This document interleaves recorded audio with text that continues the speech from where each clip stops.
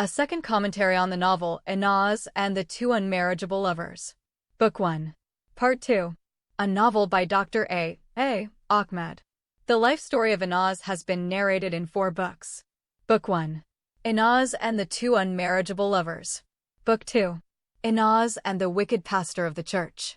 Book 3. Inaz and the Malicious Imam of the Mosque. Book 4. Inaz and the Unjust Minister of Justice. Here is a detailed summary of the central theme of the novel, including the main characters and notable secondary characters. Central theme. The novel explores the harrowing journey of Inaz Ahmed Salah, a Sudanese Arab Muslim girl, as she struggles for autonomy, dignity, and love in the face of relentless oppression, violence, and persecution.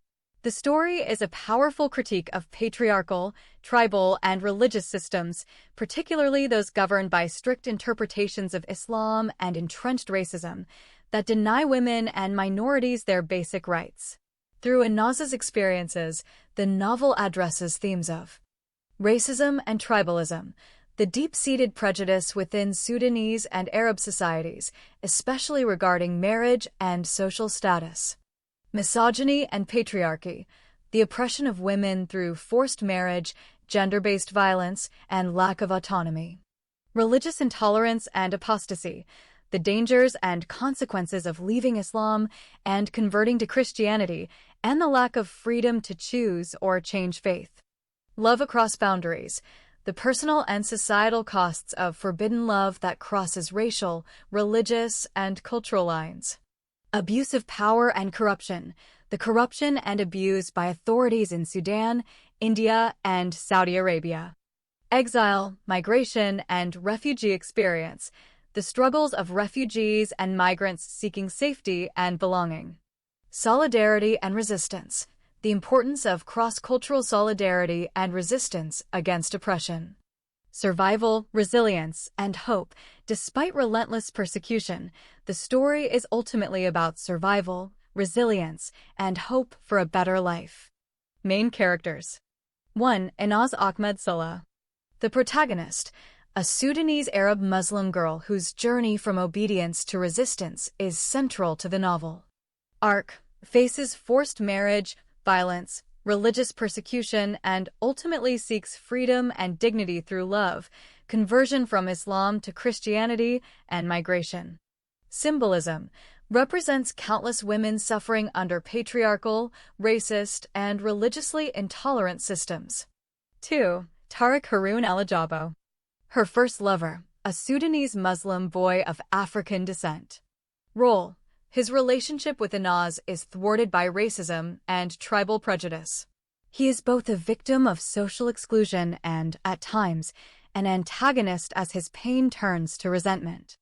Arc moves from hopeful lover to disillusioned outsider, and eventually to a reluctant antagonist. 3. Joseph Abraha. Her second lover and husband, an Ethiopian Christian medical student in India. Role: becomes Inaz's husband and a source of healing and hope. His steadfast support is crucial to her survival and eventual escape. Arc grows from a supportive partner to a protector and advocate, embodying hope and cross-cultural solidarity. Notable secondary characters.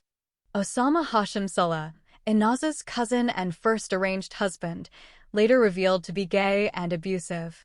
His marriage to Inaz is a source of trauma and further alienation. Ahmed Salah, Inaz's father, a lawyer and strict patriarch, embodies the oppressive forces of family honor, tribalism, and religious conformity, and is a central antagonist in Inaz's struggle for autonomy. Siham Salah, Inaz's mother, complicit in enforcing patriarchal and tribal norms, often out of fear or internalized beliefs.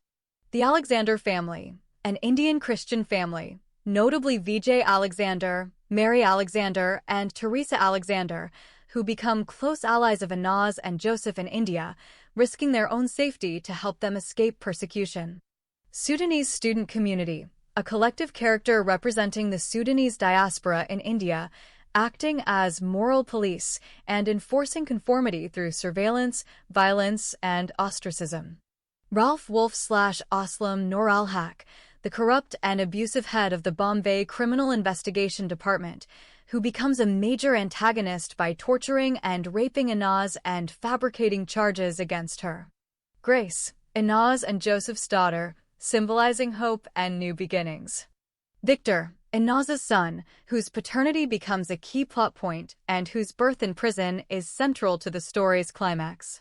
Other secondary characters: Mary Akal, Sudanese Christian girl, Khalid Mamoun Alajabu, Tariq's cousin, Osama's Saudi friends, secondary antagonists, and various Indian and Sudanese police, embassy officials, and legal figures who play roles in Inaz's persecution, imprisonment, and attempted extraditions. Conclusion. The novel is both a deeply personal odyssey of survival and resistance and a broader social and religious critique. It urges empathy, justice, reform, and solidarity across boundaries, making it a compelling narrative about the fight for dignity and freedom in the face of overwhelming adversity. Here is a detailed summary of how the love between Inaz and Tariq begins, develops, faces persecution in Pune, India, and ultimately dies in Sudan. 1. The beginning of love in Sudan. The love story between Inaz and Tariq starts in Sudan, where Inaz Ahmed Salah is a 20-year-old Sudanese Arab Muslim girl from a prestigious Arab family, and Tariq Haroun Alajabo is a 16-year-old Sudanese Muslim boy of African descent. Despite their age difference and the fact that Inaz is already engaged to her cousin Osama, an arrangement made by her parents, she develops a secret, passionate, and platonic romance with Tariq. Their relationship is marked from the outset by the knowledge that, due to deep-seated racial and tribal prejudices in Sudanese society, marriage between an Arab girl and an African boy is considered impossible. Both families, especially Inaz's Arab parents, would never approve such a union, regardless of Tariq's wealth or character. 2. Development of the relationship in India. When Inaz is allowed by her progressive father to study medicine in India, she and Tariq are separated for a year. However, they reunite in India after Tariq manages to convince his family to let him join her for his studies. Their love deepens in the relative freedom of India, but it is also shadowed by the scrutiny and hostility of the Sudanese student community in Pune city, who act as moral police and enforce conformity through surveillance, violence, and ostracism. The Sudanese students, both secular and religious, are united in their condemnation of the relationship, seeing it as a disgrace to Sudan and Islam. The couple faces escalating persecution. They are physically attacked, subjected to rumors and social isolation, and ultimately forced by the local Sudanese Muslim Brotherhood students into a secret Islamic marriage under threat of violence. This marriage, however, is not recognized by Inaz's Arab family and becomes a source of further conflict and danger. The relationship, once a source of joy and hope, becomes fraught with insecurity, social stigma, and a sense of doom. Both lovers know that their union cannot survive the entrenched barriers of race, tribe, and family honor. 3. Persecution and crisis in Pune city. The persecution intensifies in India. The Sudanese student community acts as a collective antagonist, enforcing conformity through violence and ostracism. Tariq is physically attacked and exiled to another city, while Inaz is subjected to rumors, harassment, and isolation. The couple is forced to make painful choices, continue their relationship and face further violence, or separate for the sake of safety and social acceptance. For a time, Inaz tries to focus on her studies and distance herself from Tariq, but the emotional toll is severe, and she ultimately risks everything to reunite with him. Despite a brief period of happiness after their forced marriage, the couple remains under constant threat. The Sudanese community's relentless surveillance and the impossibility of gaining family approval make their love unsustainable. The relationship is further strained by the knowledge that, even if they survive the immediate dangers, they have no future together in the eyes of their families and society. 4. The end of the relationship in Sudan. Eventually, Inaz is forced to return to Khartoum city, where she is compelled by her family to marry her cousin Osama. This marriage is loveless and abusive, and Inaz is subjected to further violence and control.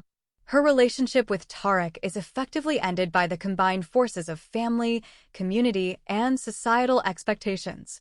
Tariq, wounded by rejection and the impossibility of their love, becomes a tragic figure, his pain turning to bitterness and, at times, antagonism.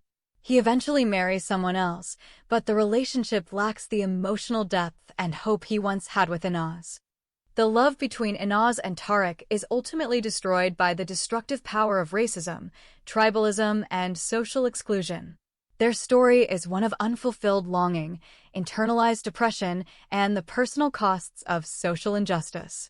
While Inaz eventually finds agency and hope elsewhere, Tariq is left with loss and bitterness, symbolizing the tragedy of love thwarted by societal barriers.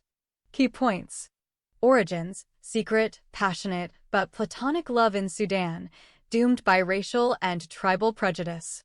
Development: deepens in India, but faces intense persecution from the Sudanese student community. Persecution: forced into a secret marriage, attacked, exiled, and ostracized in Pune, India. And relationship is destroyed by family and societal pressure in Sudan. Inaz is forced into an abusive marriage and Tariq is left wounded and embittered. This narrative is a powerful critique of the intersection of racism, patriarchy, and social conformity, showing how even the most genuine love can be crushed by systemic oppression.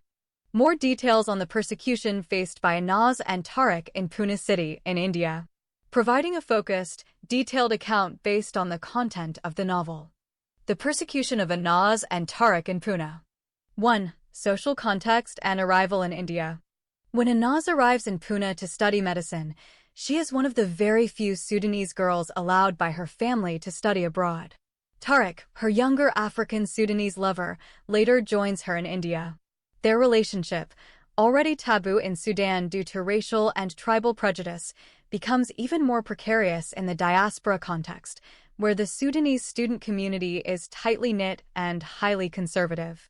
2. The role of the Sudanese student community. The Sudanese student community in Pune acts as a moral police, enforcing conformity to religious and social norms through surveillance, intimidation, and violence. Both secular and religious students unite in their condemnation of Inaz and Tariq's relationship, seeing it as a disgrace to Sudanese and Islamic values. The community's hostility is not limited to verbal disapproval. It escalates to organized harassment and physical attacks. 3. Escalating persecution. Surveillance and ostracism. Inaz and Tariq are constantly watched, and their movements are reported to the community leaders. Rumors are spread about Inaz, including accusations of adultery and even prostitution. She is shunned by other Sudanese students, and her apartment is treated as a brothel by some, leading to harassment by male students. Physical attacks. Both are subjected to violence. Tariq is beaten and exiled to another city, Nagpur, by the self-appointed moral police. Inaz is threatened, insulted, and physically assaulted. The community's actions are justified as protecting the honor of Sudan and Islam. Forced marriage. Under threat of further violence, the couple is forced by the Sudanese Muslim Brotherhood students into a secret Islamic marriage. This marriage is not recognized by Inaz's family and becomes a source of further conflict and danger. 4. Gendered and racialized abuse. Gendered insults and isolation. Inaz is called a dirty prostitute, shameless girl, and Arab adulteress. Sudanese Muslim girls spit on her, throw shoes at her, and challenge her to fights. She is accused of being demon-possessed and is isolated from other Sudanese girls who are warned not to associate with her. Racial abuse. Tariq is insulted with racial slurs such as black crow, slave, and zanji, which means Negro. His African heritage is used to justify the community's rejection of the relationship and the violence against him. 5. Psychological warfare and social control. Rumors and psychological pressure. The Sudanese community in Pune city spreads rumors that Inaz is pregnant with an illegitimate child and has had an abortion. She is accused of bringing shame to Sudan and Islam. The psychological warfare includes isolation, intimidation, and the threat of honor violence. Community enforcement. The Sudanese student leaders organize collective action, including fundraising to support legal defense for parents who commit honor violence. The community's collective power is used to enforce conformity and punish deviation. 6. The aftermath. The relentless persecution in Pune leads to the breakdown of Anaz and Tariq's relationship. The violence, isolation, and social pressure become unbearable. Inaz is eventually forced by her Arab father to return to Sudan, where her family compels her into a marriage with her cousin, and Tariq is left wounded and embittered. Key takeaways. The persecution in Pune is orchestrated by the Sudanese student community, acting as a collective enforcer of patriarchal, racial, and religious norms. Inaz and Tariq face surveillance, rumors, physical violence, forced marriage, gendered and racial abuse. The community's actions are justified as protecting honor and religious values, but they result in trauma, isolation, and the destruction of the couple's relationship. Details about the time Inaz and Tariq spent in Sudan after their relationship in India. Summarizing and analyze their experience in Sudan, drawing directly from the content of the novel. Inaz and Tariq's time in Sudan, key events and themes. 1. Forced return and family control. After the traumatic events and persecution in Pune, India, Inaz is forced by her family to return to Sudan.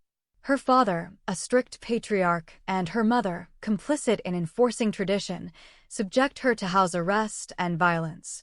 The family's main concern is to restore their honor, which they believe has been tarnished by Inaz's relationship with Tariq, who is considered unmarriageable due to his African background. Key details. Inaz is denied autonomy over her education, relationships, and body. Her engagement and marriage are arranged without her genuine consent. When rumors of her relationship with Tariq reach her family, her father attempts an honor killing, and she is subjected to house arrest, violence, and emotional abuse. 2. Legal and cultural oppression. Sudanese law and society reinforce patriarchal and tribal hierarchies, making it nearly impossible for women to choose their partners or escape abusive marriages. Inaz is forced into marriage with her cousin Osama, who is later revealed to be abusive and secretly gay. Her suffering is dismissed or justified by family and community in the name of honor and tradition. Key details. The legal system tolerates or even justifies honor-based violence. Fathers and husbands are rarely prosecuted for violence against daughters or wives if it is seen as defending family honor. Women have little to no legal recourse against domestic violence, forced marriage, or religious persecution. 3. The end of Inaz and Tariq's relationship. The relationship between Inaz and Tariq, already strained by the persecution and violence in India, is ultimately destroyed in Sudan by the combined forces of family, community, and institutional power. The deep-seated racism and tribalism of Sudanese society, along with the absolute authority of the patriarchal family, make any future together impossible. Key details. Inaz is compelled to marry Osama, which marks the formal end of her relationship with Tariq. Tariq, deeply wounded by rejection and violence, becomes a tragic figure, left with loss and bitterness. The family's actions are justified by religious and cultural norms, and Inaz's suffering is seen as necessary to restore honor. 4. Psychological and emotional impact. The time in Sudan is marked by profound trauma, isolation, and a sense of betrayal for Inaz. Her family's violence and the community's complicity deepen her sense of powerlessness. The experience in Sudan is a turning point, pushing her further toward resistance and, eventually, her journey toward autonomy and survival. Thematic analysis. Patriarchy and control. Inaz's family relationships are dominated by patriarchal authority, with her father as the central figure of control and her mother as an enforcer of tradition. Conditional love and honor, love and acceptance are conditional on obedience and conformity. When Inaz asserts her independence, she is met with violence, rejection, and threats to her life. Betrayal and isolation. Inaz experiences profound betrayal by her family, especially when they prioritize honor over her well-being. This isolation is a driving force in her journey towards self-determination. Resistance and transformation. Despite relentless pressure, Inaz ultimately resists her family's control, seeking freedom, dignity, and love on her own terms. Her journey is one of transformation from victim to survivor and activist. Direct quotations. Here are some direct quotations from the novel that illustrate the experience of Inaz and Tariq in Sudan. Her father attempts honor killing, and she is subjected to house arrest, violence, and emotional abuse. Her suffering is dismissed or justified by family and community in the name of honor and tradition. The extended family's involvement reinforces the pressures on Inaz to conform, making her acts of resistance even more significant and costly. How the Indian media covered the honor-killing attempt on Inaz by her father in Pune city, as depicted in the novel. Here's a summary based directly on the novel's narrative. Indian media coverage of the honor-killing attempt on Inaz in Pune.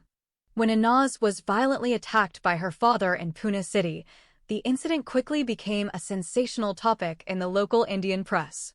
The media reported the event as an honor-killing attempt, with headlines such as, "A Sudanese father performs an honor killing on his daughter in the city of Pune." The coverage was dramatic and, as the novel notes, often exaggerated. Different newspapers offered conflicting accounts of the motives and the method of the attack. Sensationalism and contradictory details. Some journalists claimed the father used a sword to cut his daughter into pieces. Others said he shot her, strangled her, or even burned her. The motives were also variously described. Some said the father caught his daughter in the act of adultery. Others claimed she was living with her boyfriend, or even working as a prostitute. These conflicting stories reflected the tendency of the Indian press to add masala spice to their reports to attract readers. Public perception. The Sudanese student community in Pune was deeply affected by the media coverage. Many students, influenced by their own cultural attitudes, reportedly supported the father's actions, seeing them as justified by family honor. There was even a fundraising effort among Sudanese students to support the father's legal defense, with the aim of portraying him as a hero who cleansed the disgraced honor of his Arab tribe. Legal and social context. The novel points out that while honor killings might not be considered a serious crime in Sudan, in India such an act is treated as first-degree murder, potentially punishable by death. This contrast was highlighted in the media and became a point of discussion among both the Indian and Sudanese communities. Outcome. The media's exaggerated reports contributed to a climate of confusion and fear, but also brought attention to the issue of honor violence among foreign student communities in India. The coverage played a role in shaping public opinion and the response of both local authorities and the Sudanese diaspora. Key takeaway. The Indian media's coverage of the honor-killing attempt on Inaz in Pune was sensational, contradictory, and deeply influenced by both local journalistic practices and the cultural context of the Sudanese diaspora. The incident became a flashpoint for discussions about honor, gender, and the challenges faced by foreign students in India. How the Indian media coverage of the honor-killing attempt on Inaz by her father in Pune city influenced the plot of the novel Inaz and the Two Unmarriageable Lovers. Here's a detailed analysis based on the novel's narrative. Influence of media coverage on the plot. 1. Escalation of public attention and pressure. The sensational and often exaggerated reporting by the Indian media turned the private family violence against Inaz into a public scandal. The incident was widely reported as an honor-killing attempt, with lurid and conflicting details about the attack. This public exposure increased scrutiny from local authorities. The police and legal system could not ignore the case, as it became a matter of public interest and debate.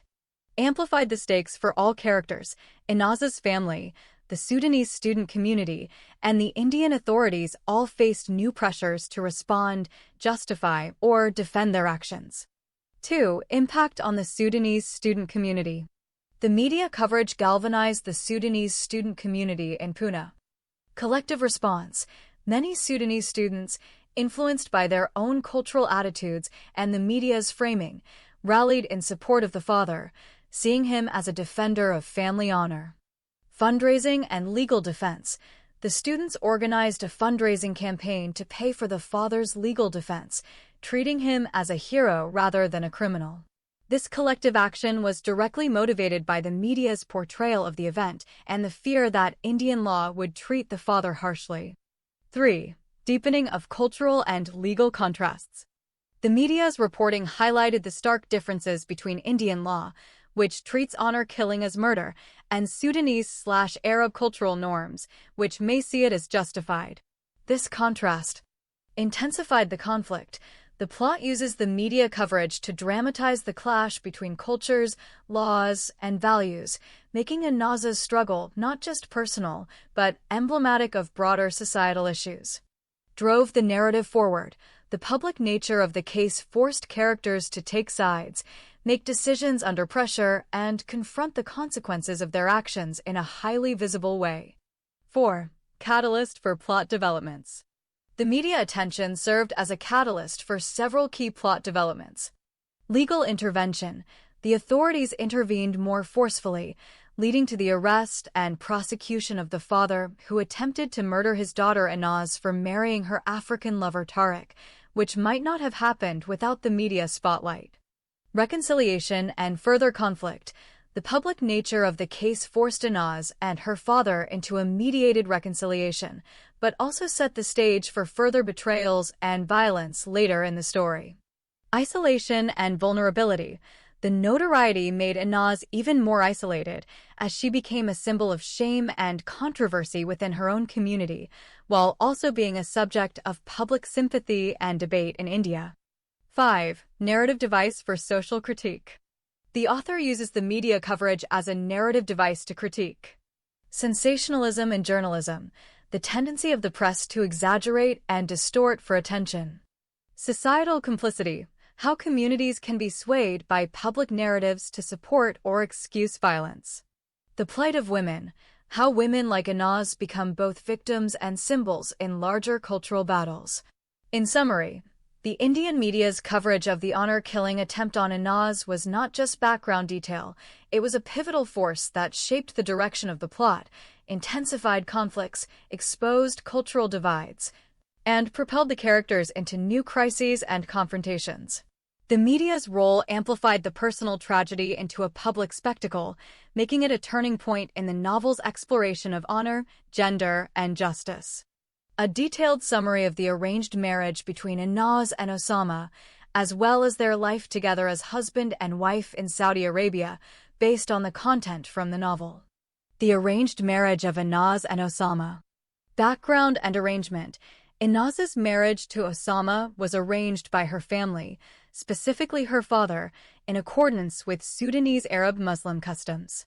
Inaz did not love Osama but accepted the engagement and marriage out of obedience to her parents and societal expectations. The marriage was seen as ideal by her family due to tribal and religious compatibility, not personal affection. Lack of emotional connection. There was no genuine emotional or romantic bond between Inaz and Osama. The marriage was a product of family and societal pressure, not mutual choice or love. Sexual dysfunction and abuse. The marriage was never consummated due to Osama's hidden homosexuality and impotence. Inaz discovered Osama in a sexual relationship with a Saudi man.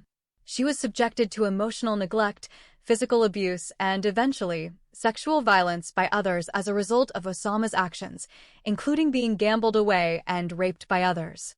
Imprisonment and isolation. Inaz was kept under house arrest, isolated from her family and friends, and denied autonomy. Her attempts to escape or seek help were met with further violence and threats. Religious and social pressure. The marriage was deeply embedded in patriarchal, tribal, and religious expectations. Inaz was denied agency, and her suffering was justified by her family and community as necessary for family honor and religious conformity. Life together in Saudi Arabia. Marital abuse and imprisonment. After her forced marriage, Inaz was sent to live with Osama in Saudi Arabia. She faced sexual dysfunction, emotional neglect, and eventually discovered Osama's homosexuality and abusive behavior. She was subjected to repeated physical abuse, locked in the apartment, starved, and denied contact with the outside world. Her attempts to escape were met with threats of violence and further imprisonment. Sexual violence and exploitation. Osama gambled her virtue away, resulting in her being raped by his Saudi friends. She was repeatedly assaulted sexually by those Arab gamblers, leading to trauma, pregnancy, and further isolation. When she attempted to escape, she was caught, accused of multiple offenses under Sharia law, and faced the threat of execution or severe corporal punishment for rebellion, adultery, and apostasy.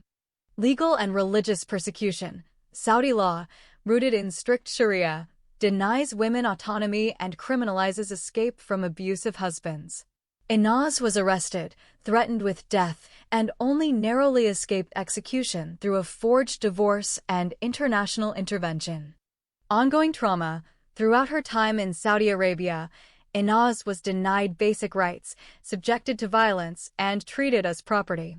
Her suffering was compounded by the complicity of both her family and the legal/religious systems that prioritized honor and conformity over her well-being. Thematic significance. Symbol of oppression. The marriage of Inaz and Osama represents the destructive power of patriarchal, tribal, and religious systems that deny women autonomy and perpetuate cycles of abuse. Inaz is treated as property, her suffering justified by honor, and her attempts at resistance met with violence. Contrast with chosen love.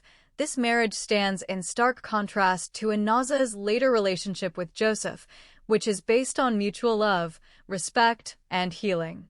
The trauma and loss of self experienced in her marriage to Osama highlight the importance of agency and the devastating effects of forced, loveless unions. In summary, the arranged marriage between Inaz and Osama was a union devoid of love or agency, enforced by family and societal expectations. Their life together in Saudi Arabia was marked by abuse, isolation, sexual violence, and legal persecution, making Inaz's experience a powerful critique of the systems that oppress women under the guise of honor and tradition.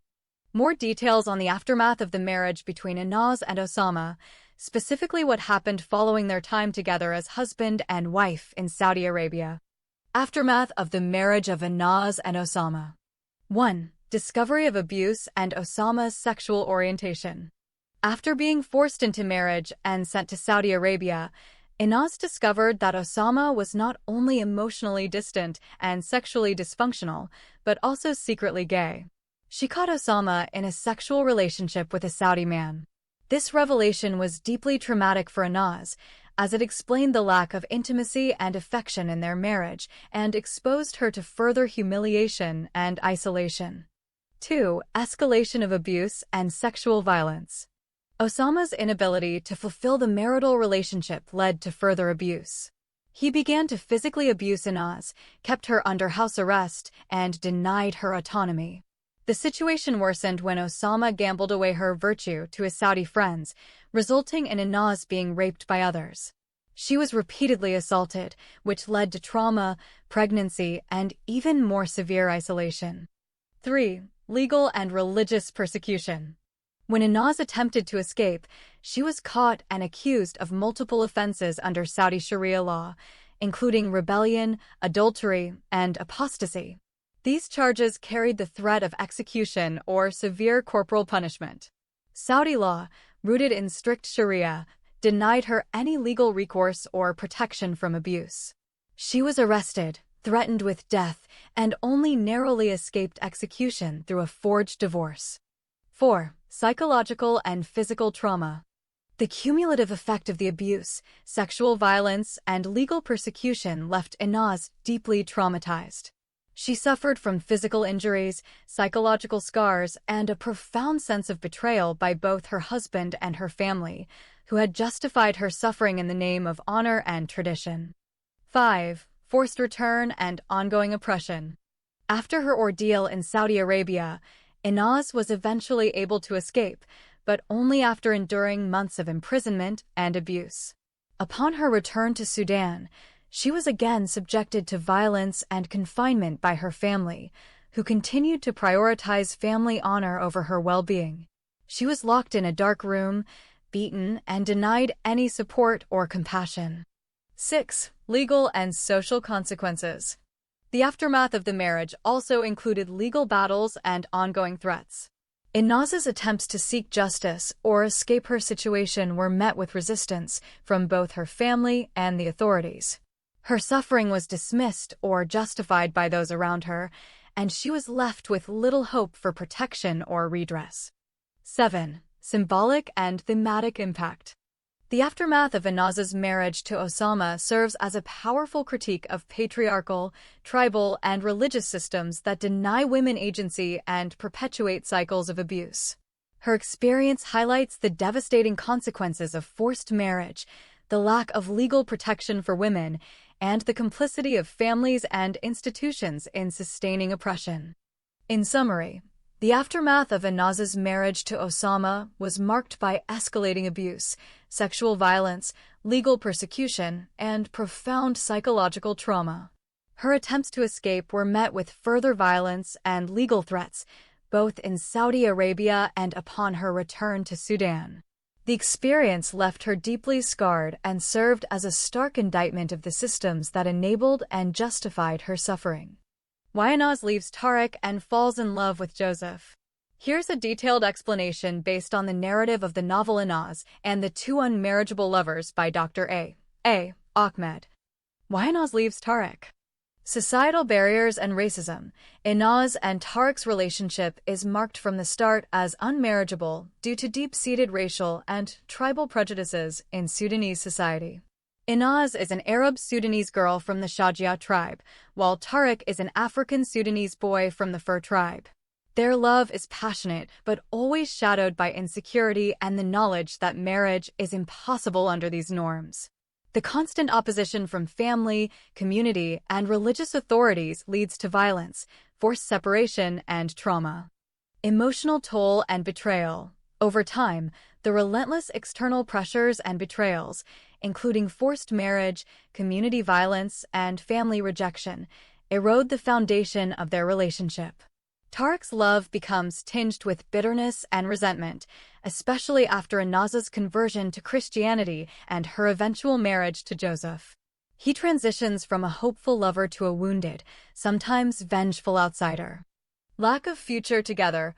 Both Inaz and Tariq know from the beginning that their love cannot lead to marriage because of entrenched social barriers.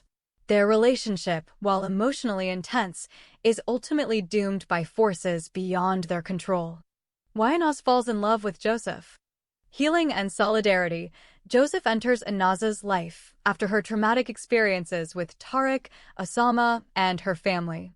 Their relationship develops gradually, beginning with compassion and friendship, and deepening into a partnership based on mutual respect and solidarity. Joseph is a source of hope and stability, helping Inaz recover from trauma and reclaim her agency. Shared suffering and growth. Their love grows stronger through adversity. Joseph stands by Inaz through her conversion, legal battles, and eventual resettlement as refugees. Their bond is built on shared suffering, resilience, and a commitment to justice and personal freedom. Mutual respect and choice. Unlike her relationship with Tariq, which is shaped by external constraints and doomed from the start, Inaz's relationship with Joseph is a conscious, mutual choice. It is characterized by healing, patience, and steadfast support. Joseph's unwavering loyalty and compassion are central to Inaz's survival and transformation. Emotional and symbolic meaning. Inaz and Tariq, their love is a symbol of the destructive power of racism and exclusion. It is passionate but ultimately tragic, marked by unfulfilled longing and the corrosive effects of internalized oppression. Inaz and Joseph, their love represents the possibility of healing, hope, and solidarity across boundaries. It is transformative, redemptive, and enduring. Together, they overcome immense adversity, and their partnership becomes a model of resilience and the pursuit of justice. In summary, Inaz leaves Tariq because their relationship, though deeply felt, is destroyed by societal racism, family pressure, and trauma. She falls in love with Joseph because he offers her healing, respect, partnership, and hope, a love that grows through adversity and is chosen freely, not constrained by the prejudices and violence that doomed her first love. Direct quotes from the novel Inaz and the Two Unmarriageable Lovers illustrate why Inaz leaves Tariq and falls in love with Joseph. Here are key passages from the text that directly address this transformation. On Inaz and Tariq, the doomed, forbidden love. Neither Inaz nor Tariq have ever dreamt of getting married to each other. They just want to be close to each other and enjoy their love until Inaz finishes her medical study and marries her cousin Osama. Their love is solid as iron, but their commitment as potential future husband and wife is zero. They knew and understood that her parents would never allow her to marry a boy like Tariq. They may permit her to marry a dog or a pig, but not a boy of Tariq's family background. Tariq's father is from Darfur and his mother is from the Nuba Mountains.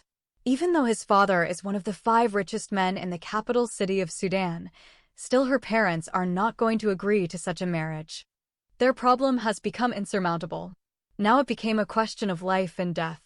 Those terrorist students threatened the life of the lover Tariq and banished him to a far city and turned the life of his girlfriend Inaz into a living hell. Tariq's pain and sense of loss eventually lead him to participate in schemes that further complicate Inaz's situation, including attempts to sabotage her happiness and reputation. He struggles with agency, often accepting the unmarriageable label, and later acting out of wounded pride and resentment. On Inaz and Joseph, healing, partnership, and hope. Joseph is consistently portrayed as deeply empathetic, offering unwavering emotional and practical support to Inaz through her ordeals. He is one of the few people who believes her story, stands by her during persecution, and risks his own safety for her. Joseph's presence is healing for Inaz, offering her acceptance, understanding, and a sense of belonging that she is denied by her family and community. His love helps her survive trauma and reclaim her agency. Their bond is characterized by mutual respect, shared suffering, and deep emotional intimacy. He is her confidant, protector, and partner in resistance. Joseph grows from a supportive partner to a protector and advocate, sacrificing his own ambitions for Inaz's safety and well-being. His arc is defined by steadfast loyalty, patience, and the ability to forgive and heal, even when faced with betrayal or uncertainty. Their journey ends with the creation of a new family and life in a safer, more just environment, having helped Inaz reclaim her dignity and future. On the contrast between the two lovers. The love between Inaz and Tariq is passionate but ultimately tragic, destroyed by external prejudice and internalized pain. The love between Inaz and Joseph is a journey of healing, partnership, and hope, overcoming adversity through solidarity and compassion. These contrasts are vividly illustrated in the novel's narrative, dialogue, and character arcs. How Inaz returns to India after escaping from her abusive marriage with Osama. Here's a detailed summary based on the novel's narrative. Escape from Osama and return to India. After enduring severe abuse in her marriage to Osama in Saudi Arabia, including sexual violence, imprisonment, and exploitation, Inaz manages to escape. She disguises herself as a boy, cuts her hair, and puts on male clothing to avoid detection. She travels alone to the Sudanese embassy in Riyadh, attempting to obtain travel documents, but is eventually caught and detained for violating strict Saudi laws regarding women's movement and identity. After a series of harrowing events, including imprisonment, threats of execution, and multiple attempts at forced repatriation, Inaz is eventually able to leave Saudi Arabia. She is helped by allies and, after a dramatic escape, finds her way to India, where she had previously studied medicine. The novel describes her journey as one marked by constant danger, betrayal, and the need to rely on disguises and forged documents to evade authorities. The role of allies and forged documents. Upon her return to India, Inaz is not alone. She receives crucial help from friends, particularly the Alexander family, notably Vijay Alexander and Teresa Alexander, who are Indian Christians. They orchestrate a complex plan to help her escape from a hotel in Doha, Qatar, where she is trapped and at risk of extradition to Sudan. The plan involves Teresa Alexander traveling from India to Doha with 2 passports, her own and a forged one with Inaz's photo, but Teresa's name. Inaz disguising herself as a boy to leave the hotel undetected. At the airport, Inaz changes back into female clothing and uses the forged passport to board a flight to India.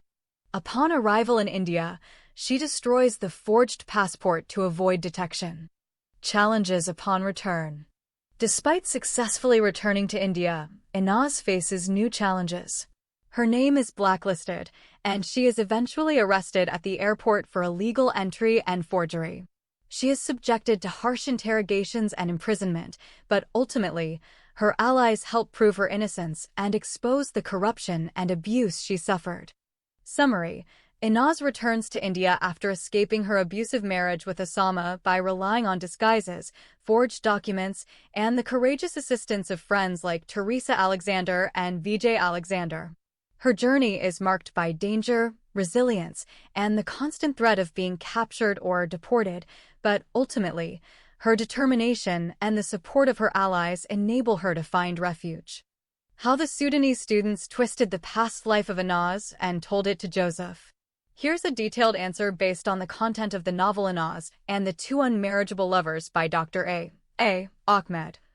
When Joseph, the Ethiopian Christian student, became friendly with Inaz, he was quickly exposed to a barrage of rumors and twisted stories about her from the Sudanese students living in the same international hostel. These students, both male and female, were deeply hostile toward Inaz due to her defiance of social, religious, and racial norms. They collectively constructed and spread a narrative that painted her in the worst possible light. The nature of the rumors. Accusations of immorality and prostitution. The Sudanese students claimed that Inaz was not only involved in an illicit relationship with Tariq, her first lover, but also accused her of being a prostitute. They alleged that she sold her body to foreign students and Indian rich men, and that her apartment was a brothel where men came and fucked her as a high-profile Arab prostitute. They even said she danced naked for clients and sold alcohol and drugs from her apartment.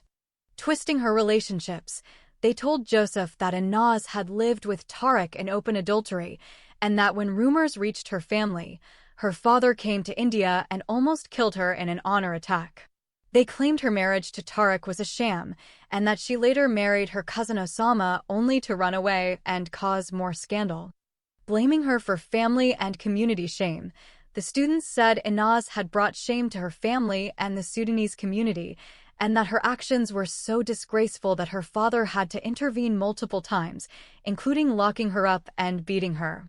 Allegations of deception and manipulation.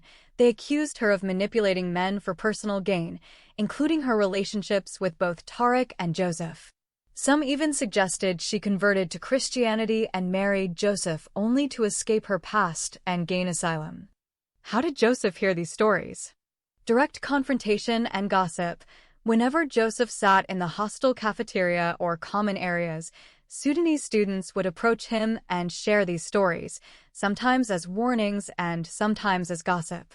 They would tell him not to trust Inaz, painting her as a manipulative and immoral woman. Isolation and social pressure.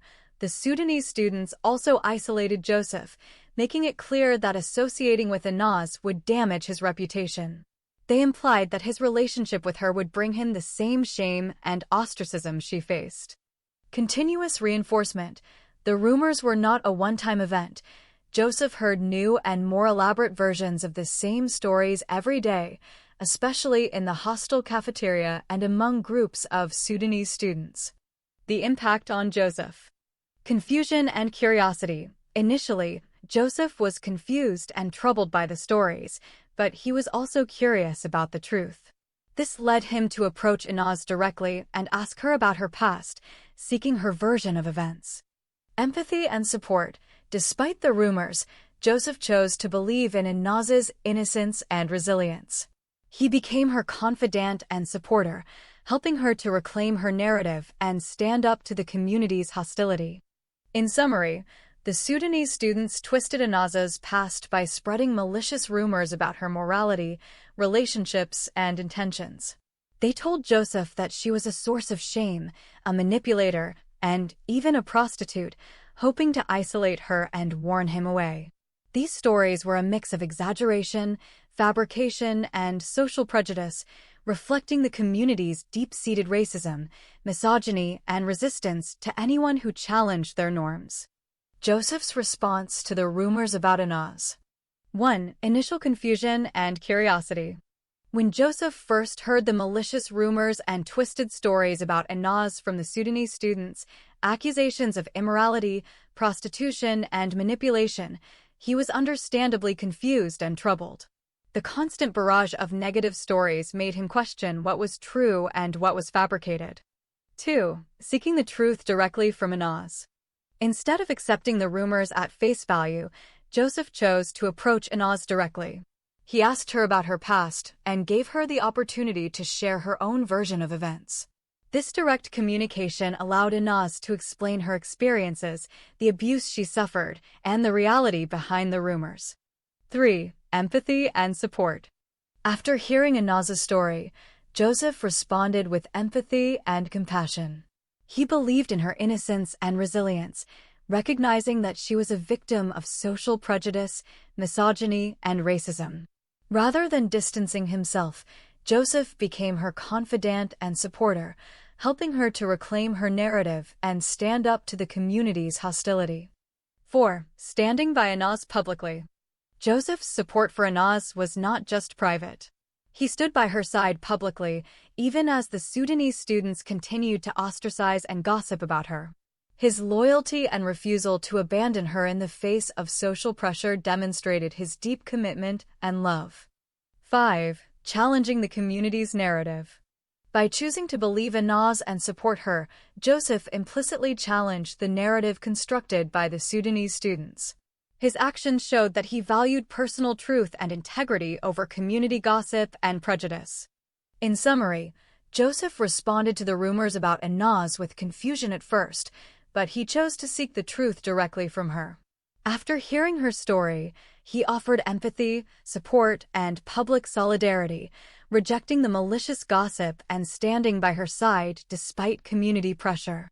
A detailed account of how the love between Anaz and Joseph begins in Bombay, how it develops, and the persecutions they face from the Sudanese community in India and Sudan. How the love of Anaz and Joseph begins in Bombay. The relationship between Anaz and Joseph starts after Anaz has already endured significant trauma and persecution due to her earlier relationships and forced marriages. Joseph is an Ethiopian Christian medical student in Bombay, India. Their connection begins as a friendship rooted in compassion and mutual respect. Joseph notices that Anaz is the most hated and persecuted Sudanese girl among the Sudanese student community in Bombay. He is moved by her isolation and suffering, and their friendship develops as he seeks to understand her story and offer support. Their love grows gradually, starting from compassion and friendship after Anaz's traumatic experiences. Joseph offers unwavering support, and their bond deepens into a partnership based on mutual respect, solidarity, and shared suffering. Joseph's empathy and steadfastness are crucial to Anaz's survival and recovery from trauma. Development of their relationship. As their relationship develops, Joseph becomes a source of healing and hope for Anaz. He helps her reclaim her agency and find the strength to resist further oppression. Their love is characterized by patience, trust, and deep emotional intimacy. Joseph's support is not only romantic, but also rooted in shared values and a commitment to justice and resistance against oppression. Their partnership is tested by external threats, religious intolerance, violence, and persecution, but they face these challenges together. Joseph stands by Anaz through her conversion to Christianity, legal battles, and eventual resettlement as refugees. Their love grows stronger through adversity, culminating in marriage, parenthood, and a new life together in Canada. Persecutions faced from Sudanese in India. The Sudanese student community in India acts as a moral police, enforcing conformity through surveillance, violence, and ostracism. Inaz's relationship with Joseph, an Ethiopian Christian, is met with violent opposition from Sudanese students, including physical attacks, social ostracism, and threats of honor killing. The community's hostility is rooted in both religious and cultural prejudice. Her conversion to Christianity and marriage to a Christian man provoke severe backlash, including attempts at forced repatriation and threats of execution for apostasy. The Sudanese students spread rumors, physically attack Joseph, and attempt to separate the couple. Inaz is subjected to slander, isolation, and repeated attempts to undermine her relationship with Joseph. The Sudanese embassy in India becomes involved, plotting to have her deported to Sudan for trial and execution for apostasy. These plots involve bribery, false accusations, and collaboration with corrupt Indian police. Persecutions faced from Sudanese in Sudan. When news of Inaz's conversion to Christianity and marriage to Joseph, an Ethiopian Christian boy, reaches her family and the Sudanese community, the persecution intensifies. Her father, a strict patriarch, attempts to kill her in an honor attack. The legal and cultural systems in Sudan reinforce patriarchal and tribal hierarchies, making it nearly impossible for women to choose their partners or escape abusive marriages. Inaz is disowned, threatened with death, and faces legal prosecution for apostasy. Her family and community view her actions as a betrayal of family, tribe, and religion. The Sudanese legal system, based on Sharia law, criminalizes apostasy and interfaith marriage, exposing Inaz to the threat of execution. Even after escaping to Canada, the novel acknowledges that threats from extremist networks persist. Key insights. The love between Inaz and Joseph is transformative, rooted in solidarity and resistance. Their relationship faces relentless persecution from both the Sudanese diaspora in India and the Sudanese community at home, driven by racism, religious intolerance, and patriarchal control. Despite these challenges, their partnership endures, symbolizing hope, resilience, and the possibility of healing and new beginnings. How Inaz's family reacts to her conversion to Christianity and her marriage to an Ethiopian Christian student. Family reaction to Inaz's apostasy and marriage. Initial reaction: shock, outrage, and violence. When Inaz converts to Christianity and marries Joseph, her Ethiopian Christian classmate, her family's reaction is one of extreme outrage and violence. Her father, a strict patriarch, sees her actions as a betrayal of family, tribe, and religion. Upon learning of her apostasy and marriage, he attempts to kill her in an honor attack, physically assaulting her and nearly killing her in India. Social and legal repercussions. The family's reaction is not limited to personal violence. Inaz is disowned and subjected to isolation and emotional abuse. Her conversion to Christianity is seen as apostasy, a crime punishable by death under Sudanese law. The family leverages both social and legal systems to control and punish her, including attempts to have her extradited back to Sudan for trial and execution for apostasy. Ongoing persecution. Even after Inaz escapes immediate danger, her family continues to pursue her. Her father travels internationally to find and punish her, and the family collaborates with Sudanese authorities and embassy officials to orchestrate her forced return. The family's actions are driven by a sense of wounded honor, religious duty, and fear of social stigma. They view her marriage to a Christian, especially an Ethiopian, as a scandal and a threat to their reputation. Conditional love and final disownment. Throughout the ordeal, Inaz's father's love is conditional. He only accepts her when she is obedient and upholds the family's reputation. When she asserts her independence, he sees her as a source of shame. Ultimately, after repeated attempts to control or punish her fail, her father disowns her, curses her, and declares her dead to the family. He explicitly states that unless she returns to Islam and leaves her infidel husband Joseph, she is no longer his daughter. Key points. Violent outrage. Her father attempts honor killing. Her mother is complicit. Legal and social persecution. Family uses legal systems and social pressure to punish and control her. Ongoing threats. Family collaborates with authorities for her extradition and possible execution. Conditional love. Acceptance is based on obedience. Disobedience leads to disownment and curses. Irreconcilable rift. The family ultimately severs all ties with Inaz unless she recants her apostasy and Christian marriage. Summary. Inaz's family reacts to her conversion to Christianity and marriage to Joseph with violence, legal and social persecution, and, ultimately, total rejection. Their response is shaped by patriarchal, tribal, and religious values, and they see her actions as an unforgivable betrayal. The family's reaction is a central source of trauma and conflict in her journey. The 3 attempts made by the Sudanese embassy in India to extradite Inaz to Sudan to face the death penalty for apostasy. Here is a clear summary based on the detailed narrative from the novel. First attempt: direct embassy plot with police raid and forced deportation. The Sudanese embassy in India plotted with corrupt Indian police officers to raid Inaz's apartment in Bombay. She and her husband Joseph were arrested on false charges, such as drug trafficking, and the plan was to forcibly put Inaz on a plane to Sudan. This attempt was foiled at the last minute by the intervention of a Christian Indian businessman, Mr. Alexander, who managed to stop the deportation at the Bombay International Airport. Second attempt: hired gangsters and false arrest in New Delhi. After the first attempt failed, the embassy hired Muslim gangsters, posing as police officers, in New Delhi.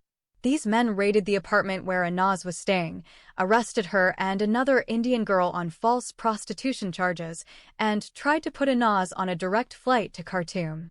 Inaz managed to escape at the airport by disguising herself and fleeing. Third attempt: fabricated charges, imprisonment, and secret deportation. After Inaz was arrested in Bombay on fabricated charges, including hate speech and drug smuggling, the embassy provided emergency travel documents and an air ticket for her deportation. She was separated from her baby, handcuffed, and put on a plane to Sudan via Doha. During a layover in Doha, she managed to alert authorities and the UN, which stopped her extradition at the last minute. These 3 attempts show a pattern of escalating tactics, from direct police collusion to hiring criminals to using legal and bureaucratic means, all with the goal of returning Inaz to Sudan to face execution for apostasy. Each time, international intervention or quick thinking on Inaz's part prevented her forced return. What are the 2 gates of paradise and hell that Joseph enters while trying to find Inaz in New Delhi? Here is a direct answer based on the novel. The 2 gates, paradise and hell in Joseph's search for Inaz. While searching for Inaz in New Delhi after her disappearance, Joseph metaphorically enters 2 gates in his desperate attempts to find her. 1. The Gate of Paradise. This refers to the United Nations UN office in New Delhi. Joseph goes there early in the morning, hoping the UN can help him locate and rescue Inaz, believing that as a refugee, she will be protected and assisted. The UN office represents hope, safety, and the possibility of salvation, hence, the Gate of Paradise.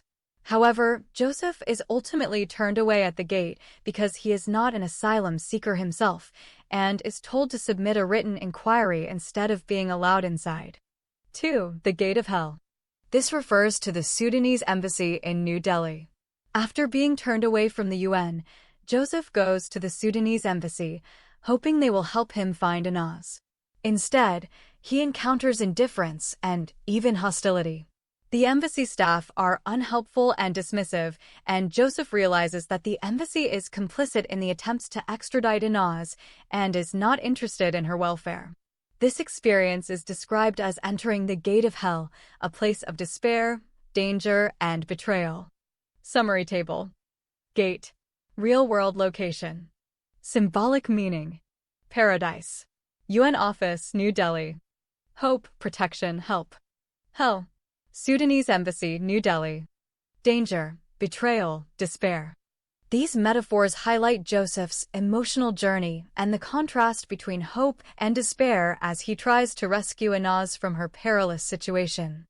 A detailed summary of how Inaz Ahmed Sola manages to escape in each attempt by the Sudanese embassy to return her to Sudan to face trial for apostasy at the Sharia court in Khartoum, as depicted in the novel.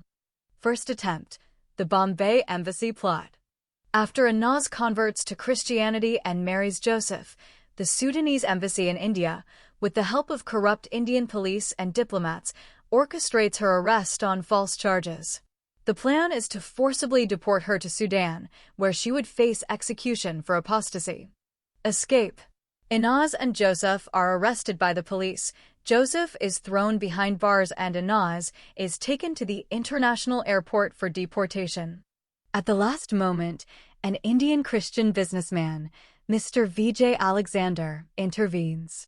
He contacts the head of the Bombay Criminal Investigation Department, CID, who sends police to the airport. The intervention stops the deportation, and Inaz is released from police custody, foiling the embassy's first attempt. Second attempt: the New Delhi embassy plot. After the first failed attempt, the embassy hires Muslim gangsters, posing as police, in New Delhi. They raid the apartment where Inaz is hiding, arrest her and another Indian girl on false prostitution charges, and try to put Inaz on a direct flight to Khartoum. Escape. Inaz is taken to the international airport, but manages to escape by disguising herself and fleeing during the chaos at the airport. She avoids being put on the plane and goes into hiding, once again evading forced repatriation. Third attempt: the Bombay police and embassy plot. After Inaz is arrested in Bombay on fabricated charges, including hate speech and drug smuggling, the embassy provides emergency travel documents and an air ticket for her deportation. She is separated from her baby, handcuffed, and put on a plane to Sudan via Doha, Qatar. Escape. During a layover in Doha, Inaz manages to alert authorities and the United Nations, explaining her situation as a refugee and the danger she faces if returned to Sudan. The UN intervenes and Qatari authorities halt her deportation at the last minute. She is removed from the flight, granted protection, and eventually allowed to stay in Qatar until her case is resolved, thus narrowly escaping extradition and likely execution. Key points across all attempts. Each escape is a combination of quick thinking, support from allies, notably Mr. Vijay Alexander and the Alexander family, and intervention by international organizations or local authorities. Inaz's status as a refugee and the publicity around her case play crucial roles in mobilizing support and halting illegal deportation efforts. The embassy's repeated use of both legal and illegal means, bribery, false charges, use of corrupt police, and fabricated documents, underscores the danger and complexity of her situation. Ultimately, her survival depends on a network of compassionate individuals, timely legal intervention, and her own resilience. Why the legal representative of the UN in New Delhi refused to grant Inaz refugee status in India. Here's a detailed answer based on the content of the novel. Reason for refusal of refugee status. The legal representative of the UN in New Delhi, Mrs. Salma Muhammad Ahmed, initially refused to grant Inaz refugee status in India despite her strong case. The main reason given was that Inaz was married to an Ethiopian Christian husband, Joseph, and the UN office considered that she could safely relocate to Ethiopia with him. Since Joseph was not in danger in his home country and Ethiopia was considered a safe destination, the UN office argued that Inaz did not meet the criteria for refugee status in India. They suggested that she could either return to Ethiopia with her husband or live there until he finished his studies, rather than remain in India as a refugee. The legal representative also implied that if Inaz had been single or married to a Sudanese man, her case would have been approved immediately. However, because her husband was Ethiopian and there was no threat to his life in Ethiopia, the UN office saw no compelling reason to grant her refugee status in India. Additional context. Bias and personal motives. The novel also suggests that Mrs. Salma Muhammad Ahmed, being a devout Muslim, was personally offended by Inaz's apostasy and the content of her application, which included criticism of Islam. This bias may have influenced her decision to delay or complicate Inaz's case, although the official reason given was the possibility of safe relocation to Ethiopia. Eventual approval. It is later revealed that after international attention and intervention, Inaz's case was eventually approved, but only after she had already suffered significant hardship and danger due to the initial refusal. What hardships Inaz faced as a result of the UN legal representative in New Delhi refusing to grant her refugee status in India. Here's a detailed summary based on the novel's content. Hardships faced by Inaz due to the refusal. 1. Loss of legal protection and increased vulnerability. Because Inaz was not granted refugee status, she lost the legal protection that would have allowed her to remain safely in India. This left her vulnerable to deportation, arrest, and exploitation by both authorities and hostile individuals. 2. Financial hardship and destitution. Without refugee status, Inaz could not legally work or access support. Her father had already cut off financial support due to her apostasy, and she was expelled from her medical college for non-payment of tuition. She and her husband Joseph became destitute, forced to live in slum conditions, and often went hungry. 3. Loss of educational opportunity. The refusal led directly to Inaz losing her place at the prestigious medical college. She could not renew her student visa or remain enrolled, which ended her dream of becoming a doctor and left her future uncertain. 4. Homelessness and unsafe living conditions. Unable to afford safe housing, Inaz and Joseph were forced to live in overcrowded, unsanitary slums and, at times, in a free hotel for refugees and asylum seekers, where conditions were described as worse than a prison. 5. Exposure to violence and exploitation. The lack of legal status made Inaz a target for abuse. She was subjected to harassment, threats, and violence from hostile community members and, later, from corrupt police and embassy officials who attempted to kidnap and deport her. 6. Psychological trauma and isolation. The ongoing uncertainty, fear of deportation, and repeated betrayals by institutions led to severe psychological distress. Inaz experienced depression, anxiety, and a sense of abandonment, especially as she was repeatedly denied help by those who should have protected her. 7. Legal limbo and bureaucratic delays. Her case was left undecided for a long time, which meant she could not move forward with her life, apply for resettlement, or plan for the future. This bureaucratic limbo compounded all her other hardships. In summary, the refusal of refugee status by the UN legal representative in New Delhi left Inaz in a state of extreme vulnerability, poverty, and danger, stripping her of legal protection and exposing her to a series of escalating hardships, financial, psychological, and physical, while also denying her the ability to rebuild her life in safety. Hardships faced by Inaz and Joseph in the Free Sudanese Students Hotel in New Delhi. 1. Overcrowding and lack of privacy. The so-called hotel is actually a small, overcrowded apartment rented by 4 southern Sudanese Christian students, but it regularly houses 15 to 20 people at a time, including many out-of-town visitors and asylum seekers. There are only 2 rooms and 1 filthy toilet for everyone. Most people sleep on the compound floor, with no beds, cots, mattresses, or pillows, just shoes or clothes as makeshift pillows. Inaz is the only young woman among a large group of men, which makes her and Joseph feel especially vulnerable and exposed. 2. Unsanitary and unhygienic conditions. The single toilet is described as being as filthy as an Indian public washroom, which is notorious for poor hygiene.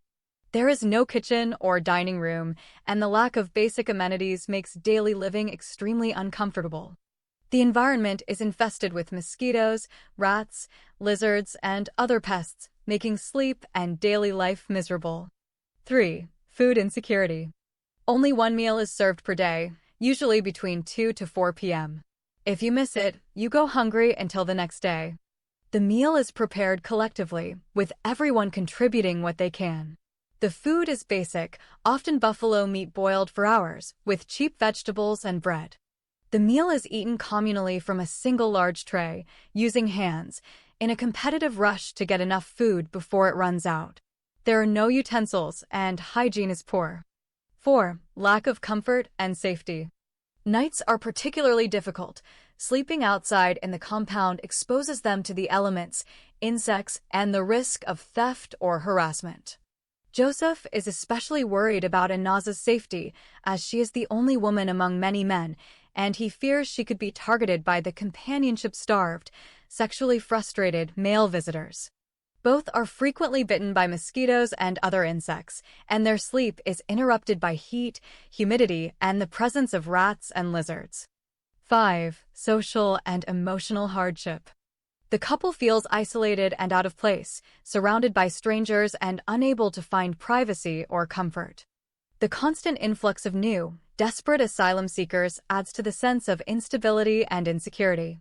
The environment is noisy, chaotic, and emotionally draining, with little opportunity for rest or peace. In summary, while staying in the free-of-charge Sudanese students' hotel in New Delhi, Inaz and Joseph endure severe overcrowding, unsanitary conditions, food insecurity, lack of comfort and safety, and significant emotional stress. Their experience is marked by deprivation, vulnerability, and a constant struggle to maintain dignity and hope in a harsh and inhospitable environment. The problems Inaz and Joseph faced in Bombay after being thrown out of the church. Here's a detailed summary based on the narrative in the novel. Problems faced by Inaz and Joseph in Bombay after church excommunication. 1. Loss of community and support. After being excommunicated from their church, Inaz and Joseph lose their main source of social, emotional, and practical support. The church had provided them with a sense of belonging, spiritual guidance, and sometimes material help. Without it, they feel isolated and vulnerable. 2. Financial hardship. Inaz's father withdraws financial support for her medical studies, leading to her expulsion from the medical college. She cannot pay tuition or living expenses, and Joseph's family can only send a small amount of money each month. The couple is forced to leave their apartment in the relatively comfortable Bandra neighborhood and move to a distant, impoverished suburb, Virar, where they live in a chawl, which is a slum hut, with minimal amenities. 3. Poor living conditions. Their new home in Virar is described as a hut in a slum, lacking comfort, privacy, and security. The area is unsafe, and the living conditions are harsh compared to their previous accommodation. They struggle with basic needs such as food, clothing, and shelter, and must rely on the kindness of neighbors for essentials like refrigeration, cooking, and laundry. 4. Emotional and psychological stress. The couple experiences deep emotional distress due to their isolation, poverty, and the constant threat of further persecution. Inaz feels especially vulnerable as a woman and as someone who has been ostracized by both her family and her religious community. Joseph is burdened by the responsibility of supporting his wife and by the uncertainty of their future. 5. Uncertainty about the future. With Inaz unable to continue her studies and Joseph barely able to afford his own, their prospects for improving their situation seem bleak. Their legal status in India becomes precarious, as Inaz's student visa is tied to her enrollment, and without it, she risks deportation or being forced to seek refugee status under difficult circumstances. 6. Social stigma and harassment. The couple faces ongoing social stigma from the Sudanese student community and others who disapprove of their relationship, Inaz's conversion to Christianity, and their unacceptable haram, or forbidden marriage. They are subject to rumors, gossip, and sometimes direct hostility, which adds to their sense of insecurity and alienation.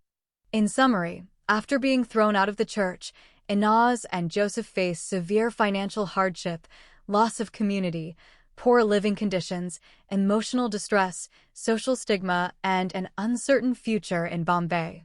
Their journey becomes a daily struggle for survival, dignity, and hope. A comparison of the two heads of the Bombay CID who deal with the case of Inaz in India, as depicted in the novel. Here's a detailed, evidence-based comparison of their characters, approaches, and impact on Inaz's ordeal. 1. The first head of the Bombay CID, Sam Sheepdog. Character and approach. Ethical and compassionate. The first head of the Bombay Criminal Investigation Department is described as a Hindu man who is a close friend of Mr. Vijay Alexander, the Indian Christian businessman who helps Anaz and Joseph. This CID chief is portrayed as principled, fair, and genuinely concerned about justice and the safety of vulnerable individuals. Protective of the persecuted, he intervenes multiple times to protect Anaz from corrupt Indian police officers, Sudanese diplomats, and Muslim Brotherhood student networks who attempt to kidnap and extradite her. He is instrumental in foiling the first two major plots against Anaz, including the airport kidnapping and the fabricated drug charges. Professional integrity. He is depicted as someone who upholds the law and is not swayed by religious or political pressure. His actions are motivated by a sense of duty and empathy for the persecuted, especially women and minorities. Personal cost. His commitment to justice comes at a personal cost. He eventually becomes seriously ill, lung and bronchial cancer, and is hospitalized, which removes his protective influence from Anaz's life at a critical moment. Impact on Anaz. Positive. His presence is a source of hope and safety for Anaz. He ensures that her rights as a refugee are respected and that she is not unjustly deported or harmed while he is in charge. Limitation. Once he is incapacitated, the system quickly reverts to corruption and abuse, highlighting how much Anaz's safety depended on his personal integrity. 2. The second head of the Bombay CID, Ralph Wolf/Aslam Noor al-Haq. Character and approach. Corrupt and predatory. The second head, Aslam Noor al-Haq, nicknamed Ralph Wolf, is depicted as the antithesis of his predecessor. He is a Muslim man who abuses his power, is deeply corrupt, and is motivated by personal vendetta, religious bias, and misogyny. Manipulative and ruthless, he orchestrates a campaign of intimidation, blackmail, and violence against Anaz. He fabricates evidence, coerces false confessions, and even commits rape during interrogation, videotaping the act to further blackmail her. Religious and personal bias. His actions are driven by a desire to punish Anaz for her apostasy from Islam and her criticisms of the religion and its prophet. He collaborates with the Sudanese embassy and other corrupt officials to ensure her suffering and potential extradition. Abuse of authority. He uses his position to cover up his crimes, manipulate the legal process, and threaten anyone who might expose him. He is eventually exposed through a DNA test that proves he fathered Anaz's child through rape, leading to his arrest and disgrace. Impact on Anaz. Negative and traumatic. His tenure marks the darkest period in Anaz's ordeal. She is subjected to torture, sexual violence, false criminal charges, and the threat of life imprisonment or extradition. Systemic corruption. His actions exemplify the dangers of unchecked power and the vulnerability of women and minorities in corrupt systems. Anaz's suffering is compounded by his personal vendetta and the institutional support he receives until his crimes are exposed. Summary table. Comparison. Aspect. First head of CID, Hindu ethical. Second head of CID, Muslim corrupt. Ethics. High integrity, low abiding. Deeply corrupt, abuses power. Motivation. Justice, empathy, protection. Revenge, religious bias, misogyny. Treatment of Anaz. Protective, supportive. Abusive, violent, predatory. Impact. Ensures safety and justice. Causes trauma, injustice, and suffering. Fate. Falls ill, loses influence. Exposed, arrested, disgraced. Key insights. The contrast between the two CID heads is stark and central to the novel's critique of institutional power.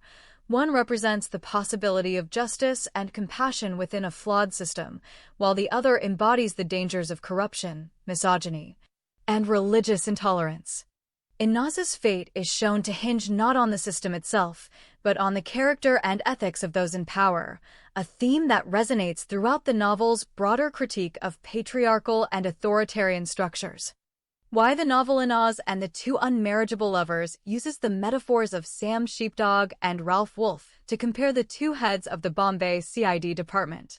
Here's a detailed explanation based on the novel's content. The metaphor, Sam Sheepdog and Ralph Wolf are classic cartoon characters from Warner Brothers.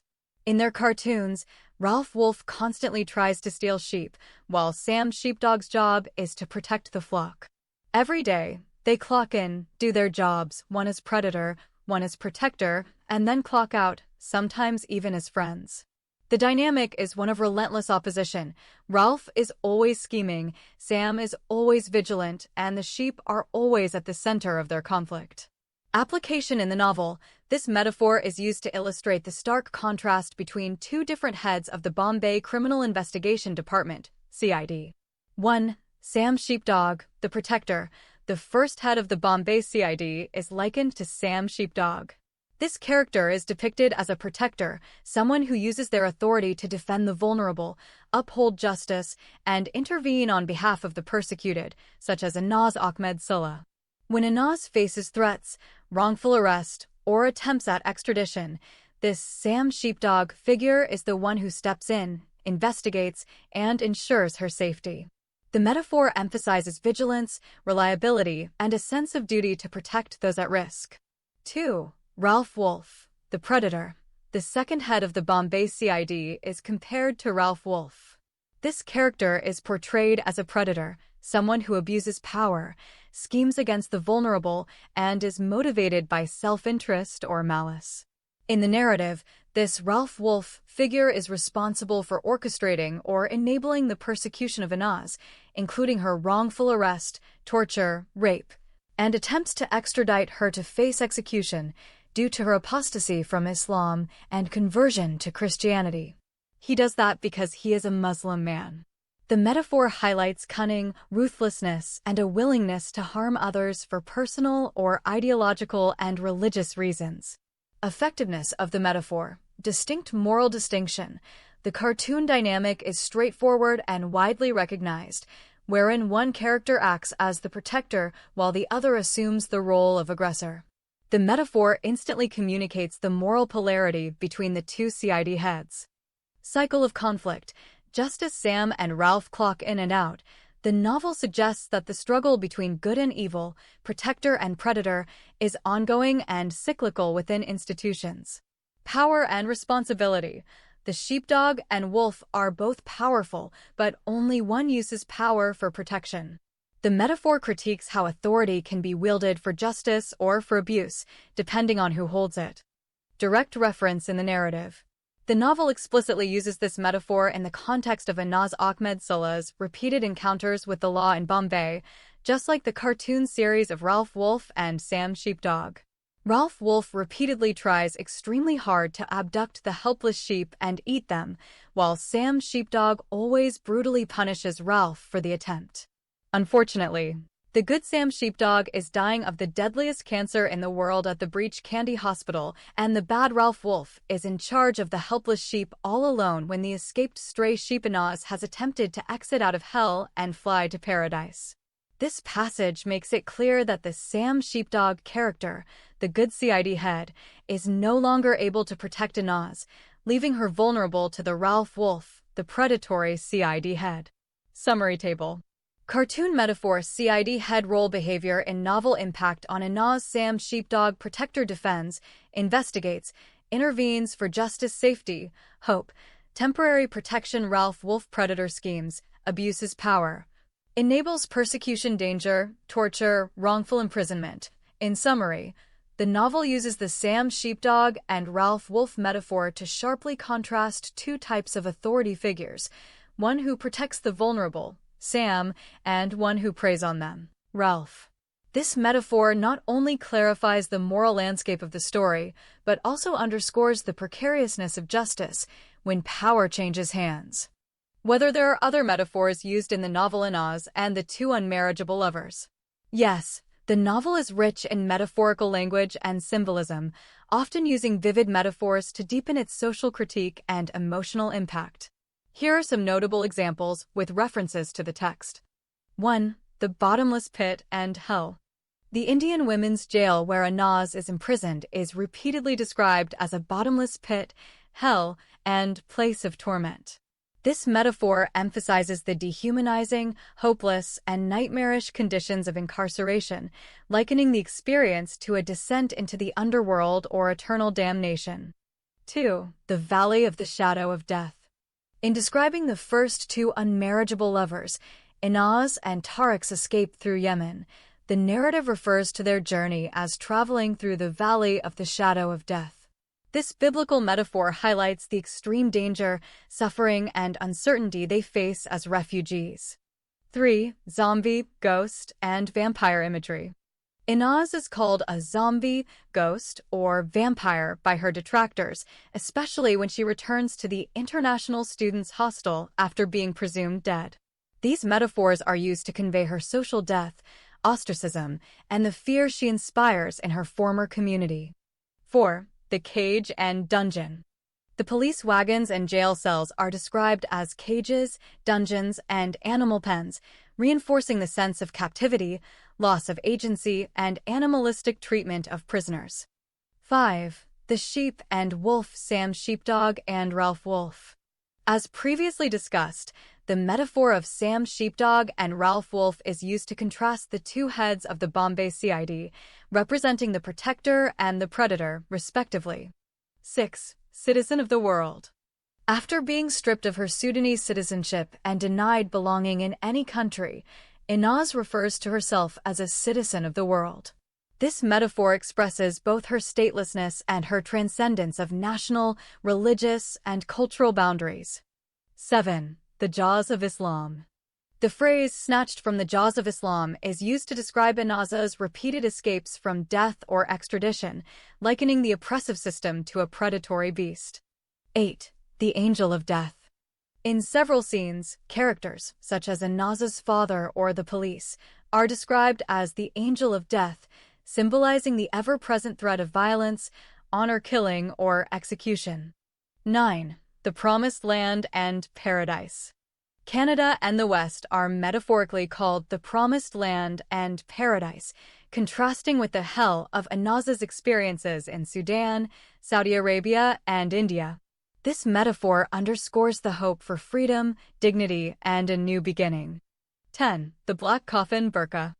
The Islamic burqa, which is used by Muslim women for bodily covering, is described as a black coffin, curtain, or prison, symbolizing the oppression, invisibility, and social death imposed on women by patriarchal and religious norms. These metaphors are woven throughout the novel to create a powerful critique of oppression, violence, and the struggle for agency and dignity. A detailed summary of the 3 speeches delivered by Inaz in a small gathering in a school classroom in Bombay, as described in the novel Inaz and the Two Unmarriageable Lovers. Book 1. A novel by Dr. A. Ahmed. Below is a comprehensive summary of each speech, based strictly on the content from the novel. 1. First speech, Women in Islam. Theme.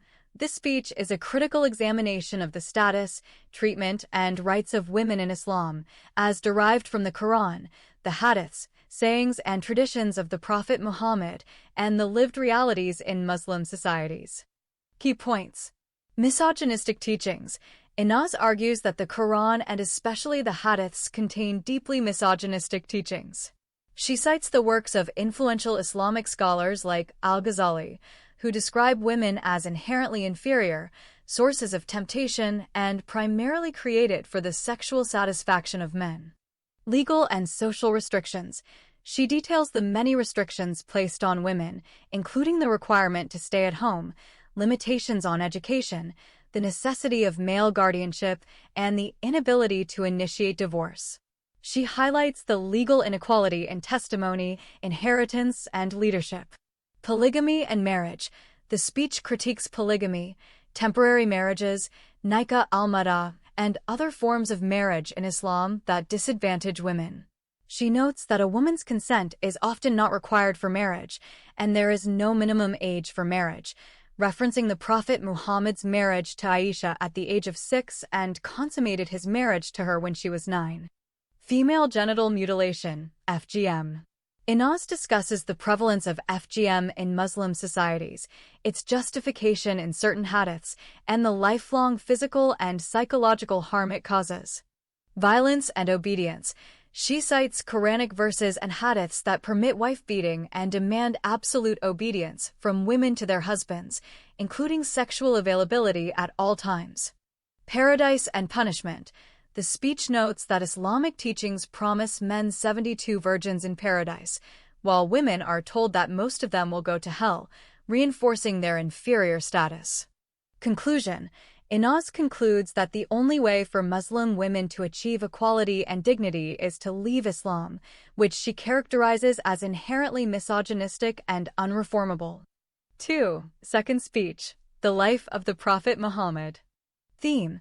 This speech is a critical historical and theological analysis of the Prophet Muhammad's life, character, and the origins of the Quran, aiming to challenge the idealized image of Muhammad in Islamic tradition. Key points. Early life and claims to prophethood. Inaz discusses Muhammad's childhood, his epileptic fits, and the influence of his first wife Khadija and her cousin Waraka ibn Nawfal in shaping his prophetic claims. Revelation and doubt. She highlights Muhammad's initial doubts about his revelations, his fear of being possessed, and his suicide attempts, as recorded in authentic Islamic sources. Violence and intolerance. The speech details Muhammad's transition from a peaceful preacher in Mecca to a violent leader in Medina, who ordered assassinations of critics, including women poets, sanctioned torture, and led military campaigns. Sexual conduct. Inaz accuses Muhammad of being a womanizer, referencing his marriage to Aisha at a young age when she was 6, his many wives and concubines, and his sexual relations with slaves and captives. Miracles and supernatural claims. She argues that Muhammad performed no miracles except for the Quran, which she claims is full of contradictions, historical errors, and plagiarized stories from Jewish and Christian traditions. Abrogation and contradiction. The speech discusses the doctrine of abrogation, later verses superseding earlier ones, leading to contradictions within the Quran, especially regarding violence and tolerance. Hatred toward Jews and Christians. Inaz points out Muhammad's eventual hostility toward Jews and Christians, the expulsion and massacre of Jewish tribes, and the Quran's condemnation of Christian doctrines. Conclusion. She concludes that Muhammad's life and teachings are the root of violence, misogyny, and intolerance in Islam, and that his example cannot be a model for moral conduct. 3. Third speech. The atrocities of Islam. Theme. This speech is a sweeping historical indictment of Islam spread by violence, its legacy of conquest, and its impact on non-Muslim societies, especially women and minorities. Key points. Jihad and conquest. Inaz asserts that Islam was spread primarily by the sword, citing Quranic verses and hadiths that command Muslims to fight, kill, and subjugate non-Muslims. She provides detailed historical accounts of Islamic invasions across the Middle East, North Africa, Persia, India, and Europe. Massacres and enslavement. She describes the mass killings, enslavement, and rape of non-Muslim girls and women during Islamic conquests, referencing specific events such as the massacre of the Jewish tribe of Banu Qurayza, the invasion of India, and the destruction of Christian and Jewish communities. Destruction of cultures. The speech covers the destruction of religious sites, libraries, and cultural heritage, such as the burning of the Alexandrian Library and the conversion of churches into mosques. Legalized discrimination. Inaz discusses the dhimmi system, jizya tax, and the systematic humiliation and subjugation of Jews and Christians under Islamic rule. Modern terrorism. She draws a direct line from early Islamic violence to contemporary jihadist movements like ISIS, arguing that they are faithfully following the example of Muhammad and the early caliphs. Suppression of dissent. The speech highlights the death penalty for apostasy and blasphemy, and the persecution of those who criticize Islam or leave the faith. Critique of Islamic apologetic. Inaz rebuts common apologetic arguments that Islam is a religion of peace, citing the doctrine of abrogation and the overwhelming historical evidence of violence. Conclusion.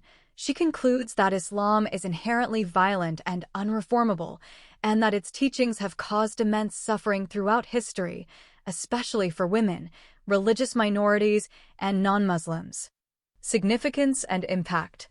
These speeches, delivered by Anas to a small group of secular Sudanese students, were secretly recorded and widely distributed, causing a major stir among the Sudanese student community and beyond. The speeches led to violent backlash, debates, and even apostasy among some listeners, highlighting the deep divisions and the risks faced by those who openly criticize Islam in such contexts. The reactions to the 3 speeches delivered by Anas in a small classroom gathering in Bombay. Here is a detailed summary of the responses and consequences based strictly on the content of the novel. Immediate reactions among the audience. Shock and outrage. The speeches were described as mighty storms that hit the Sudanese student community in Bombay, causing huge damage to the reputation of Islam and the Prophet Muhammad among the listeners. Many Muslim students were shocked, angered, and deeply offended by the content, which they considered blasphemous and defamatory. Demand for refutation. The Muslim students felt that if Anaz's speeches were not refuted point by point, Islam itself might collapse in the eyes of the community. There was an urgent demand for a public debate between Anas and a highly qualified Muslim scholar to be held in a large auditorium and recorded for wide distribution. Calls for violence. If Anas refused to participate in such a debate, some students called for her to be silenced forever by the lions and lionesses of jihad, implying threats of violence or even death for her perceived blasphemy. Broader consequences. Apostasy out of Islam and conversion to Christianity. The speeches had a profound impact on some listeners. 3 Sudanese students became apostates and openly renounced Islam. 2 converted to Christianity and were baptized, while a third began attending church with his Christian girlfriend. Violent backlash. There was a violent reaction from the Muslim student community. 2 secularist students who supported Anas were attacked and seriously wounded. One was left handicapped for life.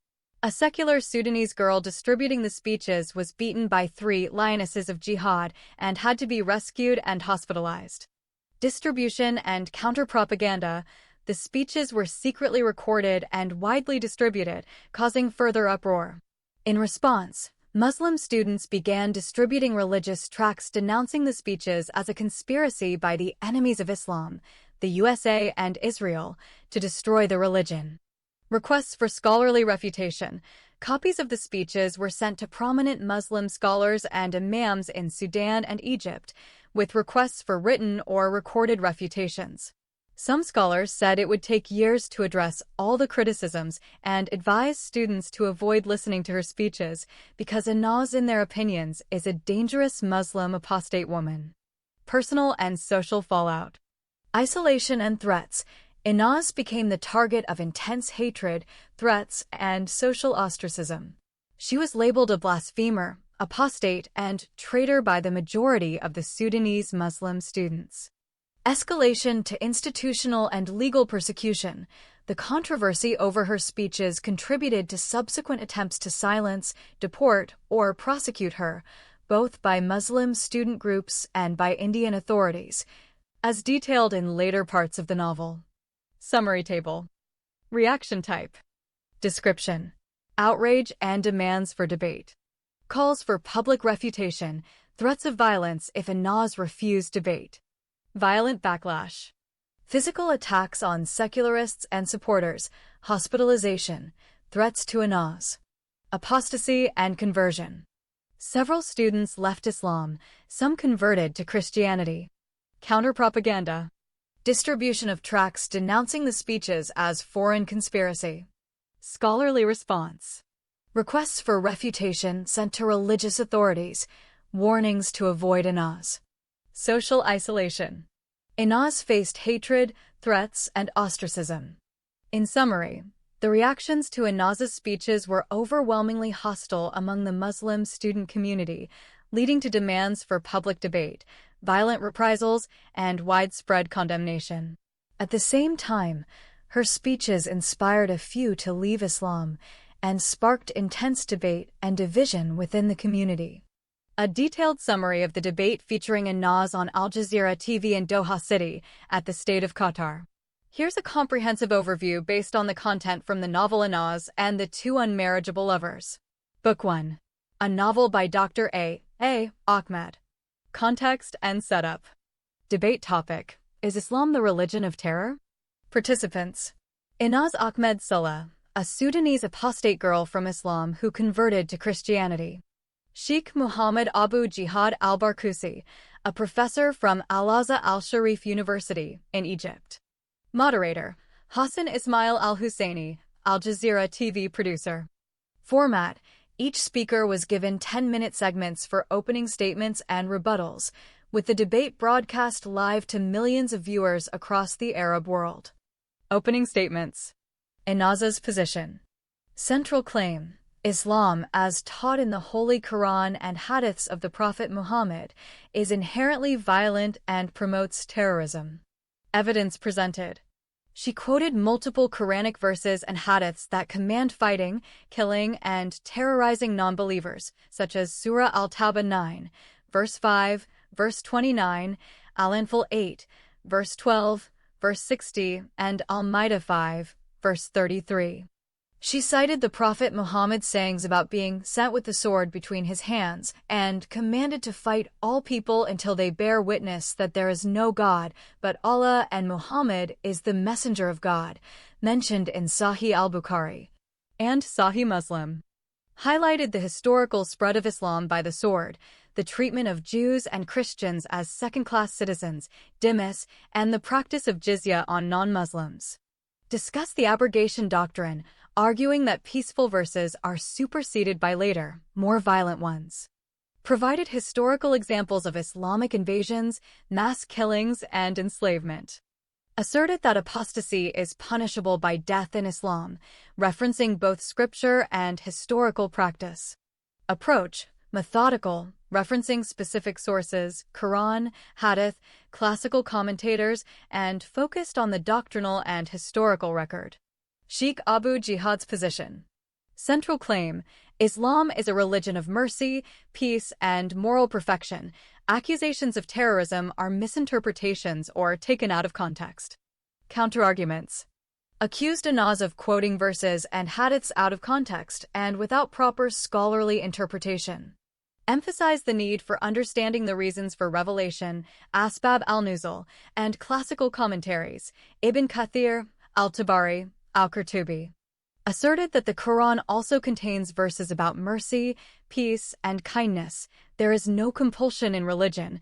We have not sent you except as a mercy to mankind.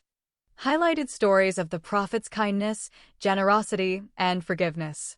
Deflected by raising questions about Western violence, crusades, Hiroshima, colonialism, and asked why Inaz did not address these.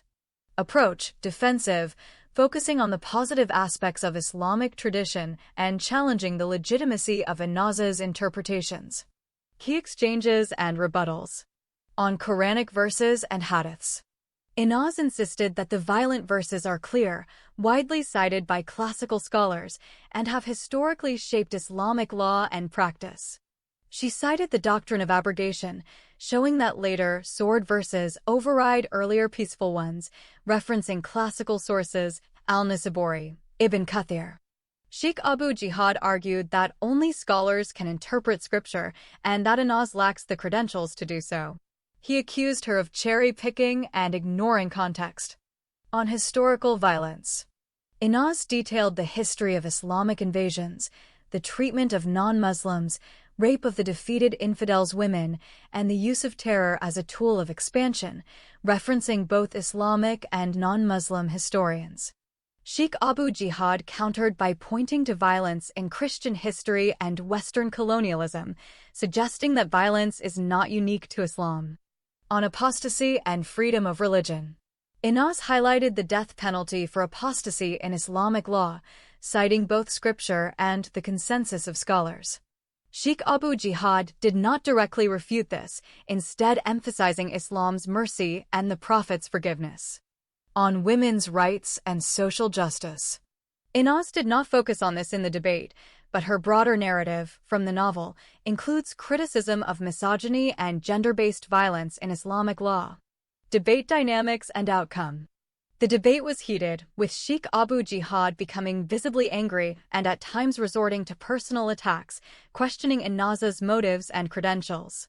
The moderator pressed both sides to answer each other's points, but the discussion often returned to the legitimacy of Innaza's interpretations versus the authority of traditional scholars.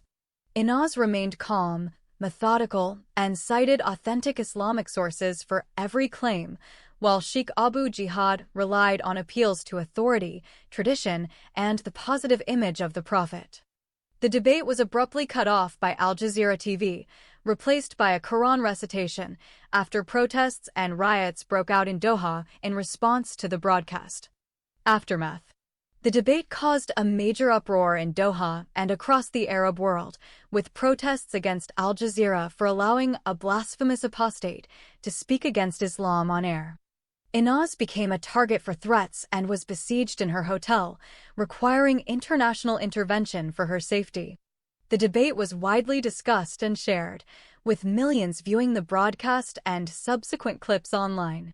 Significance. The debate is portrayed as a rare and dramatic confrontation between a former Muslim woman-turned-Christian critic and a leading representative of Islamic orthodoxy, broadcast to a massive audience. It highlights the deep divisions over the interpretation of Islamic texts, the role of violence in religious history, and the challenges faced by apostates and reformers in the Muslim world. How the Al Jazeera TV debate featuring Innaz Ahmed Salah in Doha, Qatar impacted public opinion. Here's a detailed summary of the debate's aftermath and its effects on audiences, both immediate and broader. Immediate public reaction. Massive uproar. The debate caused a major uproar in Doha and across the Arab world. As soon as the broadcast aired, thousands of Muslim protesters and rioters stormed the Al Jazeera TV studios in Doha, throwing stones and bricks and shouting slogans against the producers for allowing a blasphemous apostate girl to speak against Islam and the Prophet Muhammad on air. Broadcast interrupted. Due to the intensity of the protests and the risk to staff and property, Al Jazeera TV abruptly cut the debate and replaced it with a Quran recitation. This was a direct response to the escalating unrest and the inability of the on-air scholar to refute Innaz's arguments to the satisfaction of the audience. Social media and international attention. Viral spread, clips and summaries of the debate, especially Innaz's arguments and the scholar's inability to provide convincing rebuttals, spread rapidly on social media. The video of her being detained and nearly extradited went viral, with millions of views and widespread discussion. Sympathy and support. Many viewers, especially women's rights activists and secularists, expressed sympathy for Innaz and outrage at the threats and violence she faced. Her case became a rallying point for debates about apostasy, freedom of speech, and women's rights in the Muslim world. International media. The debate and its aftermath were covered by international outlets such as BBC Arabic, Al Jazeera, and France 24, further amplifying its impact and drawing global attention to the issues raised. Polarization and backlash.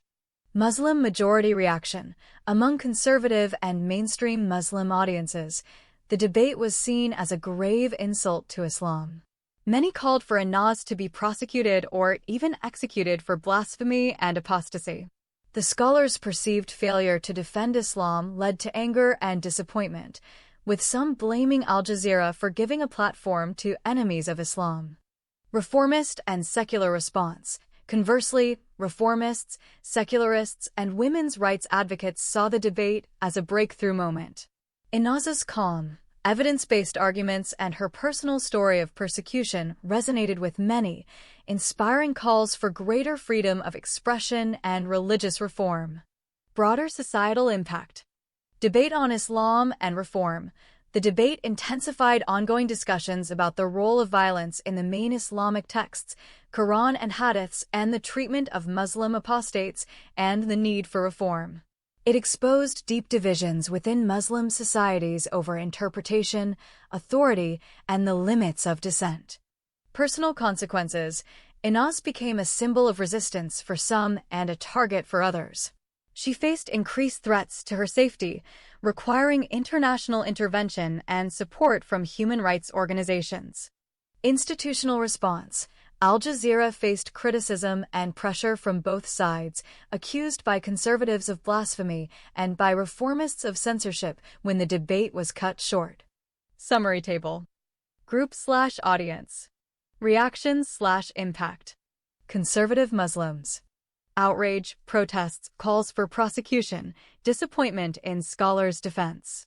Reformists/secularists. Sympathy, support, calls for reform, viral sharing of debate. International media. Amplified coverage, focus on apostasy, women's rights, and freedom of speech. Al Jazeera TV. Faced riots, criticism, and was forced to cut the broadcast. Inaz herself became a symbol of both resistance and controversy, faced increased threats. In summary, the debate had a polarizing effect, sharply dividing public opinion. It sparked widespread protest and condemnation among conservative Muslims, but also galvanized reformist and secular voices, leading to international attention and debate about freedom of expression, apostasy, and women's rights in the Muslim world. The event highlighted the risks faced by dissenters and the challenges of open debate on sensitive religious issues in the region. The response of the Muslim women's rights activists to the ordeals of Inaz when she is rescued at Doha International Airport. Here's a detailed summary based on the novel's content. The response of Muslim women's rights activists. When Inaz is miraculously rescued at Doha International Airport from being extradited to Sudan, her case draws significant attention from Arab and Muslim women's rights activists. These activists, who are themselves Arab and Muslim women, conduct a deep interview with Inaz to understand the full scope of her suffering and persecution. Their investigation leads to a shocking discovery that resonates throughout the Arab world and provokes both admiration and outrage. Key points of their response. Root cause analysis. The activists conclude that the real culprit behind all the abuses and ordeals suffered by Inaz is not just her family or the Sudanese embassy, but the religious and legal system itself, specifically the teachings and laws of Islam as practiced in her context. They trace her suffering to the absolute authority given to fathers and husbands over women, forced marriage, honor violence, guardianship. The lack of freedom for women to choose their religion or spouse. The legal and social structures that punish apostasy and rebellion, especially for women. Systemic critique. The activists argue that the abuses Inaz endured, forced marriage, honor violence, imprisonment, rape, legal persecution, and repeated attempts at forced repatriation, are not isolated incidents, but are enabled and justified by religious texts and the Sharia law. They point to authentic hadiths and Quranic verses that empower male guardianship, restrict women's autonomy, and prescribe harsh punishments for apostasy. Paradigm shift. Their findings are described as a Copernican revolution for the Muslim world. Instead of blaming only individuals or corrupt officials, they place the responsibility on the religious system itself. They call for a shift from blaming bad scholars or misinterpretations to recognizing that the core texts and laws themselves perpetuate women's oppression. They argue that true reform and women's liberation require confronting and changing these foundational doctrines, not just their implementation. International and regional impact. The activists' conclusions spark outrage among conservative religious leaders and institutions across the Middle East and North Africa, who denounce the women's rights activists as man-haters, lesbians, or even apostates.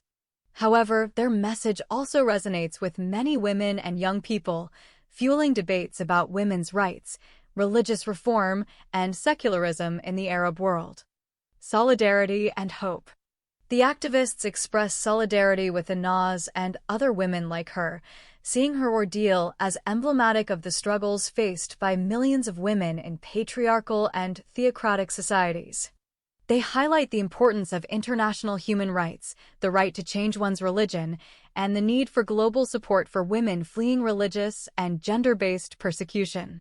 In summary, The Muslim women's rights activists respond to Anaz's ordeal by identifying the root cause of her suffering as the intersection of patriarchal culture and religious law. They call for a fundamental rethinking of women's rights in Muslim societies, arguing that true liberation requires challenging the religious and legal structures that enable such abuses. Their response is both a critique of the status quo and a call to action for reform and solidarity. Direct quotes from the activists' interview regarding Anaz's ordeal after her rescue at Doha International Airport. Here are key direct quotes and representative passages from the activists' interview and analysis as presented in the novel. Direct quotes from the Muslim women's rights activists' interview. They collectively reached the unavoidable conclusion that the real culprit behind all the evils that befell Anaz is none other than the religion that she had boldly and courageously forsaken. Their conclusion resonate with resilience and courage for them, but counted as blasphemy by all Muslims of the Middle East and North Africa. Therefore, their findings created so much anger, resentment, and protest across the Muslim world. The Arab women's rights activists traced the root of the abuses and persecutions of the apostate girl, which went beyond those Sudanese diplomats and students in India who hate her and made several attempts to destroy her life. Starting from her Muslim father, who made 3 attempts to slay her. Firstly, her father almost killed her in Pune city when he heard a mere rumor that his Arab daughter married an African Sudanese boy by the name of Tariq Haroun al-Ajabo without his knowledge and consent. The women's rights activists found out there are authentic hadiths of the Prophet Muhammad, which said a marriage of a girl without the permission of her wali, father, or another guardian is invalid. Therefore, the Muslim father, empowered and supported by such a hadith, he could not be condemned alone without pointing a finger at the founder of Islam who gave him this absolute right on the life of his daughter to control her and decide who to marry. In conclusion, the underlying cause of her abuses and persecutions is the religion of Islam. Their findings are described as a Copernican revolution for the Muslim world. Instead of blaming only individuals or corrupt officials, they place the responsibility on the religious system itself. Accordingly, those Arab Muslim women's rights activists want to change the universally accepted theory, which put the Muslim scholars, leaders, clerics, imams, terrorist groups, and terrorists in the center of criticism, and that by putting all the blame on them and falsely accusing them of misinterpreting the peaceful Islamic texts, the Quran, and hadiths, which, as they say, put the woman in the best status. Nevertheless, according to their new theory, the religion of Islam and its founder are supposed to be the center of all attacks and refutations. The teachings of the Quran and the hadiths inspired the Muslim scholars to come up with all those terrorizing doctrines and misogynistic teachings. Therefore, the teachings of the Quran and the hadiths of the Prophet Muhammad inevitably produce abusers and terrorists. Their conclusion proved beyond a shadow of a doubt that Islam is an inherently violent and evil religion. As such, it can neither be reformed nor improved. The apostasy of the Sudanese girl Anaz and the conversion of those 3 Saudi young girls are like hidden tsunami beneath a frozen sea of snow or mountain of a glacier or molten lava of a volcano waiting for a small crack to erupt. In Egypt alone, 2 million youth left Islam and became atheists. By their conversions and demands, those 4 young Muslim girls had rebelled against all their religious restrictions and their draconian social system that embodied in the Sharia law, which showed favor to the Muslim males and allowed them to oppress their women as daughters, sisters, and wives. Therefore, if the conclusion of those Arab Muslim women's rights activists is accepted, then the Middle East will change overnight into a secular society, same as the secular Western countries and other free societies, which gave the woman equal rights with the man. These quotes capture the core message of the activists. They see Anaz's ordeal as a direct result of systemic religious and legal oppression, not just individual or cultural failings. Their response is both a critique of the religious system and a call for a paradigm shift in how women's rights are understood and fought for in the Muslim world. A comparison of the looks of Tariq's Egyptian wife and his Sudanese girlfriend in the novel, Anaz and the Two Unmarriageable Lovers, by Dr. A. Ahmed. Here's a direct, evidence-based comparison based on the novel's descriptions. Tariq's Egyptian wife. Physical appearance. She is described as an unbelievably ugly and skinny girl who has no breasts and flesh on her bones. She also has a flat backside and no buttocks at all. If she is walking on the street, the person will not know whether she is coming forward towards him or going backward from him. She is like a walking skeleton or a zombie that came out of her grave. Her teeth are visible even though her mouth is closed up most of the time. When she speaks, she snores and her voice sounds like an ogre. Complexion and hair. Despite her lack of conventional beauty, she is reddish in her complexion, and for the Black African Sudanese, she appeared as Miss World.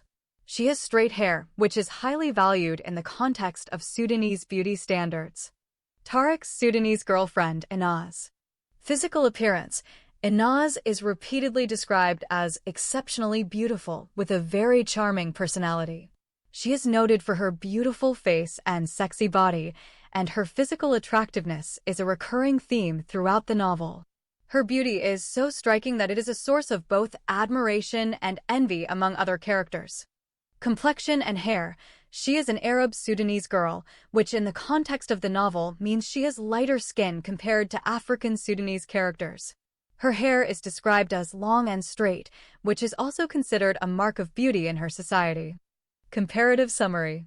Tariq's Egyptian wife is depicted as physically unattractive by both Sudanese and broader standards in the novel, extremely thin, lacking curves, and with features that are described in almost grotesque terms. However, her light skin and straight hair are considered valuable traits in Sudanese society. Tariq's Sudanese girlfriend, Inaz, is portrayed as the epitome of beauty, attractive, curvaceous, with a charming personality and possessing the light skin and straight hair that are highly prized in her cultural context.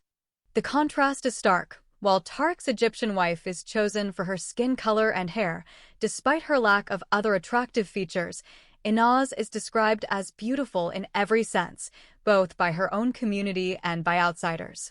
How the appearances of Tariq's Egyptian wife and his Sudanese girlfriend affect their relationships in the novel. Here's a detailed, evidence-based analysis. 1. Tariq's Egyptian wife. Appearance and relationship impact. Appearance. She is described as extremely unattractive, unbelievably ugly and skinny, with no breasts and flesh on her bones, a flat backside, and a skeleton or zombie look. Her teeth are visible even when her mouth is closed, and her voice is described as like an ogre.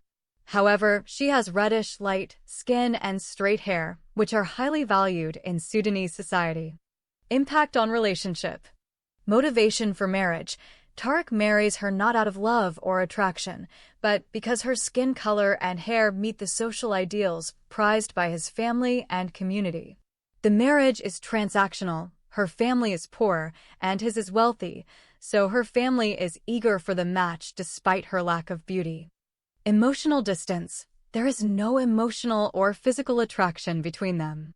The relationship is described as a marriage of convenience, with neither partner feeling genuine affection. Tariq's parents value her for her appearance, skin and hair, not her personality or beauty, and Tariq himself is not emotionally invested. Social status. Her appearance, light skin, straight hair, elevates Tariq's status in the eyes of his family and community, even though he does not love her. This reflects the deep-seated colorism and social hierarchy in Sudanese society. 2. Tariq's Sudanese girlfriend, Inaz. Appearance and relationship impact. In her appearance, Inaz is described as exceptionally beautiful, with a very charming personality, a beautiful face and sexy body, and long and straight hair. She is an Arab Sudanese girl, which means she has lighter skin compared to African Sudanese characters. Impact on relationship. Passionate but doomed love. Tariq is deeply attracted to Inaz, and their relationship is passionate and emotionally intense. However, their love is doomed from the start because of entrenched social, racial, and tribal prejudices. Despite her beauty, Inaz is considered unmarriageable for Tariq because of her Arab background and the color-based hierarchy in Sudanese society. Social barriers. The very features that make Inaz attractive to Tariq, her beauty, her Arab identity, are the same ones that make their relationship impossible in the eyes of their families and community. Her beauty becomes a source of pain for both, as it highlights the impossibility of their union. Emotional consequences. The impossibility of marrying Inaz, despite their mutual attraction, leads to frustration, bitterness, and eventual emotional distance. Tariq's sense of inadequacy and social rejection is heightened by the contrast between Inaz's beauty and his own marginalized status. 3. Comparative analysis. How appearance shapes each relationship. Tariq's Egyptian wife, her lack of beauty means there is no real emotional or physical connection, but her light skin and straight hair fulfill a social function. The marriage is loveless and transactional, serving to satisfy family and societal expectations rather than personal happiness. Tariq's Sudanese girlfriend, Inaz, her beauty and charm create a strong emotional bond and passionate love, but these same qualities, combined with her Arab identity, make the relationship socially forbidden. Their love is intense but ultimately tragic, as societal barriers based on appearance and identity prevent them from being together. Key insight. In both cases, appearance is not just a matter of personal attraction, but is deeply intertwined with social status, racial and tribal hierarchies, and the expectations of family and community. For Tariq, his Egyptian wife's appearance brings social acceptance, but no love, while his Sudanese girlfriend's beauty brings love, but also insurmountable barriers and heartbreak. A comparison of the looks of Inaz's Sudanese boyfriend, Tariq, and her Ethiopian boyfriend, Joseph, as described in the novel. Here's a detailed comparison based on the novel's content. Tariq, Sudanese boyfriend. Physical appearance. Tariq is repeatedly described by Sudanese society as a black crow, a term loaded with racial prejudice. He is of African, Fur, descent, and despite his wealth and good character, his dark skin and tribal background make him unmarriageable in the eyes of Inaz's Arab family and community. Social perception. The Black Crow label is not just a private insult, but a public barrier, making any future together impossible in their society's eyes. Tariq's appearance is a source of stigma and social violence, and he is constantly reminded of his unmarriageable status due to his looks and background. Impact on relationship. The constant reminders of his status create deep insecurity in Tariq. He is aware that, no matter his virtues, he will never be accepted as a legitimate suitor for Inaz.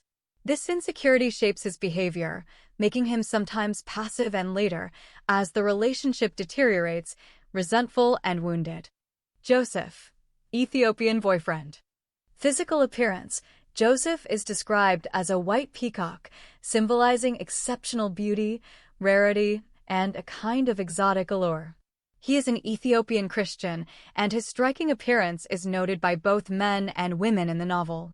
Sudanese students in India call him Sayyidina Yusuf al-Jamil, our beautiful Joseph, and he is admired, even lusted after, by many. Social perception. Joseph's looks initially draw attention and curiosity, including from Inaz. His beauty is a source of fascination, but unlike with Tariq, it does not carry the same stigma or social penalty for Inaz, at least not in the same way. Instead, it is his religious difference, being Christian, that becomes the main social barrier, not his appearance. Impact on relationship. Joseph's beauty is associated with healing, hope, and new beginnings. His looks are not a source of shame or exclusion for Inaz, but rather become part of the attraction and the sense of possibility in their relationship. Their love is transformative and redemptive, and Joseph's beauty is part of the new life and hope that Inaz finds with him, contrasting sharply with the pain and exclusion associated with Tariq. Direct quotes from the novel. On Tariq's appearance and social stigma. She knew and understood that her parents would never allow her to marry a boy like Tariq. They may permit her to marry a dog or a pig, but not a boy of Tariq's family background. Tariq's father is from Darfur and his mother is from the Nuba Mountains. Even though his father is one of the 5 richest men in the capital city of Sudan, still her parents are not going to agree to such a marriage. Inaz is facing heavy persecution because she fell in love with a black Sudanese boy who is having a fur father and a Nobawiya mother. Moreover, his father is called by everybody in Khartoum the Karabi man. Such a union between a pure Arab girl as Inaz and a black Karabi boy like Tariq, it is impossible to happen, and if it happens, it is a rarity. On Joseph's appearance and social perception. In India, in the city of Bombay, some Sudanese students saw a handsome Ethiopian boy and they are struck by his marvelous beauty and therefore began to call him Sayyidina Yusuf, which means our beautiful Master Yusuf. Some of them are lusting after his remarkable beauty and some tried to go ahead and entice him into sexual deals. Nevertheless, the handsome Ethiopian boy is not gay and hence he frustrated all their efforts. Her new lover Joseph is called by her country people the beautiful white Indian peacock. Her new lover is also called Sayyidina Yusuf al-Jamil, or our lovely Prophet Joseph. Her former African lover Tariq was called by everyone the ugly black Sudanese crow. Summary table. Aspect. Tariq, black crow. Joseph, white peacock. Social perception. Racially stigmatized, unmarriageable. Admired, exoticized, ideal beauty. Barrier. Race/tribe/skin color. Religion/culture. Impact on Inaz. Shame, insecurity, social violence, impossible future. Admiration, hope, healing, possibility of new life. Relationship outcome. Tragic, marked by loss and bitterness. Transformative, marked by healing and partnership. Symbolism. Pain of exclusion, tragedy of racism. Hope, resilience, cross-cultural solidarity. In summary, the looks of Tariq are a source of stigma and social exclusion, deeply affecting his relationship with Inaz and leading to tragedy. In contrast, Joseph's beauty is admired and becomes a symbol of hope and transformation in Inaz's life, though his relationship with her face is different, religious, barriers. The novel uses these contrasting perceptions to highlight the destructive power of racism and the possibility of healing and new beginnings across boundaries. A comparison of the personalities of Tariq, Inaz's Sudanese boyfriend, and Joseph, her Ethiopian boyfriend, as depicted in the novel Inaz and the Two Unmarriageable Lovers by Dr. A. Ahmed. Here's a detailed, evidence-based comparison. Tariq, Sudanese boyfriend. Key personality traits. Loving but insecure. Tariq's love for Inaz is genuine and intense, but he is constantly aware of the social and familial barriers between them. He is both devoted and, at times, passive in the face of overwhelming opposition. Resilient but wounded, he endures repeated rejection and violence due to his race and background, which leaves him emotionally scarred and sometimes resentful. Proud yet vulnerable.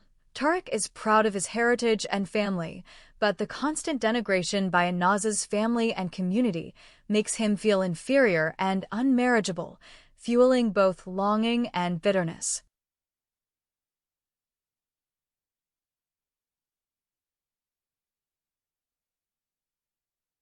Reactive and vengeful. As the story progresses, Tariq's pain and sense of betrayal, especially after Inaz's conversion to Christianity and marriage to Joseph, lead him to actions motivated by revenge, including attempts to sabotage her happiness and reputation.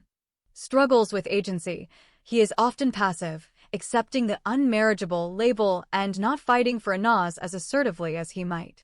Later, his actions become more assertive but also more destructive, reflecting his internal conflict and wounded pride. Motivations. Desire for love and acceptance. Tariq's primary motivation is his love for Inaz and his longing to be accepted by her and her family. The constant rejection he faces makes him oscillate between hope and despair. Need for justice and revenge after feeling betrayed by Inaz. Tariq's motivations shift towards seeking justice as he sees it, which sometimes manifests as vengeful actions. Character arc. From hopeful lover to disillusioned outsider, Tariq begins as a hopeful, loving young man, but repeated rejection and violence from Inaz's family and community erode his optimism. Victim to reluctant. Antagonist. Initially a victim of racism and prejudice, Tariq's pain and sense of loss eventually lead him to become an antagonist in Inaz's life, participating in schemes that further complicate her situation. Joseph, Ethiopian boyfriend. Key personality traits. Compassionate and supportive, Joseph is consistently portrayed as deeply empathetic, offering unwavering emotional and practical support to Inaz through her ordeals. He is one of the few people who believes her story, stands by her during persecution, and risks his own safety for her. Resilient and loyal, despite facing racism, violence, and social ostracism for his relationship with Inaz, Joseph remains steadfastly loyal. He endures physical attacks, separation, and the threat of death without abandoning Inaz. Principled and courageous, Joseph's actions are guided by a strong moral compass. He refuses to leave Inaz even when she is imprisoned, falsely accused, or at her lowest. He postpones his own studies and ambitions to care for her and their child, demonstrating self-sacrifice and courage. Patient and forgiving, Joseph is patient in the face of repeated setbacks and betrayals by institutions and individuals. Even when he suspects Inaz may have been forced into compromising situations, he chooses understanding and forgiveness over judgment. Motivations. Love and devotion. Joseph's primary motivation is his deep love for Inaz. He is willing to endure hardship, risk his life, and make personal sacrifices to protect and support her. Justice and solidarity. He is motivated by a sense of justice, standing up against racism, religious intolerance, and abuse of power. His solidarity with Inaz is not just romantic, but also rooted in shared values and a commitment to resisting oppression. Hope for a better life. Joseph dreams of a future where he and Inaz can live freely, safely, and with dignity, away from the violence and prejudice they face. Character arc. From outsider to protector, Joseph begins as an outsider, both racially and religiously, in the Sudanese and Indian student communities. Over time, he becomes a protector and anchor for Inaz, taking on increasing responsibility for her safety and well-being. Growth through adversity. The challenges Joseph faces, racism, violence, separation, and the threat of losing Inaz, force him to grow in resilience, resourcefulness, and emotional strength. He becomes a model of steadfast love and moral integrity. Agent of healing. Joseph's presence is healing for Inaz, offering her acceptance, understanding, and a sense of belonging that she is denied by her family and community. His love helps her survive trauma and reclaim her agency. Summary table. Aspect. Tariq, Sudanese boyfriend. Joseph, Ethiopian boyfriend. Core traits. Loving, insecure, proud, wounded, reactive, sometimes vengeful. Compassionate, supportive, principled, patient, forgiving. Response to adversity. Becomes passive, then reactive and vengeful, struggles with agency. Grows more resilient, becomes a protector and healer. Motivation. Love, acceptance, dignity, justice, sometimes revenge. Love, justice, solidarity, hope for a better life. Arc. Hopeful lover, wounded outsider, reluctant antagonist. Outsider, steadfast partner, agent of healing. Impact on Inaz. Source of early love and pain, ultimately a tragic figure. Source of healing, hope, and partnership. Symbolism. Pain of exclusion, tragedy of racism. Hope, resilience, cross-cultural solidarity. In summary, Tariq is a complex, tragic figure whose personality is shaped by love, insecurity, pride, and the wounds of racism and rejection. His journey is marked by hope, pain, and ultimately bitterness and passivity, sometimes turning to vengeful actions. In contrast, Joseph is defined by compassion, resilience, and unwavering support. He grows through adversity into a protector and healer, embodying hope and the possibility of love and solidarity across boundaries. Their contrasting personalities are central to the novel's exploration of trauma, resilience, and the search for dignity and belonging. The role of the head of the Bombay CID department in the novel Inaz and the Two Unmarriageable Lovers by Dr. A. Ahmed. Here's a detailed summary based on the content of the novel. Role of the head of Bombay CID. The head of the Bombay Criminal Investigation Department, CID, also referred to as Ralph Wolf or Aslam Nur al-Haq in the novel, is a central antagonist in the latter part of the story. This character is depicted as a corrupt, abusive, and powerful high-ranking police official who exploits his authority for personal gain and to perpetuate systemic injustice, especially against vulnerable individuals like Inaz.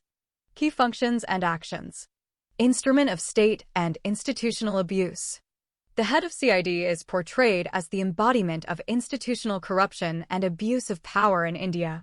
He uses his position to manipulate legal processes, fabricate evidence, and orchestrate false charges against Inaz, particularly after her return to India under a forged identity. Fabrication of charges. When Inaz is arrested at the airport for re-entering India, despite being blacklisted, the head of CID personally oversees her interrogation. He and his subordinates subject her to brutal torture, coercing her into false confessions about drug smuggling and sexual misconduct. These fabricated charges are designed to ensure her prolonged imprisonment and to discredit her character. Sexual abuse and blackmail. The novel describes in detail how the head of CID abuses his authority to sexually assault Inaz during her detention. He blackmails her with threats of harsher charges and fabricates evidence, including a coerced video, to ensure her silence and compliance. This abuse is both physical and psychological, and it is used as a tool to further victimize Inaz and cover up the corruption within the police force. Manipulation of the legal system. The head of CID collaborates with other corrupt officials to ensure that Inaz is charged with the most serious crimes possible, including drug trafficking and forgery. He also arranges for the release and repatriation of other criminals, such as Inaz's father, in exchange for religious favors, demonstrating the deep entanglement of law enforcement with political and diplomatic interests. Ultimate downfall. Despite his power, the head of CID is eventually exposed when a DNA test proves that he fathered a child with Inaz as a result of rape during her interrogation. This revelation leads to his arrest, public disgrace, and the collapse of his career, serving as a turning point in the narrative and a moment of partial justice for Inaz. Significance in the novel. The head of Bombay CID is not just a personal antagonist to Inaz, but a symbol of the broader themes of the novel: the intersection of gender, power, corruption, and the vulnerability of refugees and minorities within oppressive systems. His actions drive much of the conflict in the latter part of the story and highlight the dangers faced by women who challenge patriarchal and authoritarian structures. A comparison of the sufferings experienced by Inaz in the Saudi jail versus the Indian prison, based on the narrative. Using detailed evidence from the novel to provide a structured, nuanced comparison. Suffering in the Saudi jail. Physical and psychological abuse. Inaz was subjected to repeated physical abuse, including beatings, starvation, and being locked in her apartment for extended periods. Her husband, Osama, and his Saudi friends were complicit in this abuse. She was denied autonomy, kept under house arrest, and isolated from family and friends. Her attempts to escape were met with further violence and threats. Inaz was raped by Osama's Saudi friends after being gambled away by her husband. This led to severe trauma, pregnancy, and further isolation. When she attempted to escape, she was caught and accused of multiple offenses under Sharia law, facing threats of execution or severe corporal punishment for rebellion, adultery, and apostasy. The legal system in Saudi Arabia, rooted in strict Sharia, denied her any legal recourse. She was arrested, threatened with death, and only narrowly escaped execution through a forged divorce and international intervention. Legal and religious oppression. The guardianship system in Saudi Arabia gave her husband absolute control over her, treating her as a minor or incapacitated person. Disobedience to her husband or guardian was criminalized, and escape from abuse was itself a crime.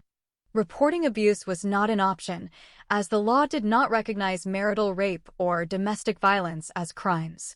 Women who reported abuse were often punished themselves through rape by the policemen who took them in for questioning. Suffering in the Indian prison. Physical and psychological abuse. Inaz was subjected to extremely harsh conditions in the Indian prison system. She was detained in overcrowded, filthy cells with other female inmates, many of whom were violent offenders. She experienced severe physical abuse and torture during police interrogations, including beatings, suffocation, burning, and other forms of inhumane treatment. She was also raped by a senior police official during her detention, resulting in pregnancy. The prison environment was described as squalid, with unbearable bad odors, lack of basic hygiene, and infestations of insects and rodents. Inmates were often starved, denied medical care, and forced to sleep on the floor without bedding. Inaz was isolated, unable to communicate with other female inmates due to language barriers, and was often targeted for additional abuse because she was a foreigner and a girl accused of serious crimes. Legal and institutional betrayal. She was denied access to legal representation for much of her detention, and her confessions were extracted under torture and used against her in court. The legal system was complicit in her suffering, with fabricated evidence and malicious prosecution by corrupt officials. She was falsely accused of drug trafficking and other crimes, leading to a lengthy prison sentence. Even after her rape was proven by DNA evidence, the process of justice was slow and fraught with additional dangers, including threats to her life and the safety of her children. Comparative analysis. Similarities. Both environments were characterized by extreme physical and psychological abuse, sexual violence, and total lack of autonomy. Legal systems in both countries were complicit in her suffering, either by direct action, Saudi Arabia, or by enabling and covering up abuse, India. In both cases, Inaz was isolated, denied support, and faced threats to her life. Differences. Nature of abuse. In Saudi Arabia, the abuse was primarily domestic and religiously sanctioned, with the legal system reinforcing the power of the husband and criminalizing escape. In India, the abuse was institutional, with police and prison officials as the primary perpetrators and the legal system used as a tool for further victimization. Sexual violence. In Saudi Arabia, rape was perpetrated by her husband's associates as part of her marital abuse. In India, rape occurred during police custody as part of a pattern of torture and blackmail. Conditions of imprisonment. The Indian prison was described as more physically squalid and dangerous, with overcrowding, starvation, and violence from other female inmates, whereas in Saudi Arabia, the focus was on isolation, starvation, and legal threats. Pathways to survival. In Saudi Arabia, Inaz narrowly escaped execution through international intervention. In India, her eventual vindication came through a combination of DNA evidence, advocacy, and the intervention of allies, but only after prolonged suffering. Conclusion. The sufferings of Inaz in both the Saudi jail and Indian prison were extreme, but they differed in their sources and forms. In Saudi Arabia, her suffering was rooted in patriarchal and religious control, enforced by family and the state. In India, her suffering was the result of institutional corruption, legal betrayal, and the brutality of the prison system. Both experiences highlight the vulnerability of women in oppressive systems and the compounded dangers faced by those who challenge social, religious, or legal norms. A focused comparison of the legal aspects of Inaz's suffering in the Saudi jail versus the Indian prison, as depicted in the novel. Analyzing how the law and legal systems in each country shaped, enabled, or intensified her ordeal, using direct evidence from the novel. Legal aspects of suffering in the Saudi jail. 1. Guardianship and legal status of women. In Saudi Arabia, the legal system is based on strict Sharia law, which enforces the guardianship system, Nizam al-Walaya.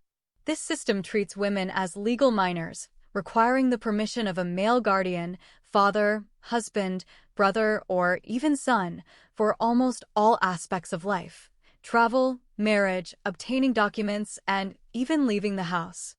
Inaz was imprisoned and isolated by her husband, with the law fully supporting his right to do so. Her attempts to escape were criminalized, and she was denied legal recourse or protection from abuse. 2. Criminalization of disobedience and escape. Disobedience to a husband or guardian is a criminal offense. When Inaz tried to escape her abusive marriage, she was arrested and charged with multiple offenses: disobedience, adultery, and apostasy, all of which can carry the death penalty under Saudi law. The law does not recognize marital rape or domestic violence as crimes. Women who report abuse are often punished themselves, and the law is used to enforce obedience rather than protect victims.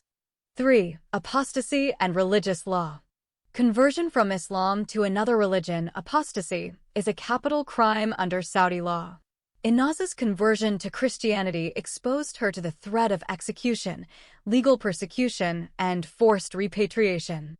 The legal system is explicitly complicit in enforcing these punishments, and women have little to no legal recourse against religious or domestic persecution. 4. International intervention.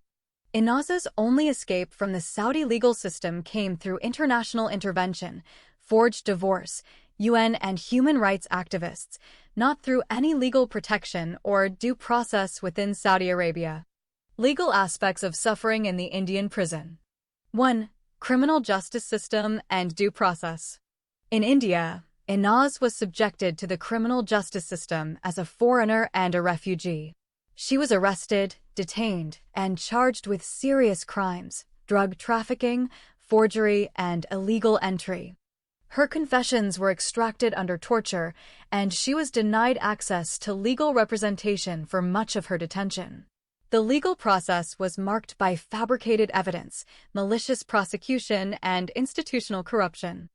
2. Abuse of legal authority. Police and prison officials used their authority to torture, rape, and blackmail Inaz. The law was weaponized against her, with officials fabricating evidence and using her vulnerable status as a foreigner and refugee to justify prolonged detention and abuse. Even after DNA evidence proved she was raped by a senior police official, the process of justice was slow and fraught with additional dangers, including threats to her life and the safety of her children.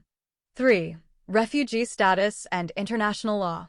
Inaz's status as a refugee was repeatedly ignored or violated by Indian authorities. She was extradited to Sudan in violation of international law and her recognized refugee status, only to be rescued at the last moment through international intervention. The legal system failed to protect her rights as a refugee, and she was only vindicated after extensive advocacy, media attention, and the intervention of the United Nations and human rights organizations. 4. Legal recourse and vindication. Unlike in Saudi Arabia, the Indian legal system eventually allowed for some recourse. DNA evidence, advocacy, and media pressure led to the prosecution of her rapist and her eventual release and compensation. However, this came only after prolonged suffering, and the system itself was complicit in her abuse for most of her ordeal. Key comparative insights. Aspect: Saudi jail, Indian prison, legal system. Sharia law, absolute guardianship, no separation of religion and state. Secular law, but marked by corruption, abuse of authority, and xenophobia. Status of women/refugees. Women are legal minors, no legal recourse, apostasy punishable by death. Refugee status ignored, foreign women vulnerable to abuse and legal manipulation. Criminalization. Disobedience, escape, apostasy, and conversion are criminal offenses. Illegal entry, drug trafficking, and forgery charges, often fabricated. Access to justice. No due process. Law enforces obedience and punishment. Due process exists in theory, but is undermined by torture, corruption, and delay. Recourse/resolution. Only possible through international intervention. Vindication possible, but only after prolonged suffering and external advocacy. Role of international law. Ignored. International intervention required for rescue. Eventually recognized, but only after media and UN involvement. Conclusion. In both Saudi Arabia and India, the law was not a shield but a weapon used against Inaz. In Saudi Arabia, the legal system was explicitly designed to control, punish, and silence women, especially those who defied religious and patriarchal norms. In India, the legal system was theoretically secular and protective, but in practice, it enabled and covered up abuse, especially against vulnerable foreigners and refugees. In both cases, her only hope for justice came from outside the system, through international intervention, advocacy, and, ultimately, the exposure of her ordeal to the world. A comparison of the two marriages of Inaz to Tariq and why neither was consummated. Here's a focused summary based on the novel's content. Comparison of Inaz's two marriages to Tariq. 1. First marriage, secret/forced Islamic marriage in India. Context. Inaz and Tariq are Sudanese students in India. Their relationship is forbidden due to racial and tribal prejudice. Inaz is Arab, from the Shajia tribe. Tariq is African, from the Fur tribe. The Sudanese student community, acting as moral police, violently opposes their relationship. Under threat of violence from the Sudanese Muslim Brotherhood students, they are forced into a secret Islamic marriage in a mosque, with the emir, leader, acting as wali, guardian, for Inaz. Nature of marriage.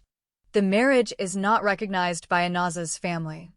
It is conducted under duress, not out of free will or mutual intent. Both Inaz and Tariq view it as a sham or pseudo-marriage, done only to appease the community and avoid further violence. Their bond remains platonic, and they agree not to consummate the marriage. Inaz tells Tariq her virginity belongs to her fiancé Osama, and Tariq respects this boundary. Why not consummated? Mutual understanding. Both agree from the start that their relationship cannot lead to marriage due to societal barriers. Commitment to Osama. Inaz is already engaged to her cousin Osama and is determined to remain faithful to that commitment. Platonic love. Their relationship, though passionate and emotionally intense, remains physically unconsummated by mutual decision. Social pressure. The marriage is a response to external threats, not a genuine union. 2. Second marriage, arranged by Inaz's father in Egypt. Context. After Inaz's conversion to Christianity and marriage to Joseph, her father, desperate to save her from apostasy, arranges another marriage to Tariq in Egypt. This marriage is conducted without Inaz's knowledge, consent, or presence, with her father acting as wali and an Egyptian imam officiating. The intent is to force her back into Islam and separate her from Joseph. Nature of marriage. It is a legal and religious formality, not a real relationship. Tariq is already married to another girl at this point. Inaz is not present and does not recognize the marriage as valid. The marriage is used as a tool by her father to try to control her religious and personal choices. Why not consummated? No consent or presence. Inaz is not present at the ceremony and does not acknowledge the marriage. No relationship. There is no emotional or physical relationship between Inaz and Tariq at this point. Already married elsewhere. Both parties are involved in other relationships. Tariq is married with Egyptian girl, and Inaz is married with her Ethiopian lover Joseph. Rejection of the marriage. Inaz openly rejects the legitimacy of this Islamic marriage with Tariq and refuses to recognize it. Summary table. Aspect. First marriage, India. Second marriage, Egypt. Initiation. Forced by community, under threat of violence. Arranged by father, without Inaz's consent. Consent. Both coerced, but present. No consent, Inaz absent. Recognition. Not recognized by family, seen as sham. Not recognized by Inaz, only by her father. Nature. Platonic, emotionally intense, not physical. Legal/religious formality, no relationship. Consummation. Not consummated by mutual agreement. Not consummated, no relationship/contact. Reason not consummated. Commitment to Osama, mutual understanding, social pressure. No consent, no presence. Rejection by Anaz. Key reasons neither marriage was consummated. Lack of genuine consent and emotional readiness. External coercion and social/religious pressure. Anaz's commitment to another, Osama, then Joseph. Platonic nature of the relationship. Rejection of the legitimacy of the marriages by Anaz. Cultural implications of Anaz's marriages. 1. Racism and tribalism. Marriage as a marker of social boundaries. In Sudanese and broader Arab societies, marriage is not just a personal union, but a reflection of family honor, tribal hierarchy, and racial boundaries. Anaz's relationship with Tariq, an African Sudanese Muslim from the Fur tribe, was considered unmarriageable by her Arab family, despite both being Muslims. This reflects deep-seated racism and tribalism, where Arab identity is privileged and African heritage is stigmatized, even within the same religion. Social policing and ostracism. The Sudanese student community in India acts as moral police, enforcing conformity through surveillance, violence, and ostracism.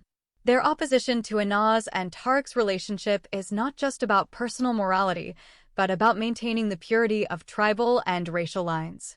This collective enforcement demonstrates how cultural norms are policed not only by families, but by the broader community. 2. Patriarchy and gender oppression. Marriage as a tool of control.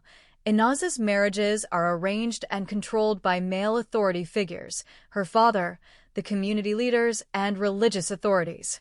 Her consent is secondary to the wishes of her family and tribe. The forced and sham marriages, to both Tariq and Osama, are mechanisms to control her sexuality, autonomy, and social mobility. Female agency suppressed.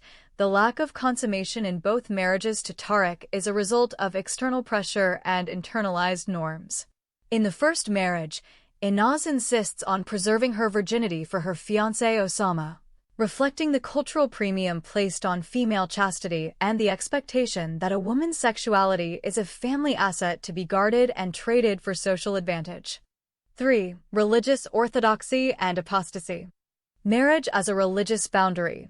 Interfaith marriage is strictly forbidden for Muslim women in conservative interpretations of Islam. Anaz's later marriage to Joseph, an Ethiopian Christian, is seen as an act of apostasy and betrayal, triggering severe backlash and legal persecution. Her marriages become battlegrounds for religious identity and community boundaries. Marriage as a means of religious control. The second marriage to Tariq in Egypt is orchestrated by her father as a last-ditch effort to save her from apostasy and bring her back under Islamic and patriarchal authority. This marriage, conducted without her consent or presence, is a cultural and religious tool to erase her agency and reassert control. 4. Honor, shame, and social reputation. Marriage as a site of honor. The honor of the family is tied to the marriage choices of daughters. Anaz's defiance, whether in loving Tariq or marrying Joseph, is seen as a direct attack on her family's reputation. This leads to repeated attempts at honor violence, including attempted honor killings by her father. Sham marriages and social facades. The forced, unconsummated marriages serve as social facades to maintain the appearance of conformity while suppressing the reality of Anaz's desires and autonomy. These marriages are not about partnership, but about preserving social order and avoiding scandal. 5. Female sexuality and virginity. Virginity as social capital. Anaz's insistence on preserving her virginity for her fiancé Osama, even after being forced into marriage with Tariq, reflects the cultural obsession with female purity. Virginity is treated as a commodity that determines a woman's value and her family's honor. Non-consummation as resistance and compliance. The non-consummation of both marriages to Tariq is both an act of resistance, preserving her agency in a context where she has little, and compliance, upholding the social expectation that her virginity is reserved for the right marriage. It highlights the tension between personal desire and cultural expectation. 6. Marriage as a site of cultural conflict and change. Intersectionality. Anaz's marriages are at the intersection of race, religion, gender, and migration. Each marriage exposes a different facet of how these forces operate in her life and in society. Her journey from forced, unconsummated marriages to a chosen, loving partnership with Joseph mirrors her journey from victimhood to agency and from oppression to resistance and hope. Critique of institutions. The novel uses Inaza's marital experiences to critique not only individuals, but also the legal, religious, and social institutions that perpetuate injustice, showing how they often collude to suppress autonomy and punish dissent. Conclusion. The cultural implications of Inaza's marriages are profound. They reveal how marriage is used as a tool for enforcing racial, tribal, religious, and patriarchal norms. They expose the ways in which female agency is suppressed in the name of honor, purity, and social order. They highlight the intersectional nature of oppression, where gender, race, and religion combine to limit women's choices. Ultimately, Inaza's resistance, her refusal to consummate forced marriages, her eventual conversion from Islam to Christianity, and her pursuit of love on her own terms, serves as both a personal and political act of defiance against these cultural constraints. A comparison between the love of Mary Akal and Khalid with the love of Inaz and Tariq. Using the detailed narrative and character analysis from the novel Inaz and the Two Unmarriageable Lovers by Dr. A. Ahmed to provide a nuanced, evidence-based comparison. 1. Nature and foundation of each relationship. Mary Akal and Khalid. Transactional and exploitative. The relationship between Mary Akal and Khalid is depicted as deeply transactional and exploitative. Mary is a Sudanese Christian girl, while Khalid is a Sudanese Muslim boy.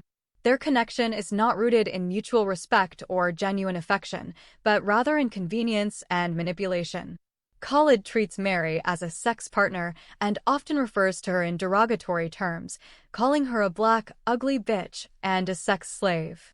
He uses her for sex, sometimes liquoring her up and allowing his friends to have sex with her as well, charging them money but never sharing it with her. Mary is emotionally and physically exploited, and their relationship lacks emotional intimacy or partnership. Lack of emotional depth. There is no evidence of deep emotional connection, loyalty, or growth. Khalid openly states he would never marry Mary and only uses her when he cannot afford to visit Indian prostitutes. The relationship is marked by power imbalance, disrespect, and even violence. Inaz and Tariq. Passionate but tragic. The love between Inaz and Tariq is passionate, emotionally intense, and rooted in shared experiences of marginalization. Inaz is an Arab Sudanese girl and Tariq is an African Sudanese boy from the Fur tribe. Their relationship is marked as unmarriageable due to deep-seated racial and tribal prejudices in Sudanese society. Despite their strong emotional bond, both know from the start that their love cannot lead to marriage because of societal barriers. Conflict and growth. Their relationship is constantly under threat from external forces, family, community, and religious authorities. They are forced into a secret marriage under duress, and their love is repeatedly tested by violence, separation, and betrayal. Over time, Tariq's love becomes tinged with bitterness and resentment, especially after Inaza's conversion to Christianity and her eventual marriage to Joseph. Tariq transitions from hopeful lover to a wounded, sometimes vengeful outsider. 2. Emotional and symbolic meaning. Mary Akal and Khalid. Symbol of exploitation. Their relationship symbolizes the exploitation and objectification of women, especially those who are marginalized by race, religion, or social status. Mary is not seen as an equal partner but as a commodity. Khalid's treatment of Mary reflects broader issues of misogyny, racism, and the abuse of power within the diaspora community. Absence of love. There is no real love, loyalty, or hope in their relationship. It is a cautionary tale about the dangers of relationships built on exploitation, self-interest, and social prejudice. Inaz and Tariq. Symbol of forbidden love and social injustice. The love between Inaz and Tariq is a symbol of the destructive power of racism and exclusion. It is passionate but ultimately tragic, marked by unfulfilled longing and the corrosive effects of internalized depression. Their relationship is a casualty of societal prejudice, and both are left with scars. Inaz finds agency and hope elsewhere, while Tariq is left with loss and bitterness. Growth and tragedy. While their love is genuine, it is doomed by external forces. Tariq's journey from hopeful lover to antagonist highlights the personal costs of social injustice and the tragedy of love thwarted by societal barriers. 3. Key contrasts. Aspect. Mary Akal and Khalid. Inaz and Tariq. Foundation. Transactional, exploitative, no real love. Passionate, genuine, but forbidden and tragic. Emotional climate. Abuse, neglect, objectification. Insecurity, longing, growth, eventual bitterness. Agency. Mary has little to none. Khalid holds all power. Both have limited agency due to societal barriers. Symbolism. Exploitation, misogyny, racism. Pain of social injustice, tragedy of exclusion. Outcome. Ongoing exploitation, no hope or fulfillment. Tragic loss, unresolved pain, personal growth. 4. Summary. Mary Akal and Khalid, their relationship is a stark example of exploitation, misogyny, and the abuse of power. It lacks emotional depth, mutual respect, or hope for transformation. Mary is used and discarded, while Khalid embodies the worst aspects of patriarchal and racist attitudes within the diaspora. Inaz and Tariq, their love is genuine and deeply felt, but ultimately destroyed by external forces of racism, tribalism, and social exclusion. It is a story of passion, pain, and the tragedy of love that cannot survive in a hostile environment. Both are changed by the experience. Inaz finds agency and hope elsewhere, while Tariq is left with loss and bitterness. In essence, while Mary Akal and Khalid represent a relationship built on exploitation and power imbalance, Inaz and Tariq embody the tragedy of forbidden love and the personal costs of social injustice.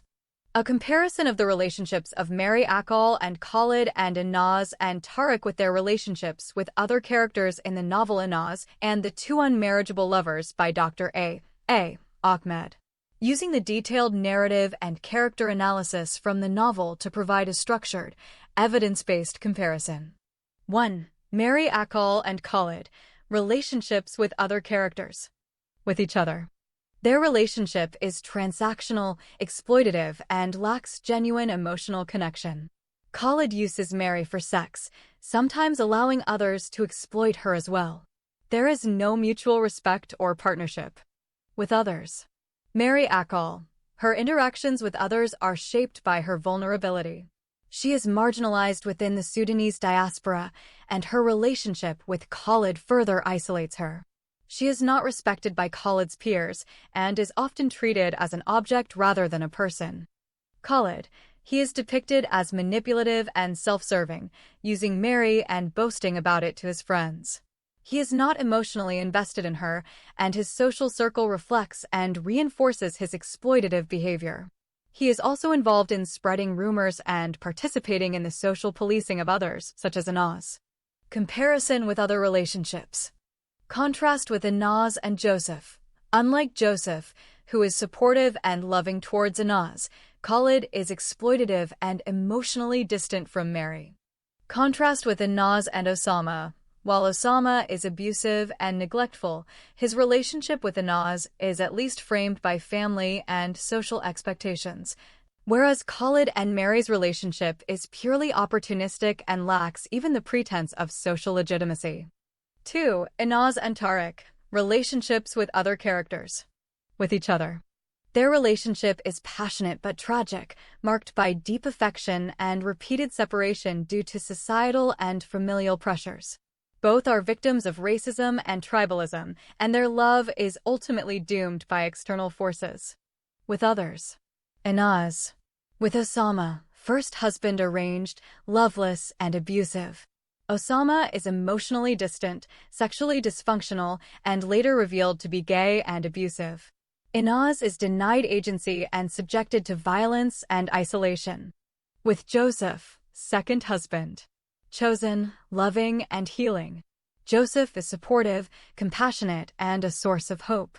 Their relationship is built on mutual respect and solidarity, and they face adversity together as partners. With family, her father is authoritarian and violent, enforcing patriarchal and tribal norms. Her mother is complicit and emotionally distant. Extended family members reinforce social conformity and pressure. With the Alexander family, supportive allies who help her and Joseph escape persecution. They symbolize cross-cultural solidarity. With the Sudanese student community, hostile and judgmental, acting as moral police and enforcing conformity through violence and ostracism. Tariq. With family, supportive but unable to shield him from racism. His parents' own experiences with prejudice inform his worldview. With community, faces constant rejection and violence due to his race and background. He is both a victim and, at times, becomes an antagonist in Inaza's life. With rivals, in conflict with Inaza's family and the broader Sudanese/Arab community, who see him as inferior. Comparison with other relationships. Contrast with Inaz and Joseph. Joseph offers healing, partnership, and hope, while Tariq's relationship with Inaz is marked by tragedy, insecurity, and social exclusion. Contrast with Inaz and Osama. Osama is an abuser and a product of patriarchal systems, while Tariq is a victim of racism and exclusion. Both relationships are tragic, but for different reasons, one due to abuse and the other due to social barriers. 3. Thematic summary table. Character pair. Relationship type. Key dynamics with others. Symbolism/outcome. Mary Akal and Khalid. Exploitative, transactional. Mary is marginalized, Khalid is manipulative and abusive to both Mary and others, no mutual respect. Exploitation, misogyny, racism, ongoing abuse. Inaz and Tariq. Passionate, tragic. Inaz faces abuse from Osama, support from Joseph and Alexander family, hostility from family/community. Tariq faces racism and exclusion. Tragedy of forbidden love, pain of social injustice. Inaz and Joseph. Healing, chosen, supportive. Mutual respect, solidarity, partnership, face adversity together, supported by Alexander family. Hope, resilience, cross-cultural solidarity. Inaz and Osama. Arranged, abusive. Osama is abusive, family enforced, community complicit. Inaz denied agency. Trauma, isolation, ongoing danger. 4. Key insights. Mary Akal and Khalid are isolated from positive, supportive relationships. Their dynamic is a microcosm of exploitation and misogyny, with Khalid reinforcing negative social patterns and Mary left without allies or respect. Inaz and Tariq are both deeply affected by their relationships with others. Inaz is shaped by her family's control, her community's hostility, and the support she eventually finds in Joseph and the Alexander family. Tariq is shaped by his family's support, but ultimately defeated by societal racism and exclusion. Contrast, while Mary Akal and Khalid are locked in a cycle of exploitation, Inaz and Tariq are locked in a cycle of longing and loss, both ultimately shaped by the broader systems of oppression, racism, and patriarchy that define their world. In summary, Mary Akal and Khalid's relationship is defined by exploitation and isolation, with little positive connection to others.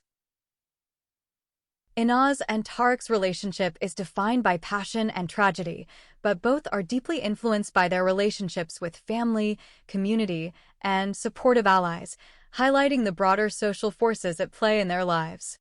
A comparison between the relationship of Mary Akal and Khalid with that of Inaz and Joseph. Using the detailed narrative and character analysis from the novel Inaz and the Two Unmarriageable Lovers by Dr. A. Ahmed to provide a structured, evidence-based comparison. 1. Nature and foundation of each relationship. Mary Akal and Khalid. Transactional and exploitative. The relationship between Mary Akal and Khalid is fundamentally transactional and exploitative. Khalid uses Mary for sex, sometimes allowing his friends to exploit her as well, charging them money but never sharing it with her. He refers to her in derogatory terms, such as black, ugly bitch and sex slave, and boasts about never marrying her. Mary is emotionally and physically exploited, and their relationship lacks emotional intimacy, respect, or partnership. Absence of love, there is no evidence of genuine affection, loyalty, or growth. Khalid is emotionally distant and manipulative, while Mary is left isolated and marginalized within the diaspora community. Inaz and Joseph. Chosen, healing, and supportive, the relationship between Inaz and Joseph is built on mutual respect, love, and emotional support. Joseph is an Ethiopian Christian medical student who becomes Inaz's second lover and husband and a source of healing and hope. Their relationship develops gradually, beginning with compassion and friendship, and deepening into a partnership based on solidarity and shared suffering. Growth and partnership. Joseph stands by Inaz through persecution, legal battles, and migration. Their love grows stronger through adversity, culminating in marriage, parenthood, and a new life together in Canada. Joseph's unwavering loyalty and compassion are central to Inaz's survival and transformation. 2. Emotional and symbolic meaning. Mary Akal and Khalid. Symbol of exploitation. Their relationship symbolizes the exploitation and objectification of women, especially those marginalized by race, religion, or social status. Mary is not seen as an equal partner but as a commodity. Khalid's treatment of Mary reflects broader issues of misogyny, racism, and the abuse of power within the diaspora community. Isolation. Mary is further isolated by her relationship with Khalid, as she is not respected by his peers and is often treated as an object rather than a person. Inaz and Joseph. Symbol of hope and healing, the love between Inaz and Joseph represents the possibility of healing, hope, and solidarity across boundaries. It is transformative, redemptive, and enduring. Together, they overcome immense adversity, and their partnership becomes a model of resilience and the pursuit of justice. Empowerment. Inaz finds agency, resilience, and a sense of purpose, becoming a symbol of resistance and hope for others. Joseph's support is crucial to her survival and growth. 3. Key contrasts. Aspect. Mary Akal and Khalid. Inaz and Joseph. Foundation. Transactional, exploitative, no real love. Chosen, mutual love, respect, and partnership. Emotional climate. Abuse, neglect, objectification. Healing, support, partnership, growth. Agency. Mary has little to none. Khalid holds all power. Both have agency. Joseph empowers Inaz. Symbolism. Exploitation, misogyny, racism. Hope, resilience, cross-cultural solidarity. Outcome. Ongoing exploitation, no hope or fulfillment. Growth, hope, new beginnings, family. 4. Relationships with others. Mary Akal and Khalid. Mary, marginalized, isolated, and exploited. Lacks supportive relationships and is not respected by Khalid's peers. Khalid, manipulative, self-serving, and involved in spreading rumors and social policing. Reinforces negative social patterns and is emotionally distant from Mary. Inaz and Joseph. Inaz, supported by Joseph, the Alexander family, and a few allies. Faces hostility from her family and community, but finds empowerment and healing in her chosen relationships. Joseph, compassionate, loyal, and supportive.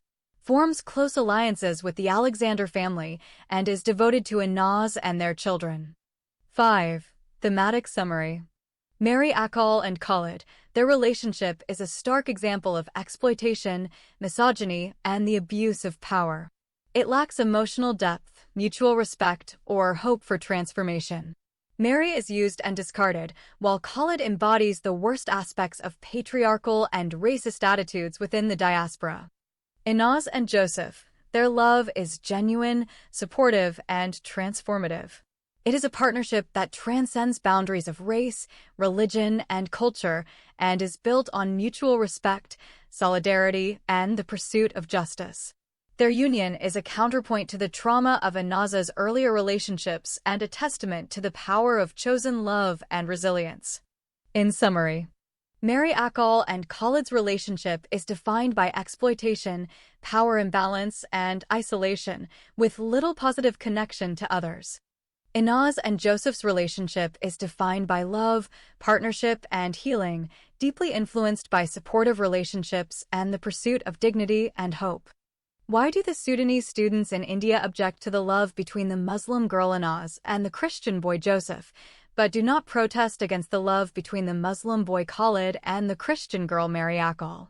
Breaking down the answer using the content from the novel Inaz and the Two Unmarriageable Lovers by Dr. A. Ahmed. 1. Religious double standards and gender roles. The Sudanese student community in India enforces strict religious and cultural norms, especially regarding relationships that cross religious boundaries. However, these norms are applied differently based on gender. Muslim women.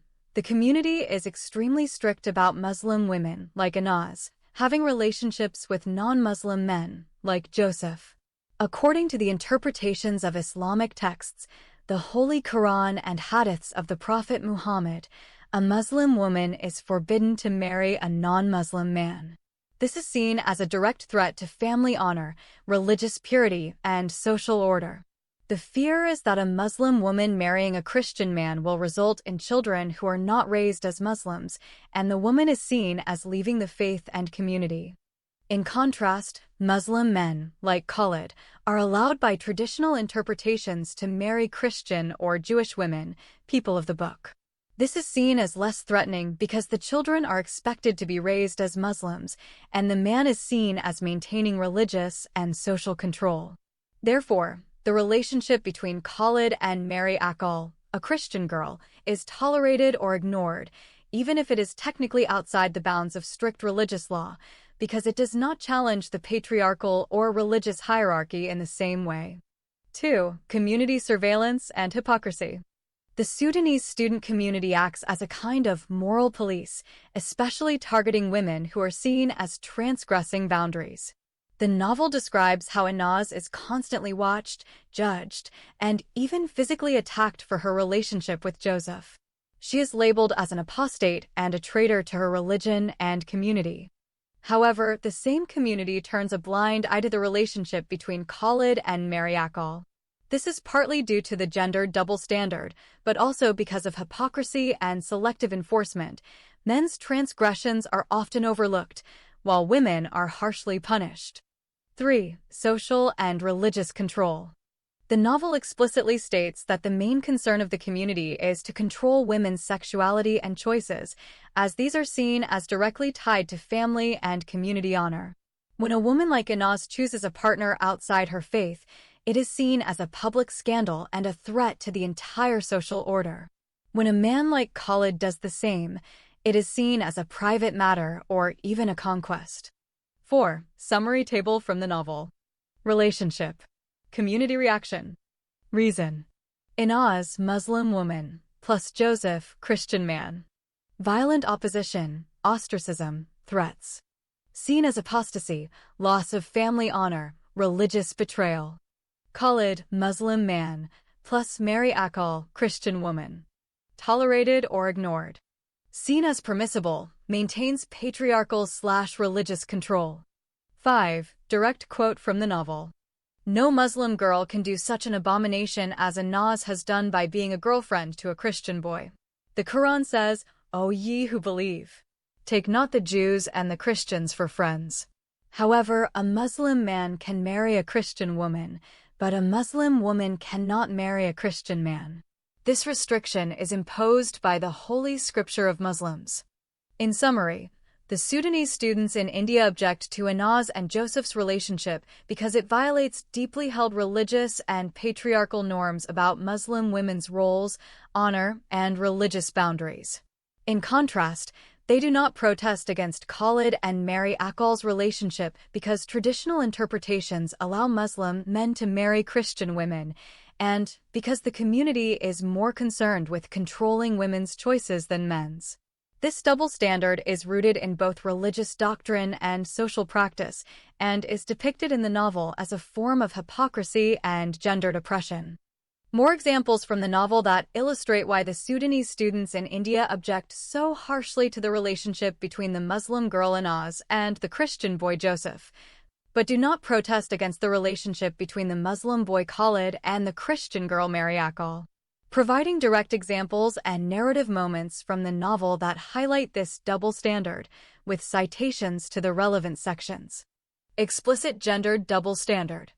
The novel repeatedly emphasizes that Muslim women are forbidden from marrying non-Muslim men, while Muslim men are permitted to marry Christian or Jewish women. This is not just a religious rule, but a deeply internalized social norm. Direct narrative contrast. The novel directly contrasts the two relationships. On Inaz and Joseph, Christian or Jewish women. Her love for her Christian boyfriend Joseph in the eyes of her Muslim family and her Sudanese community is more socially abhorrent and religiously abominable than her love for her former African boyfriend Tariq. Therefore, the forbidden love of the exceedingly beautiful Muslim girl Inaz with the extremely handsome Christian Joseph boy would be blanketed with tapestry of hate, persecution, danger, and constant series of life threats.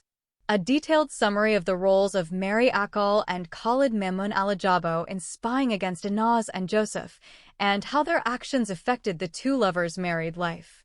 Roles of Mary and Khalid in spying. 1. Mary Akal, the double agent. Mary Akal is a Sudanese Christian girl who is involved in the church and becomes a close acquaintance of Inaz and Joseph during their time in India. Despite her outward appearance as a friend and fellow Christian, Mary acts as a double agent. She is in a romantic and sexual relationship with Khalid Mamoun Alajabo, a Sudanese Muslim student and cousin of Tariq, Inaz's former lover. Mary uses her proximity to Inaz and Joseph to gather information about their activities, especially after Inaz's conversion to Christianity and her marriage to Joseph. She is the first to spot Inaz and Joseph attending church together after Inaz's conversion from Islam to Christianity. Mary immediately informs Khalid about this, setting off a chain of events that leads to increased surveillance and persecution of the couple by the Sudanese student community. 2. Khalid Mamoun Alajabo, the instigator and informant.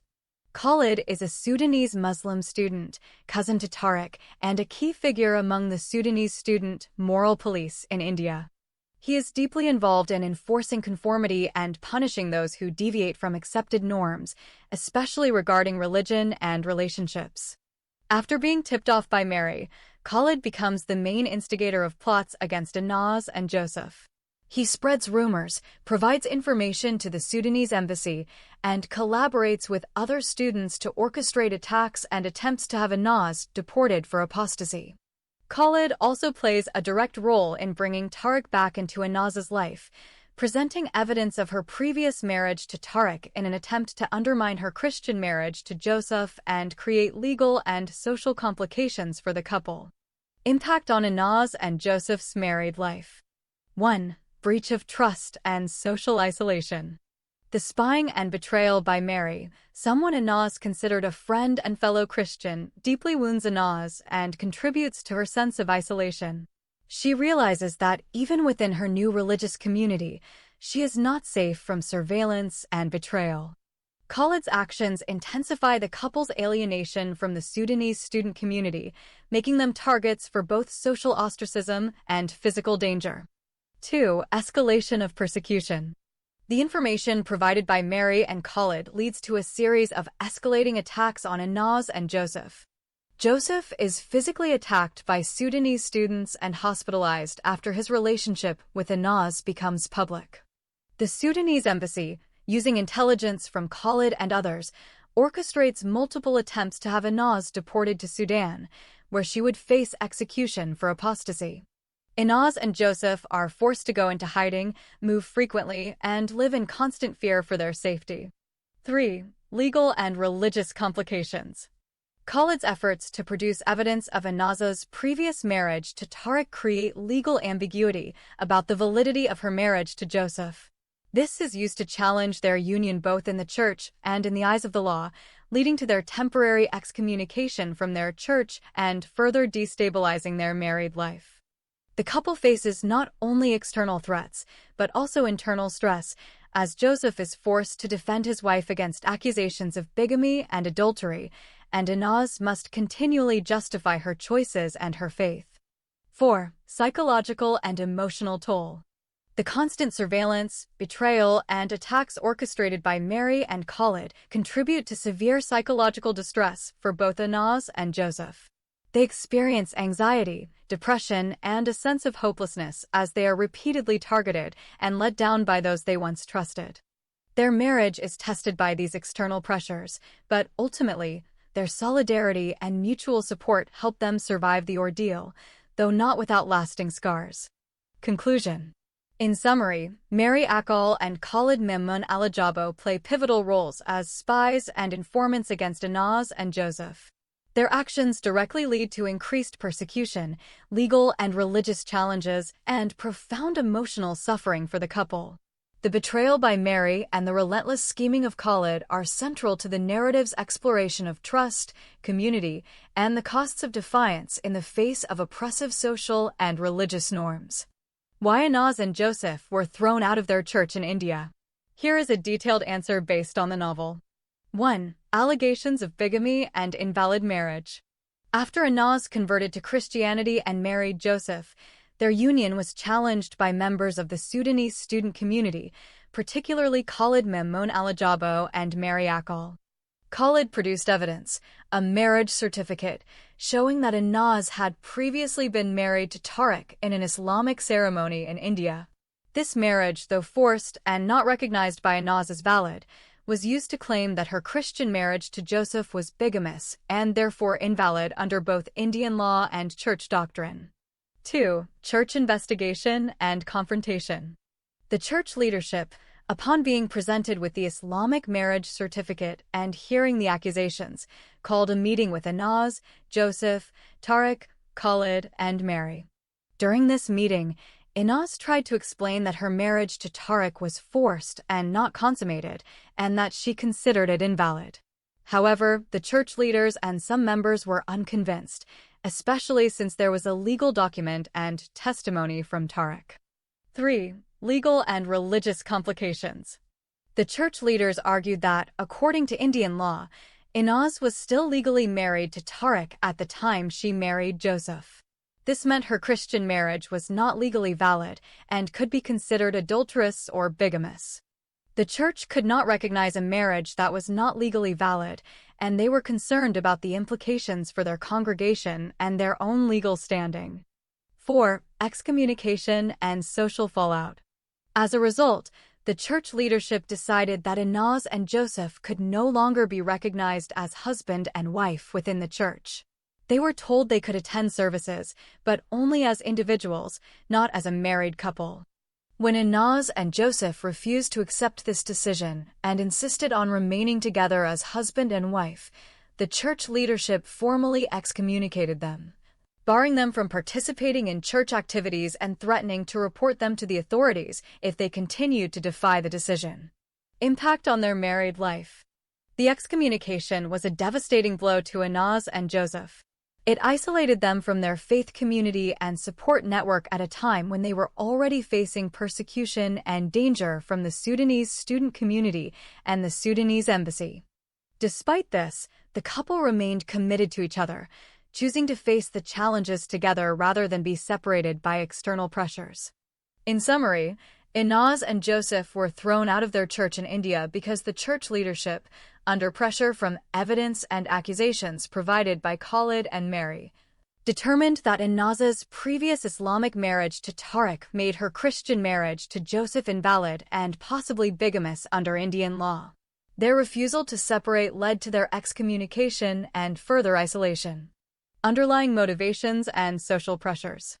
The church's decision was influenced by a combination of legal, religious, and social pressures. Legal. The risk of being seen as condoning bigamy or an invalid marriage under Indian law. Religious. The desire to uphold church doctrine regarding the sanctity and legality of marriage. Social. Pressure from the Sudanese student community and the fear of scandal or controversy within the church. Why Inaz falls in trouble with the Saudi police. After being forced into a loveless and abusive marriage with her cousin Osama, Inaz is sent to live with him in Saudi Arabia.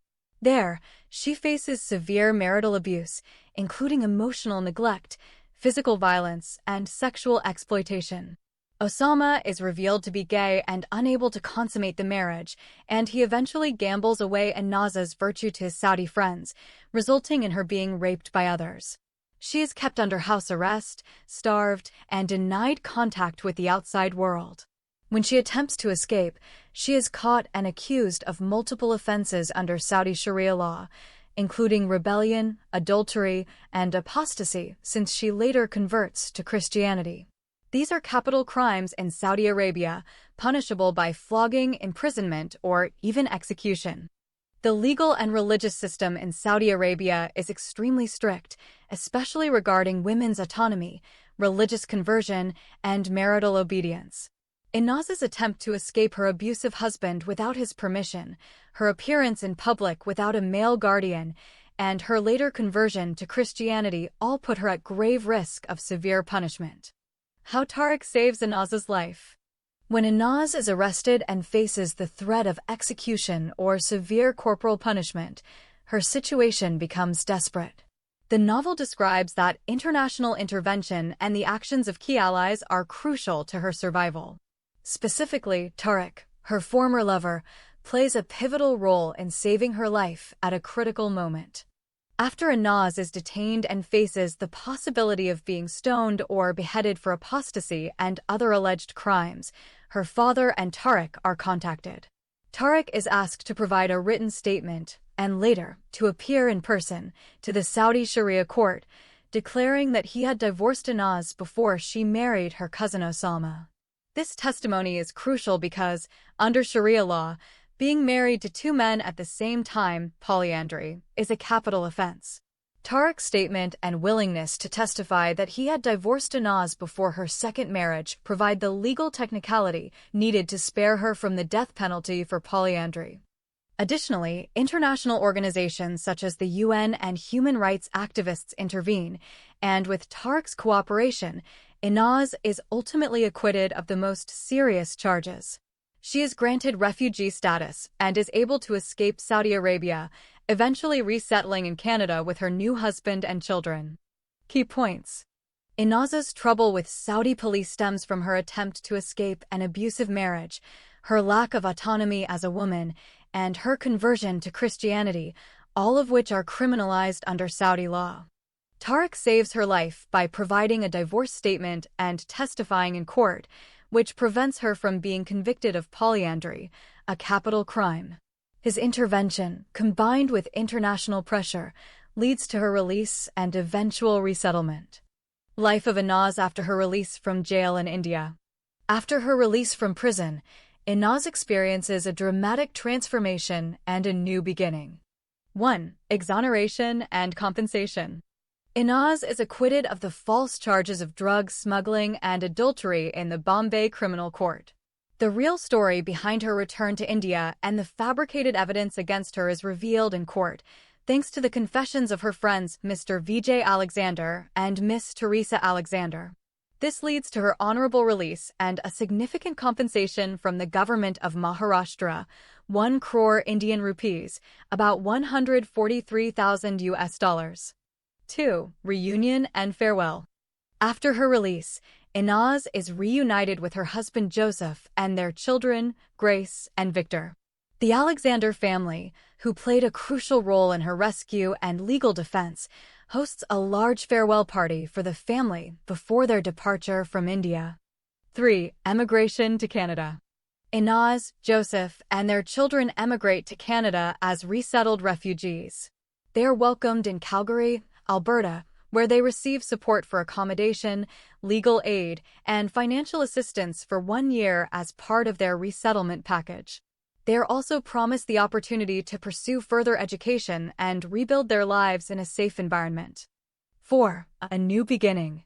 The family's arrival in Canada marks a stark contrast to the suffering and persecution Inaz endured. She is deeply moved by the freedom, safety, and prosperity she witnesses in her new country.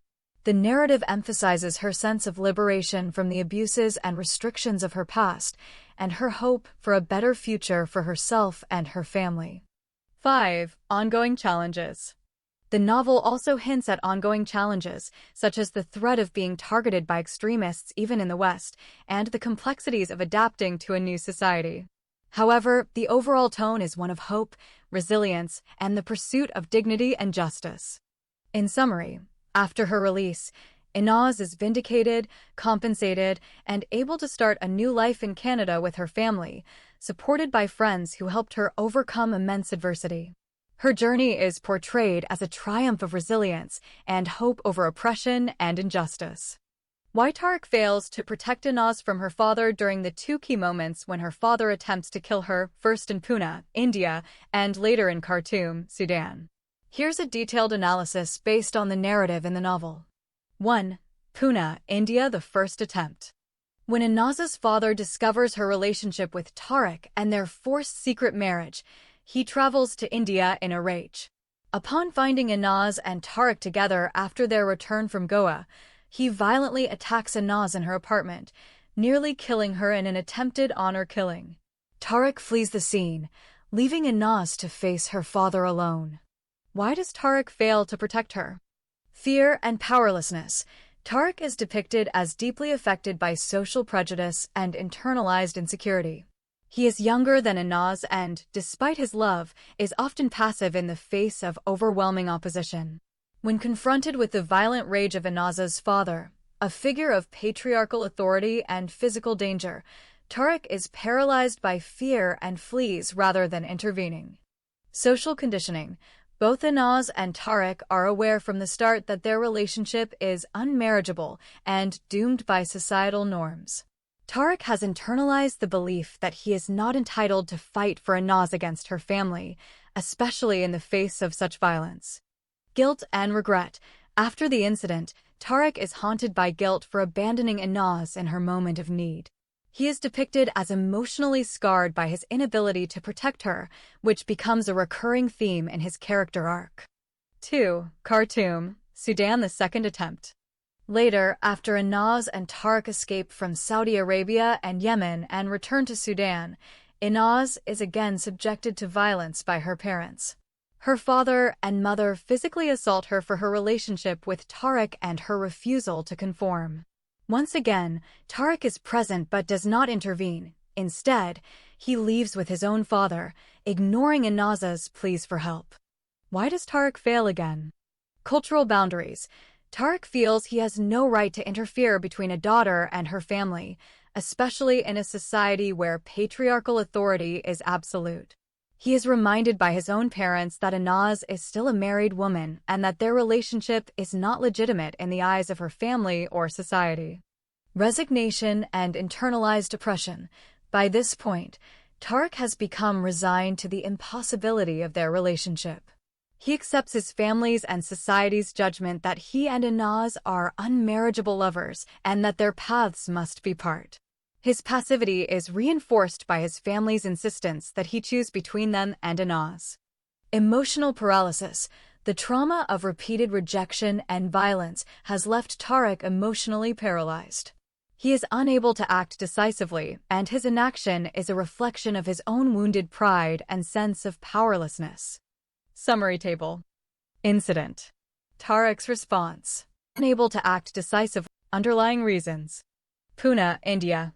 Flees, leaves Inaz to face her father alone.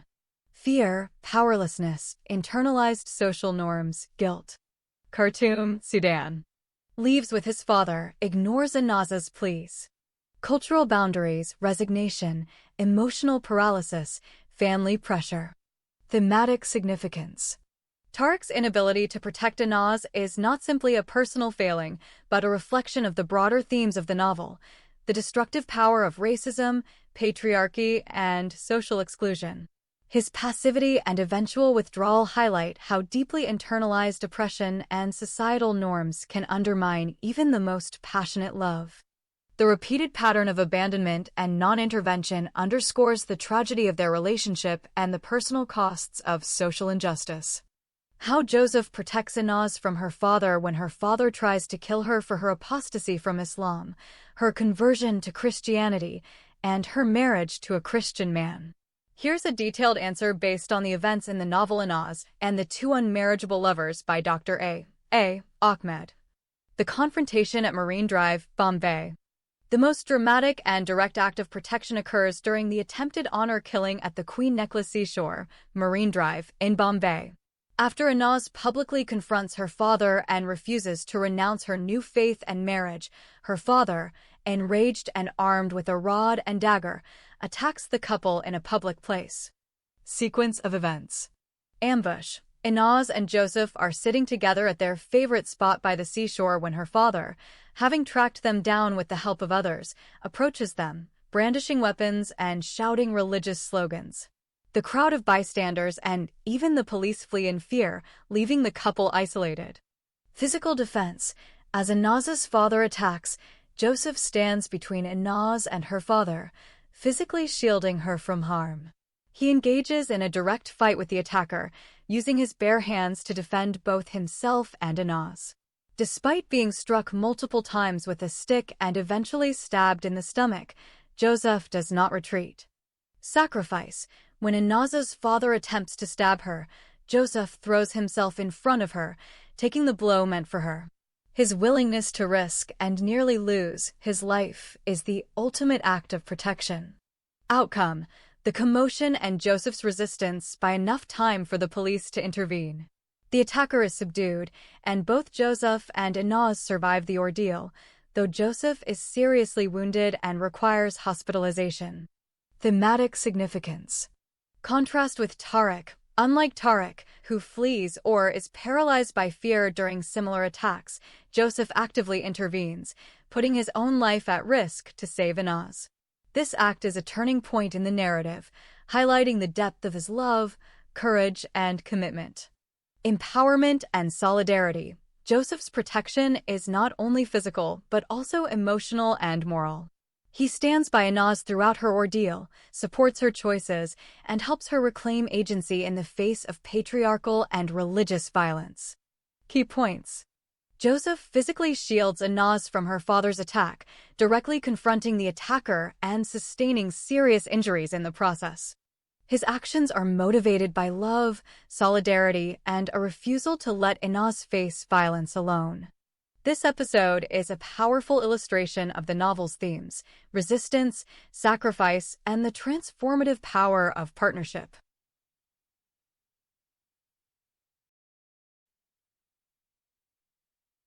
A detailed comparison of Joseph's and Tariq's actions, especially in the context of protecting Inaz from violence and supporting her through her ordeals. Here's a structured, evidence-based comparison drawn from the novel. Joseph versus Tariq. Detailed comparison of actions. 1. Response to physical danger. Tariq. Pune, India. When Inaz's father attacks her in a rage, Tariq flees the scene, leaving Inaz to face her father's violence alone. He is paralyzed by fear and social conditioning, feeling powerless to intervene against patriarchal authority. This results in deep guilt and regret. Khartoum, Sudan. During a second violent episode, Tariq again does not intervene. He leaves with his own father, ignoring Inaz's pleas for help. He feels he has no right to interfere between a daughter and her family, especially in a society where patriarchal authority is absolute. Joseph. Bombay, India. When Inaz's father attempts to kill her for her apostasy and marriage to a Christian, Joseph physically stands between Inaz and her father. He directly confronts the attacker, engaging in a fight and sustaining serious injuries, including being stabbed, to protect her. He does not retreat, and his actions buy enough time for the police to intervene and subdue the attacker. 2. Emotional and moral support. Tariq. Internal conflict. Tariq is emotionally scarred by repeated rejection and violence. He is often passive, internalizing the belief that he is unmarriageable and not entitled to fight for Anaz. His support is limited by his own insecurity and wounded pride. Resignation. Over time, Tariq becomes resigned to the impossibility of their relationship, accepting societal and familial judgment. He ultimately withdraws, leaving Anaz to face her struggles alone. Joseph.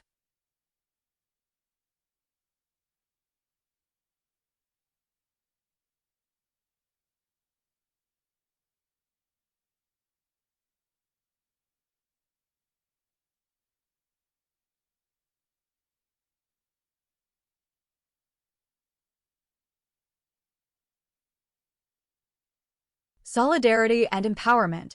Joseph not only provides physical protection, but also stands by Anaz emotionally and morally. He supports her choices, helps her reclaim agency, and encourages her to speak out against injustice. His unwavering support is crucial to her survival and growth. Sacrifice. Joseph is willing to risk and nearly lose his life for Anaz. His actions are motivated by love, solidarity, and a refusal to let her face violence alone. 3. Agency and growth. Tariq. Passivity and internalized oppression. Tariq's arc is marked by passivity and resignation. He is unable to act decisively, and his inaction is a reflection of his own wounded pride and sense of powerlessness. He ultimately becomes a tragic figure, left with loss and bitterness. Occasional antagonism. At times, Tariq's pain and sense of betrayal lead him to actions motivated by resentment, including attempts to sabotage Anaz's happiness. Joseph.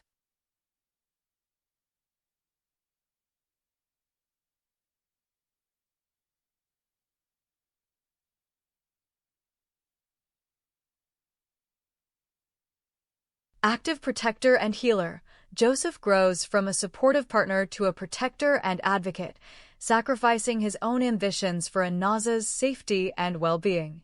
He becomes a model of steadfast love and moral integrity. Catalyst for change.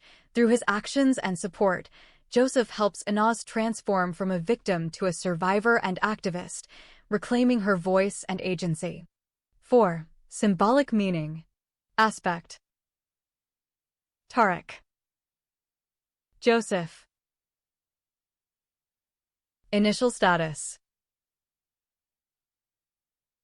Hopeful, loving, but insecure and marginalized. Outsider, compassionate, seeking belonging. Main struggle.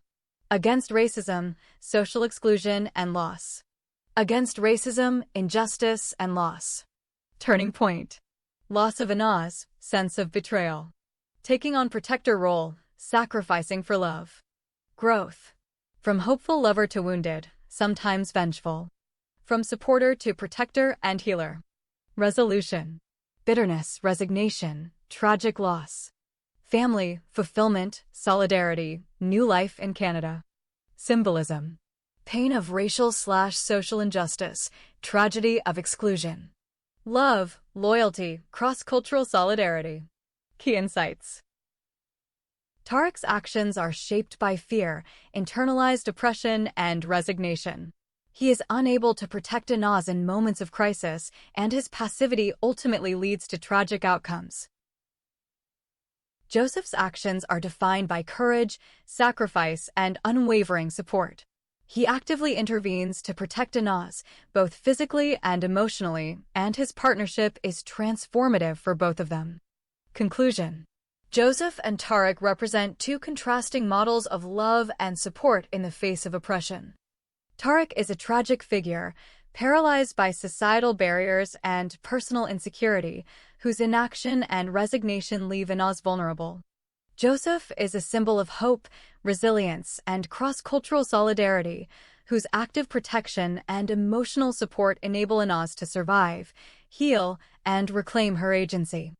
A detailed summary of how Joseph helps Anaz with her conversion from Islam to Christianity and the backlashes she faces from her community and family, based on the novel. How Joseph helps Anaz convert. Emotional support and compassion. Joseph, an Ethiopian Christian medical student, becomes a source of healing and hope for Anaz after her traumatic experiences with her family, her first lover Tariq, and her abusive marriage to Osama. His unwavering support and compassion help her recover from trauma and reclaim her agency. Intellectual and spiritual guidance. Joseph introduces Anaz to Christian teachings, especially the loving and peaceful messages of Jesus Christ. He contrasts these with the misogynistic and patriarchal teachings she experienced in her upbringing. Through patient conversations, he helps her see the possibility of a faith that values her dignity and autonomy. Encouraging critical reflection. Joseph encourages Anaz to critically examine the religious and social systems that have oppressed her. He supports her as she studies comparative religion and philosophy, helping her articulate her doubts about Islam and her growing attraction to Christianity. Facilitating her conversion. When Anaz is ready, Joseph accompanies her to church, supports her through her baptism, and stands by her side as she openly declares her new faith. Their relationship, built on mutual respect and shared suffering, becomes a partnership in resistance and hope. Providing a safe haven. Joseph and his allies, including the Alexander family, help protect Anaz from physical harm and provide her with shelter and community as she faces backlash for her conversion. Backlashes faced by Anaz from community and family. 1. Family rejection and violence. Anaz's father, a strict patriarch, reacts with rage and violence upon learning of her conversion. He attempts to honor killings multiple times, physically assaults her, and ultimately disowns her, declaring her dead to the family. Her mother is complicit, enforcing patriarchal norms and emotionally abandoning her. The extended family supports her father's actions, reinforcing her isolation. 2. Community ostracism and threats. The Sudanese student community in India acts as moral police, surveilling, attacking, and ostracizing Anaz for her relationships and, later, her conversion to Christianity. She is subjected to rumors, public shaming, and threats of honor killing. After her conversion to Christianity, the backlash intensifies. She is declared an apostate, faces threats of execution, and is targeted for kidnapping and forced repatriation by Sudanese diplomats and corrupt police. 3. Legal and institutional persecution. Anaz is falsely accused of crimes, such as drug trafficking, by corrupt authorities in India and Saudi Arabia, leading to imprisonment, torture, and rape. Her conversion to Christianity is used as justification for legal persecution and attempts to extradite her to Sudan, where apostasy is punishable by death. 4. Religious and social stigma. Her conversion to Christianity is seen as a betrayal of family, tribe, and nation. She is labeled a traitor, infidel, and source of shame. The community's response includes collective condemnation, social exclusion, and incitement to violence. 5. International and diaspora pressure. Sudanese embassies and diaspora networks collaborate to surveil, harass, and attempt to forcibly return Anaz to Sudan for punishment. Multiple plots are hatched to kidnap her, and she narrowly escapes extradition and death through international intervention. Key moments illustrating backlash. Physical assault by father. After her relationship with Tariq is exposed, her father travels to India and nearly kills her in an honor attack. Later, after her conversion to Christianity, he attempts to murder her again. Community violence. The Sudanese student community in India attacks and ostracizes her, acting as enforcers of religious and social conformity. Legal persecution. She is imprisoned, tortured, and raped by authorities in India and Saudi Arabia, with her apostasy cited as a reason for her mistreatment. International plots. Sudanese diplomats and police repeatedly attempt to kidnap and extradite her for apostasy, leading to dramatic escapes and interventions by the UN and human rights activists. Conclusion. Joseph's role in Anaz's conversion to Christianity is central. He provides emotional, intellectual, and spiritual support, helps her critically examine her beliefs, and stands by her through the process of conversion to Christianity and the severe backlash that follows. The consequences for Inaz are extreme. She faces violence, ostracism, legal persecution, and threats to her life from her family, community, and state institutions. Her journey is one of resilience and hope, but also a stark portrayal of the dangers faced by women who challenge patriarchal and religious norms in conservative societies. How Inaz discovers that Islam is the main reason for her abuse and suffering in Sudan, India, and Saudi Arabia. Here's a detailed, evidence-based answer drawn directly from the novel Inaz and the Two Unmarriageable Lovers, a novel by Dr. A. Ahmed. How Inaz discovers Islam as the root of her suffering. 1. Personal experience of oppression. Throughout her life, Inaz faces severe oppression, violence, and control, first from her father in Sudan, then from her husband and the legal system in Saudi Arabia, and finally from her own community and authorities in India.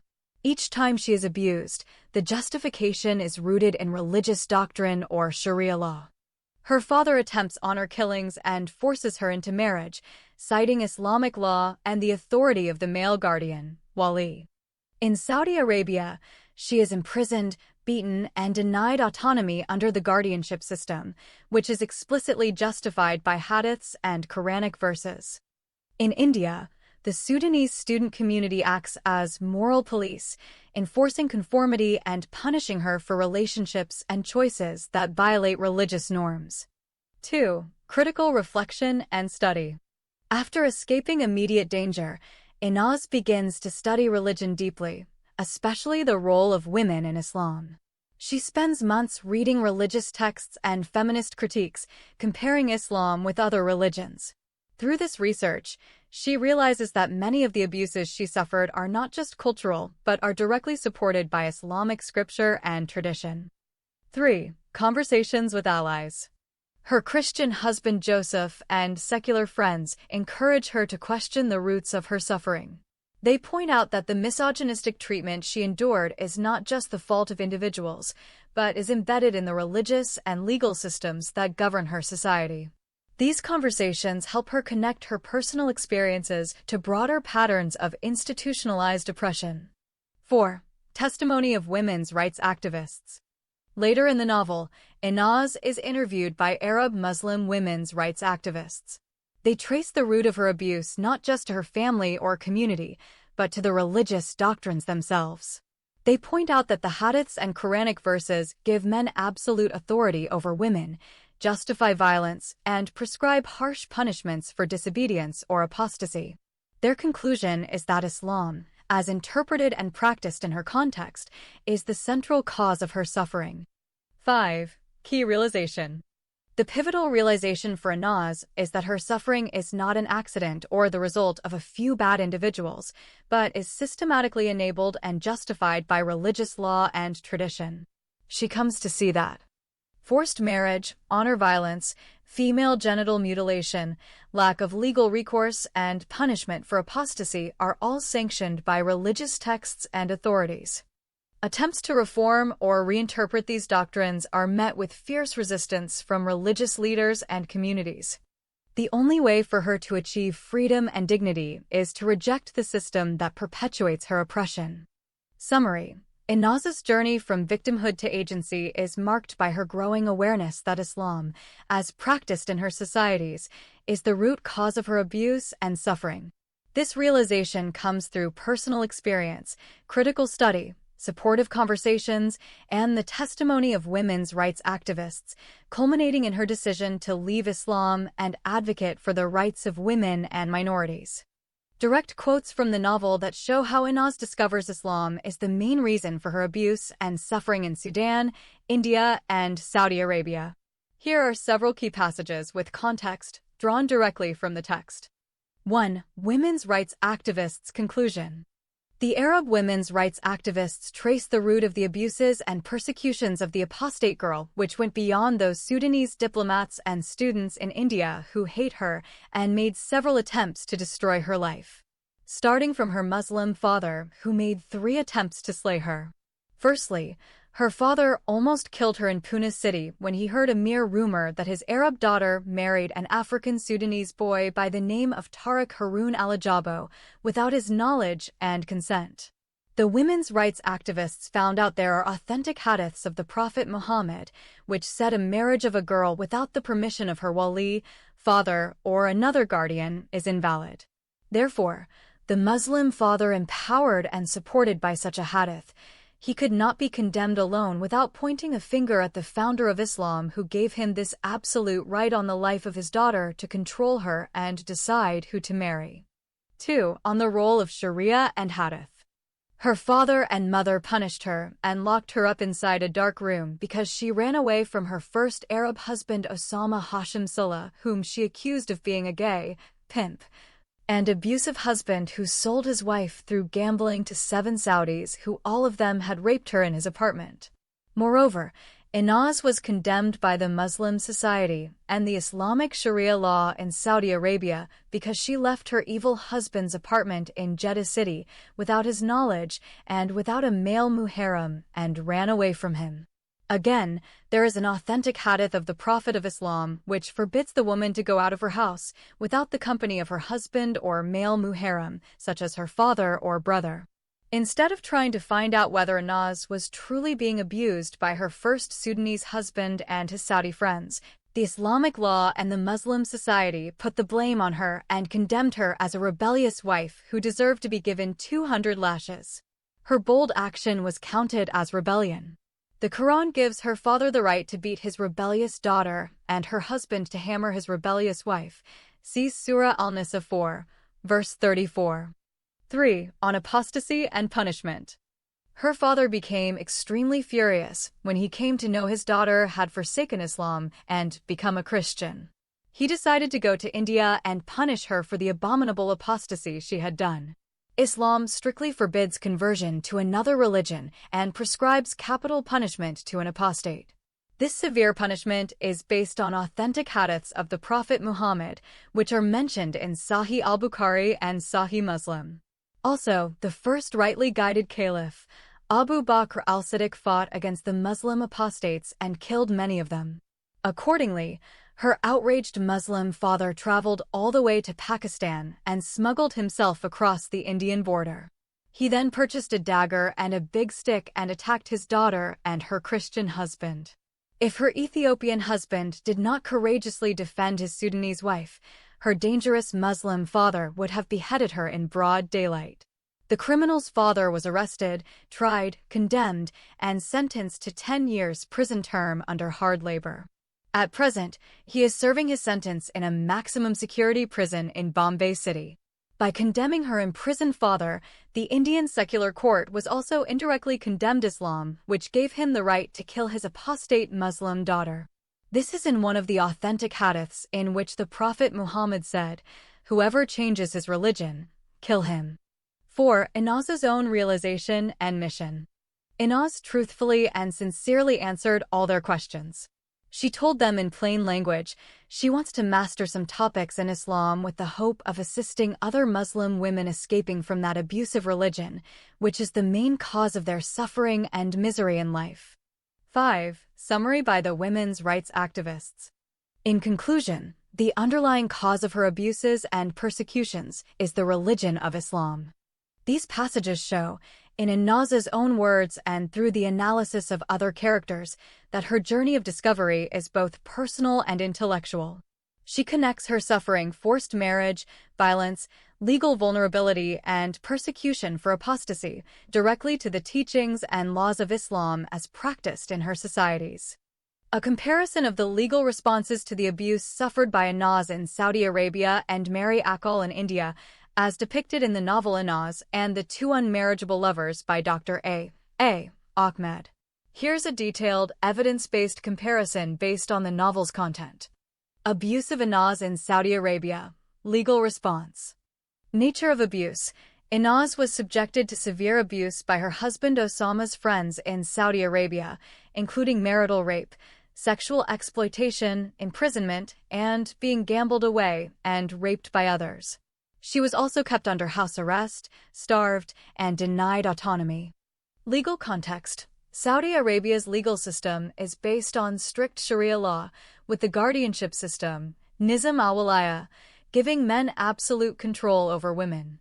Women cannot travel, marry, or access many services without male permission.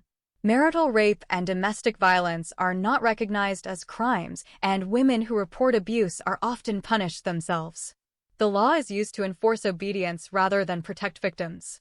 Legal response.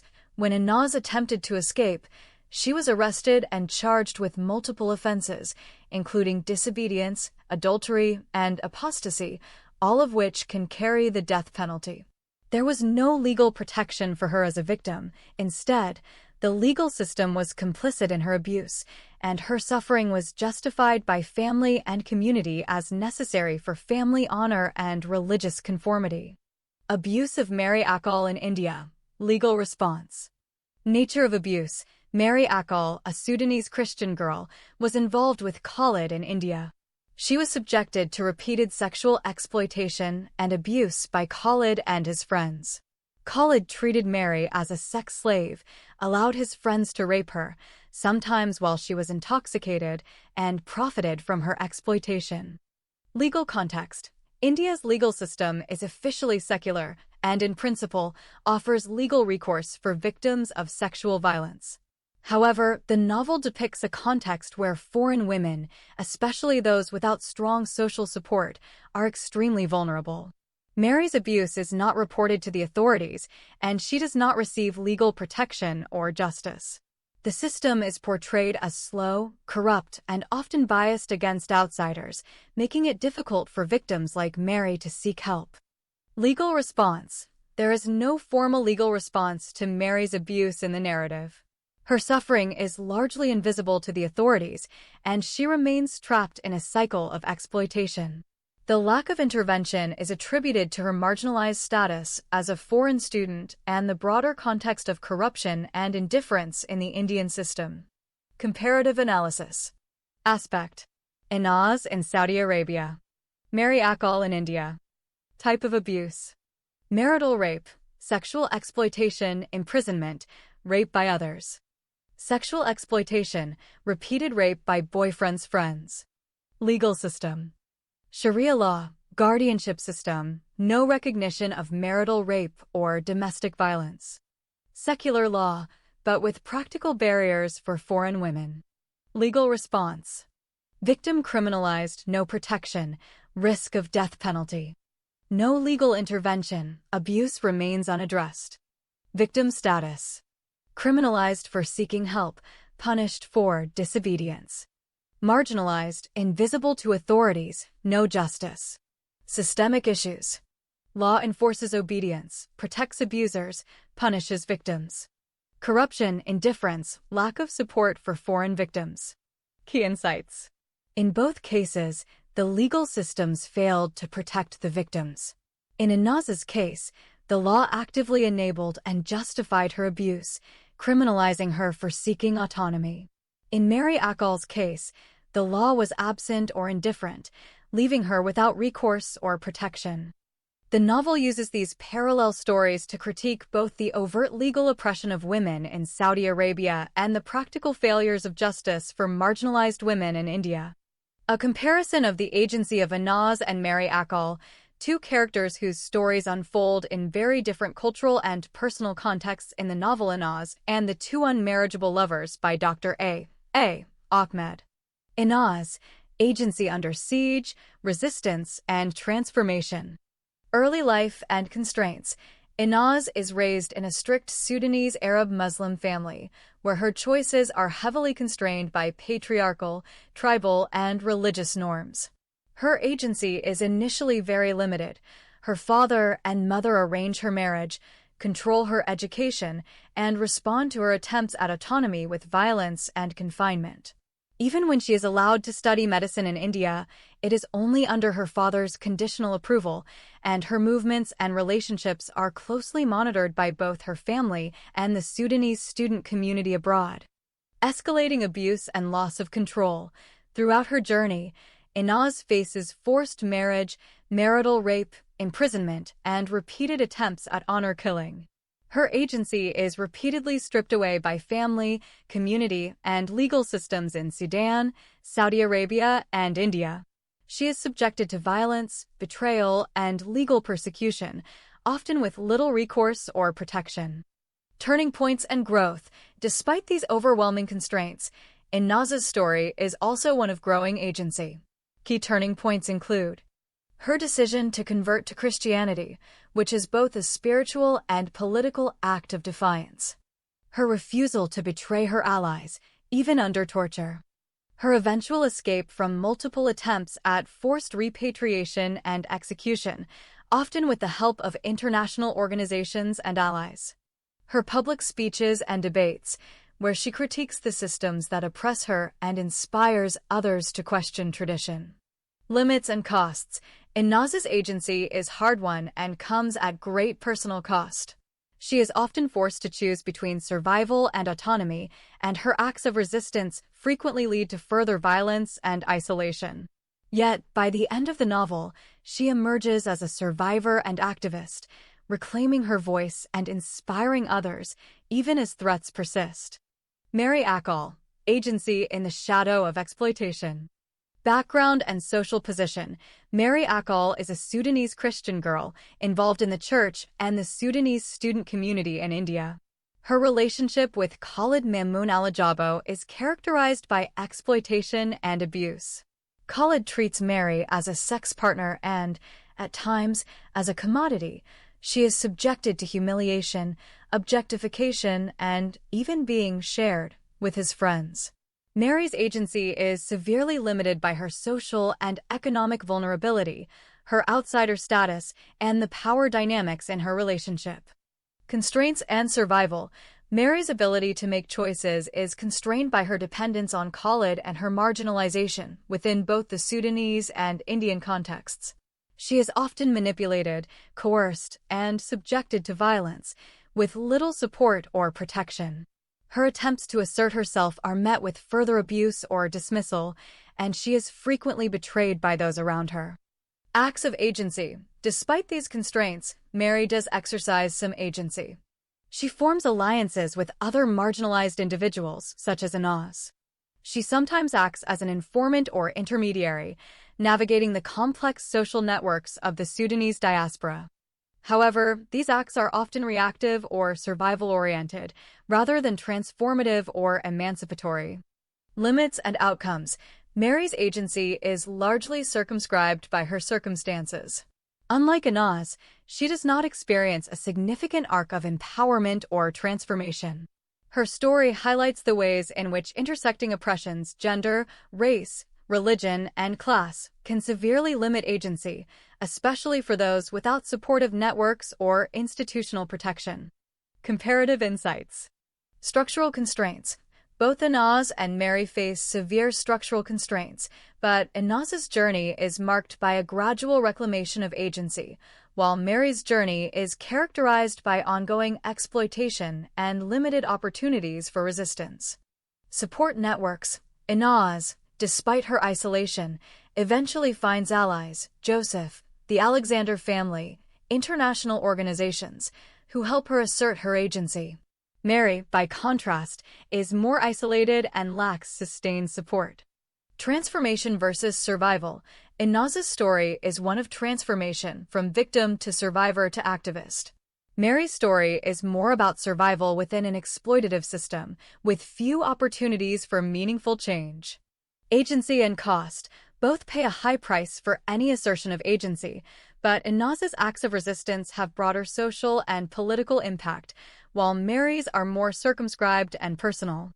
In summary, Inaz's agency is forged through relentless struggle, resistance, and the eventual support of allies, allowing her to transform her circumstances and inspire others. Mary Akal's agency, in contrast, is severely limited by her social position and the exploitative dynamics of her relationship with Khalid, leaving her with few avenues for empowerment or escape. Their stories together illustrate the spectrum of agency available to women in oppressive contexts and the profound impact of both structural barriers and supportive networks on the ability to assert one's will. A comparison between the two marriages of Anaz with Tariq and the two marriages of Anaz with Joseph, as depicted in the novel Anaz and the Two Unmarriageable Lovers by Dr. A. Ahmed. 1. The two marriages of Anaz with Tariq.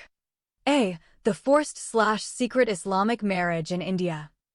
Nature. Anaz and Tariq's first marriage is a forced, secret Islamic marriage conducted under duress by the Sudanese Muslim Brotherhood students in India. This marriage is not recognized by her family and is a source of further conflict and danger. Foundation. The marriage is not based on mutual choice or love as a foundation for a life together, but rather as a coerced response to community pressure and threats of violence. Both Anaz and Tariq know from the start that their relationship is unmarriageable due to deep-seated racial and tribal prejudice in Sudanese society. Development. Their relationship is passionate but fraught with insecurity, social stigma, and a sense of doom. The marriage is never fully consummated or accepted and is marked by violence, betrayal, and eventual separation.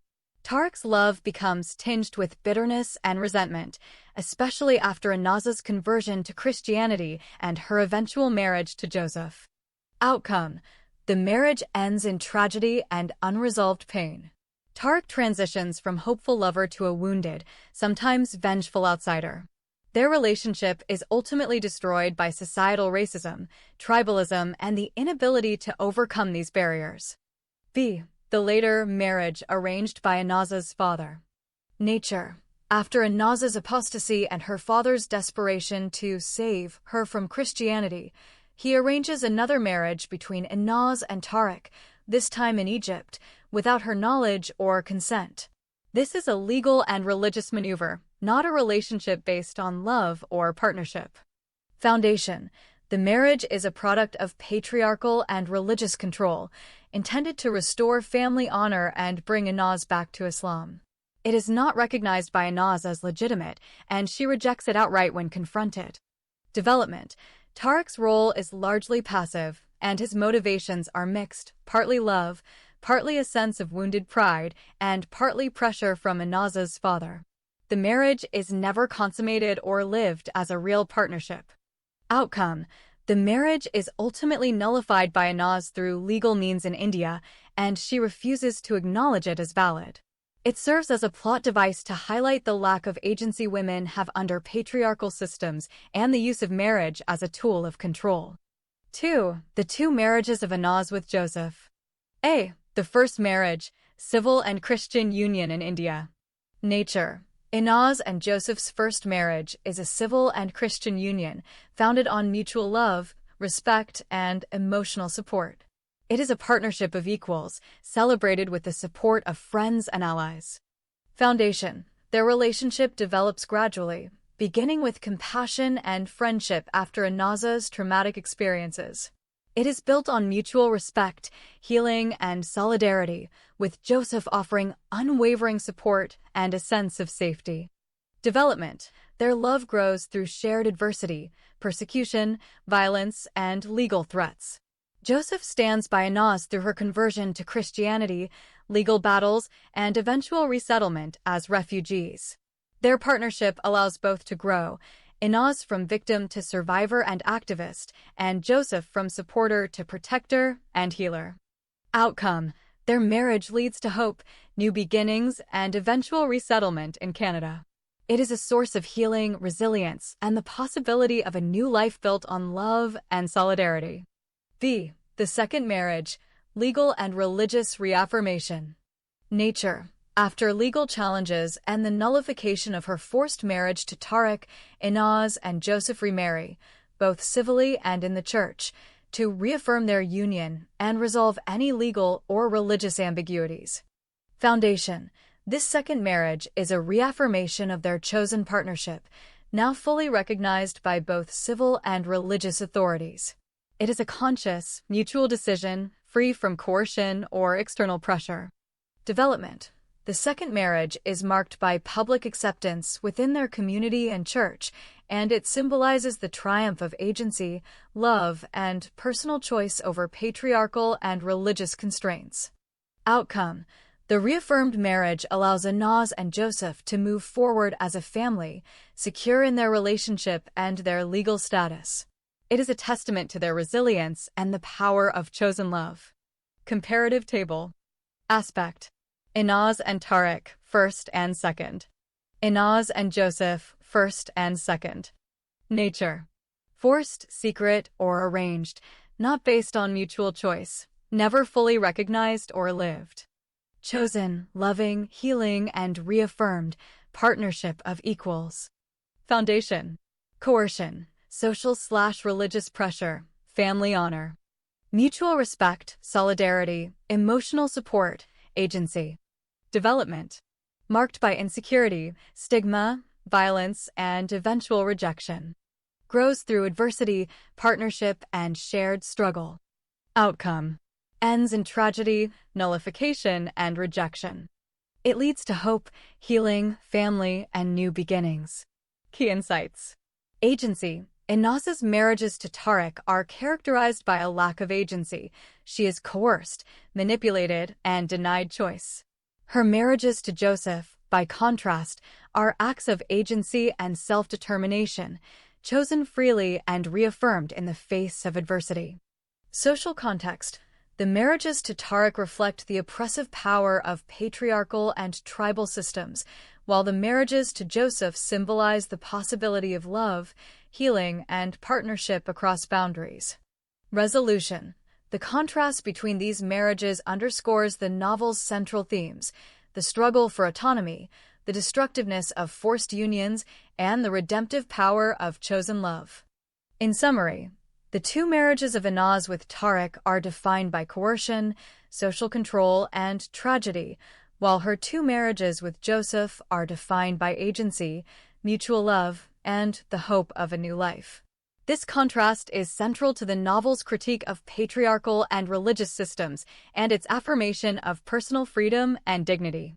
Why Anaz's father, despite being a staunchly racist Arab man, ultimately agrees to give his daughter in marriage to her African boyfriend Tariq, even though Tariq is already a married man. Summary of the situation. Throughout the novel, Anaz's father, Ahmed Saleh, is portrayed as a proud Sudanese Arab who is deeply invested in tribal and racial hierarchies. He initially considers Tariq, who is of African, Fur, descent, utterly unmarriageable for his Arab daughter, and his racism is a driving force behind much of Anaz's suffering. However, by the end of the story, he reverses his position and offers Anaz's hand to Tariq, even though Tariq is already married. Reasons for the change. Religious prioritization over race. The father's ultimate decision is driven by his perception of religious hierarchy. While he is deeply racist, he is even more concerned about his daughter's conversion to Christianity and her marriage to Joseph, an Ethiopian Christian. In his worldview, it is less shameful for his daughter to be married to a black African Muslim, Tariq, than to a Christian, whom he sees as an infidel. The idea of his daughter leaving Islam is, for him, a greater dishonor than crossing racial boundaries within Islam. Desperation to restore family honor. After Anaz's conversion to Christianity and public defiance, her father is desperate to restore the family's honor in the eyes of their community. By arranging a marriage to Tariq, he hopes to erase the scandal of apostasy and interfaith marriage. Even though Tariq is already married, polygamy is permissible in Islamic law, so this is not an insurmountable obstacle for the father. The priority is to bring Anaz back into the Muslim fold, even if it means accepting a union he previously abhorred. Instrumental use of Tariq. The father's offer is not a genuine acceptance of Tariq as a son-in-law, but rather a pragmatic move. He sees Tariq as a tool to save his daughter from Christianity and to reassert patriarchal and religious control. The marriage is less about love or reconciliation and more about damage control and reasserting authority. Polygamy as a cultural solution. The fact that Tariq is already married is not a barrier in this context. In Sudanese and broader Islamic law, a man may have up to 4 wives. The father is willing to overlook his previous objections to polygamy and racial mixing because the alternative, his daughter remaining a Christian and married to Joseph, is, in his view, far worse. Conclusion. In summary, Inaz's father's decision is a reluctant, pragmatic concession. It is motivated by a hierarchy of values in which religious conformity and family honor outweigh racial prejudice and even the complications of polygamy. The marriage to Tariq, though previously unthinkable, becomes the lesser evil compared to the perceived catastrophe of apostasy and interfaith marriage. Direct textual examples from the novel that show why Inaz's father, despite being a staunch racist Arab, ultimately agrees to give his daughter in marriage to her African boyfriend Tariq, even though Tariq is already married. Below are direct textual excerpts from the novel Inaz and the Two Unmarriageable Lovers. Book 1. A novel by Dr. A. Ahmed that illustrate this decision and the reasoning behind it. 1. The father's reluctant offer. The proud Sudanese lawyer preferred his Arab daughter to wed the so-called Karabi boy who looks like an ugly black crow, which more tolerable for him than leaving her to remain an apostate from Islam and dies as a filthy infidel Christian woman and goes to hell. His pride and arrogance cannot tolerate an apostate girl in his Arab tribe. His Shajia tribe will tell you in pride, "We are Shajia and Arabs. We memorize the Quran by heart and teach others the hadiths of our great-grandfather, the Prophet Muhammad." Mr. Ahmed Sulla convinced Tariq that as a Muslim man, the Quran gives him the right to have up to 4 wives at the same time. Although the African boy is already a married man, the tempting offer of the cunning father of his former Arab girlfriend Inaz made him agree to have a second wife according to the blessed sunnah of his Prophet Muhammad. Especially now his unfulfilled life dream can be at last realized. Then, the Sudanese lawyer took the Karabi boy to a mosque and requested an Egyptian imam to conduct the marriage of his Arab daughter Inaz Ahmed Sulla with the good Muslim boy Tariq Harun al-Ajabo. 2. The lesser evil logic. Even so, at first, the African boyfriend Tariq thanked the proud Arab man for his kind offer, but he said he had already found a suitable Arab girl and married her.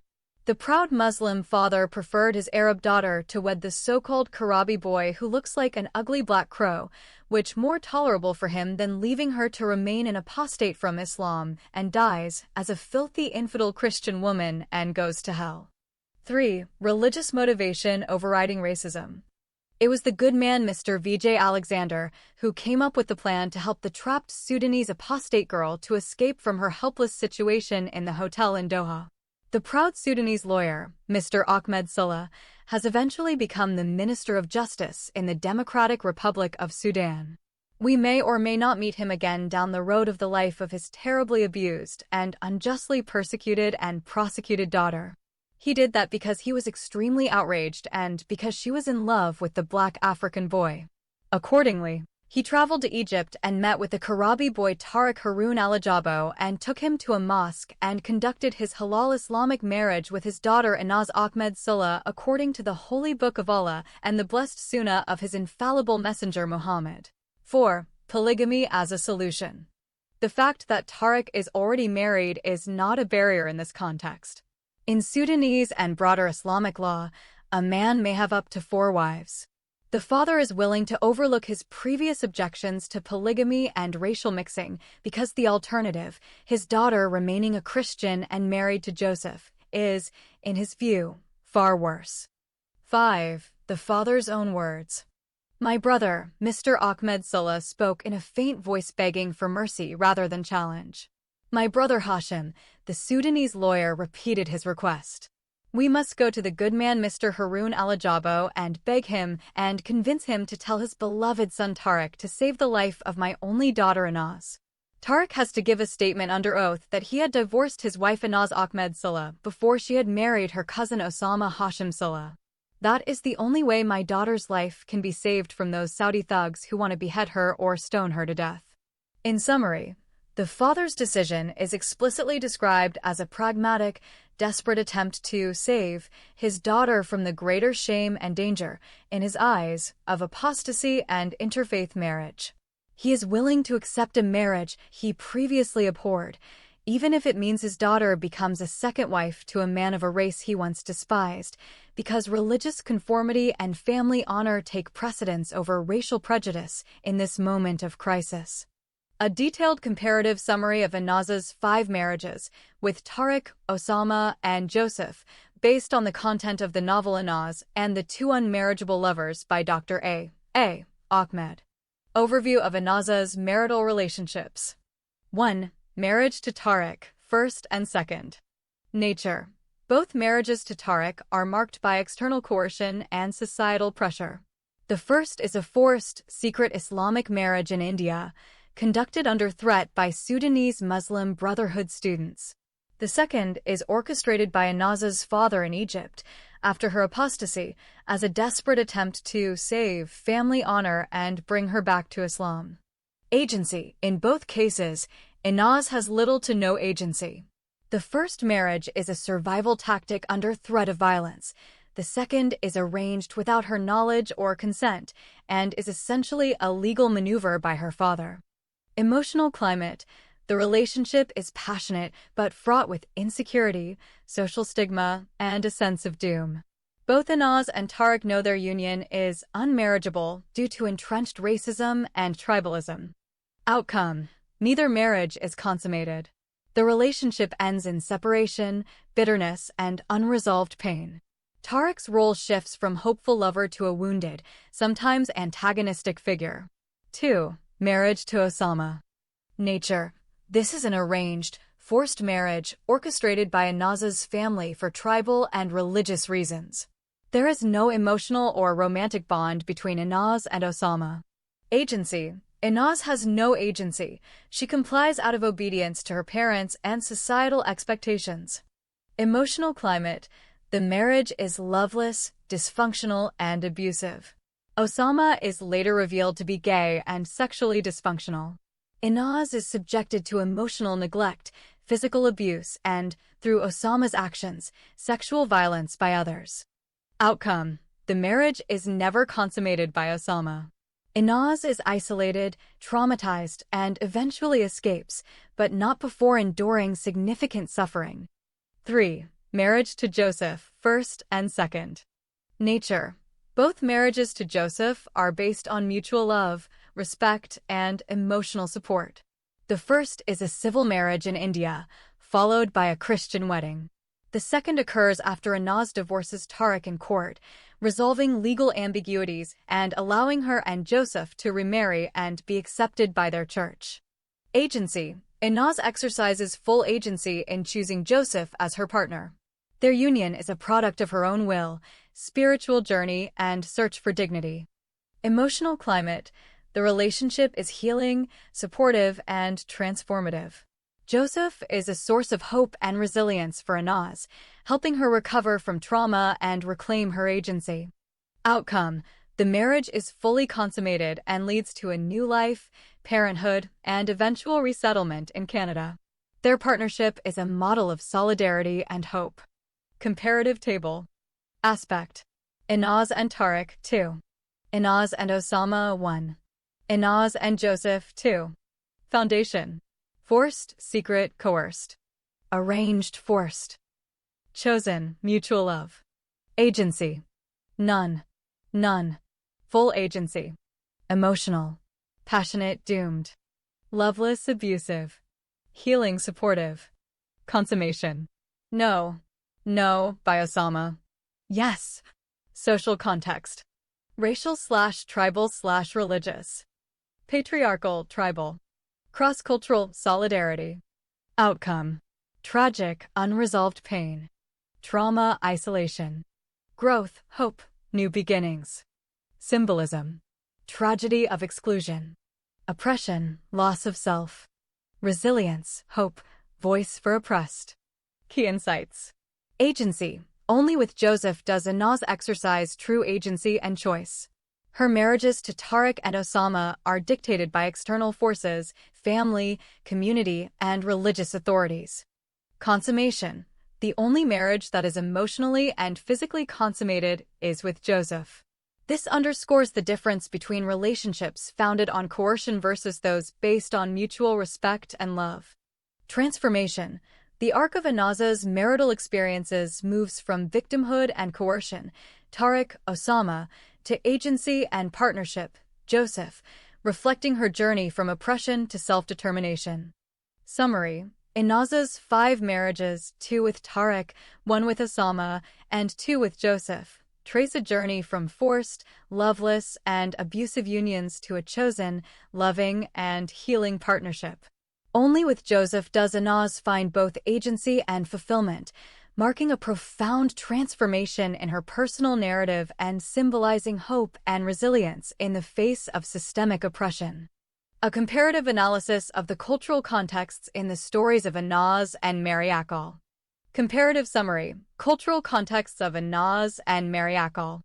1. Anaz, Sudanese Arab Muslim patriarchy, racism, and diaspora surveillance. Patriarchal and tribal authority. Anaz is raised in a conservative Sudanese Arab Muslim family where patriarchal and tribal norms are strictly enforced. Her father is a strict patriarch, and her mother is complicit in upholding these norms. Family honor, tribal identity, and religious conformity are paramount, and women's autonomy is severely restricted. Racism and social hierarchy. The Sudanese context is deeply divided along racial and tribal lines. As an Arab, Anaz is forbidden from marrying an African Sudanese, Tariq, due to entrenched racism and tribal prejudice. This hierarchy is enforced both in Sudan and within the Sudanese diaspora. Religious intolerance, apostasy, leaving Islam, is a capital crime, and interfaith relationships are taboo. Anaz faces severe consequences for converting to Christianity and marrying a Christian, Joseph, including threats of death, legal persecution, and social ostracism. Diaspora surveillance and moral police. In India, the Sudanese student community acts as moral police, enforcing conformity through surveillance, violence, and ostracism. This collective policing extends the reach of Sudanese cultural norms into the diaspora, making it difficult for Anaz to escape control even abroad. Legal and institutional complicity. Both in Sudan and in the diaspora, legal and religious institutions reinforce patriarchal and religious authority, often failing to protect women or actively participating in their abuse. 2. Mary Akal, Sudanese Christian minority, gendered exploitation, and diaspora marginality. Christian minority status. Mary Akal is a Sudanese Christian, a minority both in Sudan and within the Sudanese diaspora in India. Her Christian identity places her at the margins of the dominant Arab Muslim culture, exposing her to different forms of vulnerability and exclusion. Diaspora exploitation and gendered violence. In India, Mary Akal becomes involved with Khalid, who exploits her sexually and emotionally. She is subjected to abuse not only by her boyfriend but also by his friends, who treat her as a free-of-charge sex slave. This exploitation is facilitated by her marginal status as a Christian girl in a predominantly Muslim, male-dominated diaspora community. Lack of community protection. Unlike Anaz, whose actions are policed by a tight-knit community, Mary Akal is isolated and lacks the protection of a strong communal network. Her Christian background and gender make her doubly vulnerable to abuse and social exclusion. Stigma and social hierarchy. Mary Akal is stigmatized by both Muslim and Christian Sudanese students. She is called derogatory names and is not considered a legitimate romantic partner by her abuser, who openly demeans her and profits from her exploitation. Key contrasts. Aspect. Anaz, Arab Muslim. Mary Akal, Christian minority. Community control. Intense, collective, and violent enforcement of norms. Marginalized, isolated, little community protection. Patriarchy. Central, with family and community as enforcers. Exploited by individuals, not protected by community. Racism/tribalism. Victim of racism/tribalism as an Arab woman. Marginalized as a Christian and as a woman. Religious context. Islam as dominant, apostasy criminalized. Christian minority, subject to both Muslim and Christian stigma. Diaspora experience. Policed by moral police in diaspora. exploited and isolated in diaspora. Legal recourse. Legal/religious institutions reinforce oppression. Lacks access to justice or protection. Conclusion. While both Inaz and Marriageable suffer gendered abuse and exploitation, their cultural contexts differ sharply. Inaz is oppressed by a patriarchal, tribal, and religious system that is collectively enforced by family, community, and institutions, both in Sudan and in the diaspora. Her struggle is against systemic, communal, and institutionalized forms of control and violence. Marriageable, as a Christian minority girl, is marginalized and isolated, making her vulnerable to individual exploitation and abuse without the protection or intervention of a supportive community. Her suffering is compounded by her outsider status, which leaves her exposed to predatory behavior and social stigma. A comparison between the novel Inaz and The Two Unmarriageable Lovers by Dr. A. Ahmed and classic Western novels. Here's a structured, in-depth comparison, drawing on the content and themes of this novel and situating it within the context of Western literary traditions. 1. Scope and structure. Inaz and the Two Unmarriageable Lovers is an epic, multi-country narrative that follows the protagonist, Inaz, through Sudan, India, Saudi Arabia, and Canada. The novel is structured as a sweeping, multi-generational saga with a strong focus on social critique, trauma, and survival. This approach is reminiscent of classic Western epics such as Les Miserables by Victor Hugo or War and Peace by Leo Tolstoy, which also use individual stories to critique broader social and political systems. Similarity, like Hugo and Tolstoy, Ahmed uses a personal odyssey to expose the failures and cruelties of institutions, religious, legal, and familial. Difference. Ahmed's novel is more overtly polemical, with extended speeches and direct critiques of Islam and patriarchy, whereas Western classics often use more subtle narrative devices or irony. 2. Themes. A. Oppression and resistance. Inaz and the Two Unmarriageable Lovers centers on the oppression of women, religious minorities, and those who cross racial or tribal boundaries. The protagonist's journey is one from victimhood to agency, echoing the arc of characters like Jane Eyre in Charlotte Bronte's novel or Celie in Alice Walker's The Color Purple. Difference. Ahmed's novel is more explicit in its condemnation of religious and cultural systems, whereas Western classics often critique through character development and plot rather than direct authorial commentary. B. Forbidden love. The motif of forbidden love across race, religion, and class recalls works like Romeo and Juliet, Shakespeare, Wuthering Heights, Emily Bronte, and A Passage to India, Yem Forster. Difference. In Ahmed's novel, the consequences of forbidden love are not just personal tragedy, but also legal and existential threats, including honor killings and apostasy laws, which are less common in Western classics. C. Migration and exile. The refugee experience, displacement, and search for belonging are central to Ahmed's novel, paralleling works like The Grapes of Wrath, John Steinbeck, and Americana, Chimamanda Ngozi Adichie. Difference. Ahmed's depiction is more global and intersectional, involving multiple legal systems and forms of persecution, while many Western classics focus on internal migration or exile within a single cultural context. D. Religious critique. The novel's extended critique of Islam and religious authority is reminiscent of the anti-clericalism in the brothers Karamazov, Fyodor Dostoevsky, or Madame Bovary, Gustave Flaubert, but Ahmed's approach is more direct and polemical. Difference. Western classics often critique religion through hypocrisy or personal failings, while Ahmed's novel critiques the foundational texts and doctrines themselves, such as the Holy Quran and Hadiths of the Prophet Muhammad. 3. Characterization. Inaz is a multidimensional character whose journey from obedience to resistance mirrors the arcs of classic Western heroines like Tess in Tess of the D'Urberville, Thomas Hardy, or Hester Prynne in The Scarlet Letter, Nathaniel Hawthorne. Supporting characters, Tariq, Joseph, Osama, the Alexander family, serve as foils and catalysts, much like the supporting casts in Dickens or Tolstoy. Difference. Ahmed's characters are often more symbolic, representing social forces, racism, patriarchy, religious intolerance, rather than being fully individualized. 4. Narrative voice and style. The novel combines third-person narration with direct commentary, speeches, and debates. This is somewhat similar to the narrative intrusions in Middlemarch, George Eliot, or the polemical asides in Les Miserables. Difference: Ahmed's style is more didactic and less ironic or ambiguous than many Western classics, which often leave room for reader interpretation.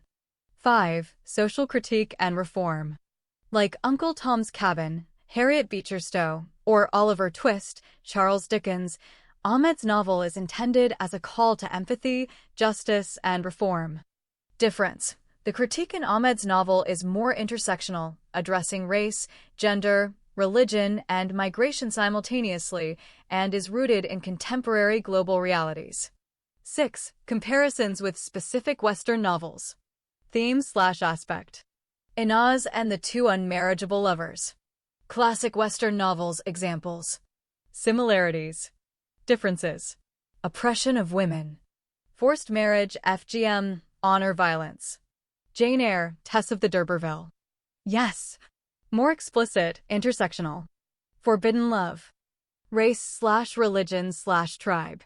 Romeo and Juliet, Wuthering Heights. Yes. Legal/existential stakes higher. Religious critique. Direct critique of Islam. The Brothers Karamazov, Madame Bovary. Yes. More polemical, less ironic. Migration/exile. Refugee journey, statelessness. The Grapes of Wrath, Americana. Yes. More global, multi-systemic. Social critique. Patriarchy, racism, legal injustice. Les Miserables, Uncle Tom's Cabin. Yes. More intersectional, contemporary. 7. Conclusion. Unique contributions and limitations. Unique contributions. Ahmed's novel brings together themes of gender, race, religion, and migration in a way that is rare in classic Western literature. Its global scope and intersectional analysis make it particularly relevant to contemporary readers interested in human rights, feminism, and post-colonial studies. Limitations. The novel's polemical style and direct authorial voice may feel less nuanced than the more ambiguous or ironic approaches of many Western classics. Some readers may find the explicitness of its critique and the symbolic nature of its characters less subtle than the psychological realism favored in the Western canon. In summary, Inaz and the Two Unmarriageable Lovers stands in the tradition of the social novel, using personal narrative to critique systems of oppression. It shares much with Western classics in its ambition and scope, but its intersectional, global, and polemical approach sets it apart, making it a distinctive contribution to world literature. A comparison between Inaz and the Two Unmarriageable Lovers by Dr. A. Ahmed and Jane Eyre by Charlotte Bronte.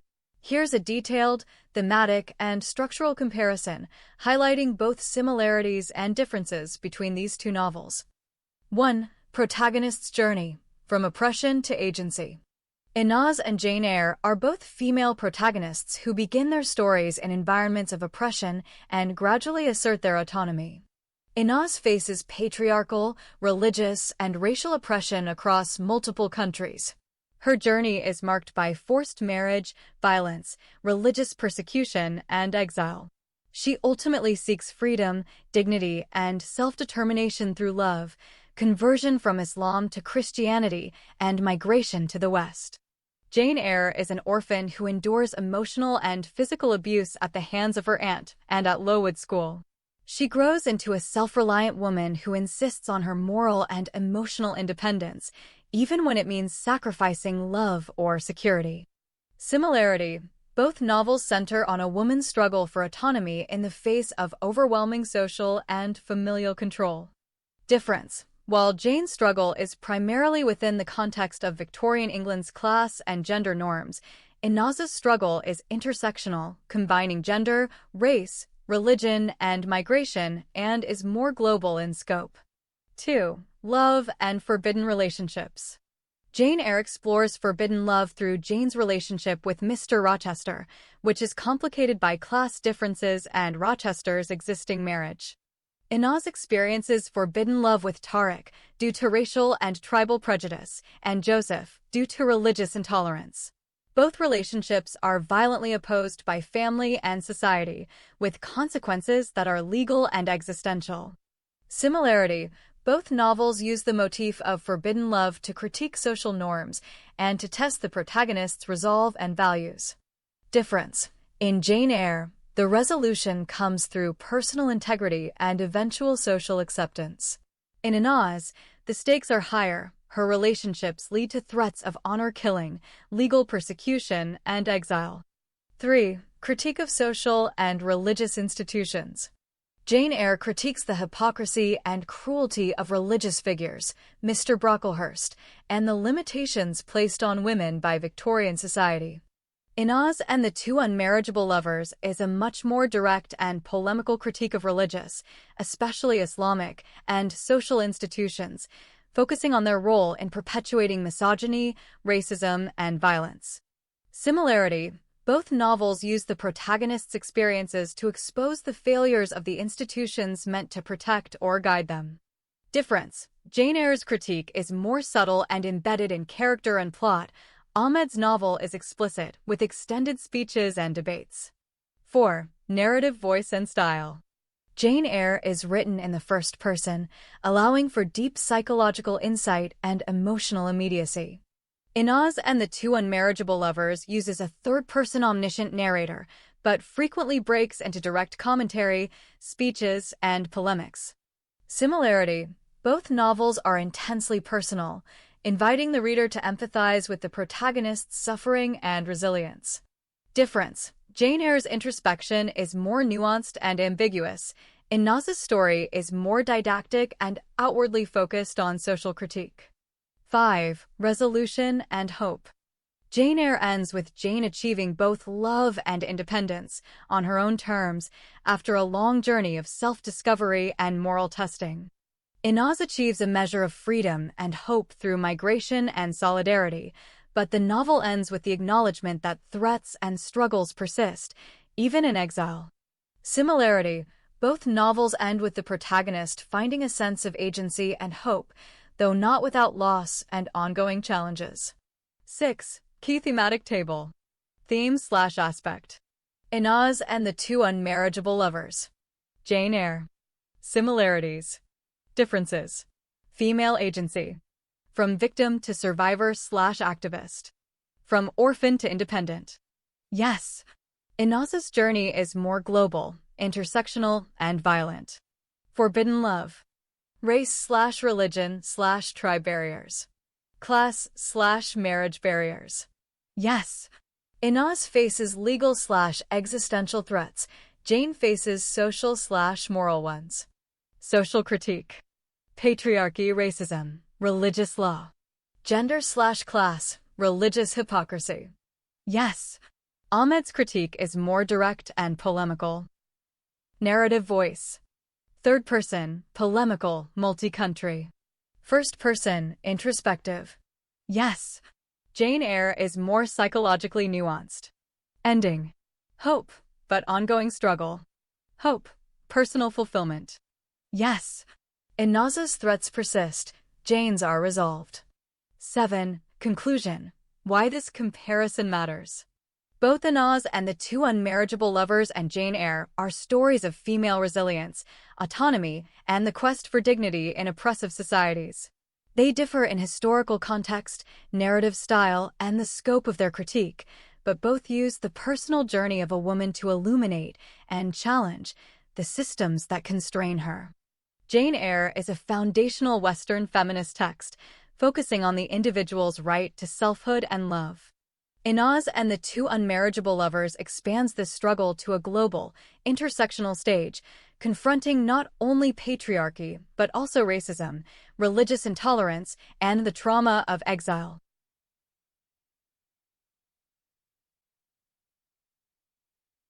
A detailed comparison between the novel Inaz and The Two Unmarriageable Lovers by Dr. A. Ahmed and the novel Uncle Tom's Cabin by Harriet Beecher Stowe, providing a structured, in-depth analysis focusing on their themes, narrative structure, character arcs, social critique, and literary impact. 1. Historical and social context. Inaz and the Two Unmarriageable Lovers. Set in late 20th and early 21st century Sudan, India, Saudi Arabia, and Canada, explores the intersection of race, religion, gender, and migration in the Muslim world and diaspora. Focuses on the lived experience of a Sudanese Arab Muslim girl, Inaz, who faces forced marriage, religious persecution, gender-based violence, and ultimately becomes a refugee. Uncle Tom's Cabin. Published in 1852, set in antebellum United States, exposes the brutality of slavery in the American South. Centers on the experiences of enslaved African Americans, especially Uncle Tom, and the moral dilemmas faced by white characters. Comparison. Both novels are deeply rooted in their respective historical injustices, Inaz in the context of Islamic patriarchy, racism, and religious intolerance, Uncle Tom's Cabin in the context of American slavery and racism. Each uses the personal suffering of its protagonist to critique broader systems of oppression. 2. Themes and social critique. Inaz and the Two Unmarriageable Lovers. Racism and Tribalism explores entrenched racial and tribal prejudice in Sudanese and Arab societies, especially regarding marriage and social status. Misogyny and Patriarchy critiques forced marriage, female genital mutilation, lack of autonomy, and violence against women. Religious intolerance and apostasy highlights the dangers of religious apostasy, especially for women, and the lack of freedom to choose or change faith. Love across boundaries, forbidden love that crosses race, religion, and culture.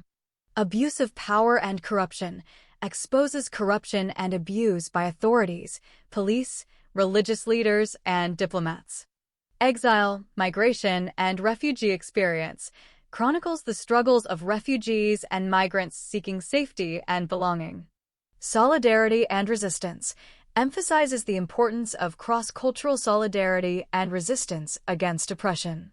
Critique of religious and social institutions directly challenges Islamic law, religious authorities, and institutional failures to protect the vulnerable.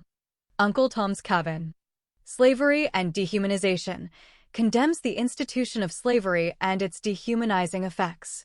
Christian morality versus hypocrisy contrasts true Christian compassion with the hypocrisy of slaveholders.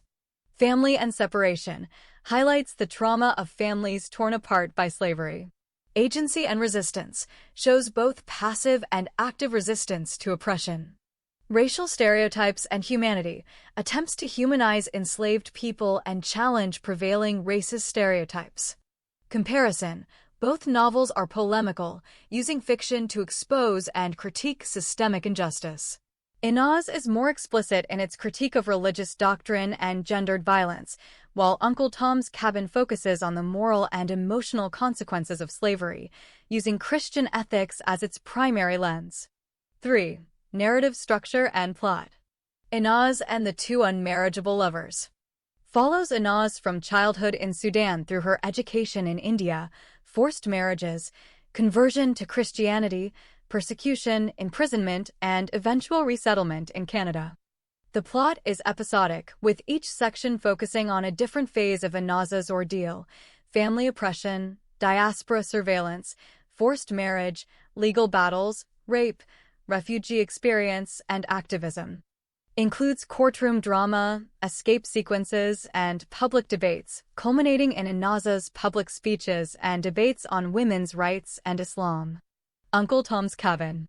Follows several interwoven storylines: Uncle Tom's journey through various owners, Eliza's escape with her son, and the fates of other enslaved characters. Uses melodrama, sentimentality, and multiple points of view to evoke empathy and outrage. The plot is structured around a series of separations, escapes, and moral tests, ending with Tom's martyrdom and the emancipation of some characters. Comparison. Both novels use episodic structures to depict the cumulative effects of systemic oppression.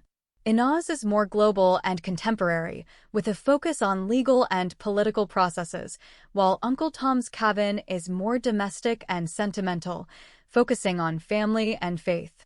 4. Characterization and protagonist's arc.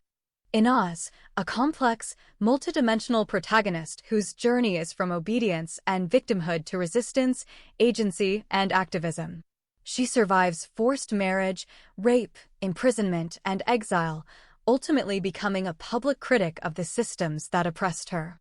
Supporting characters: Tariq, African Muslim lover; Joseph, Ethiopian Christian husband; Osama, gay, abusive husband; Ahmed Salah, patriarchal father; and various allies and antagonists. Antagonists, not just individuals, but entire systems: patriarchy, religious law, state power. Uncle Tom, a Christ-like figure, patient, forgiving, and steadfast in faith. His arc is one of suffering and martyrdom, intended to inspire empathy and moral action. Supporting characters: Eliza, mother escaping slavery; George, her husband; Eva, angelic white child; Simon Legree, sadistic slave owner, and others. Antagonists: slaveholders, the institution of slavery, and the legal system that upholds it. Comparison.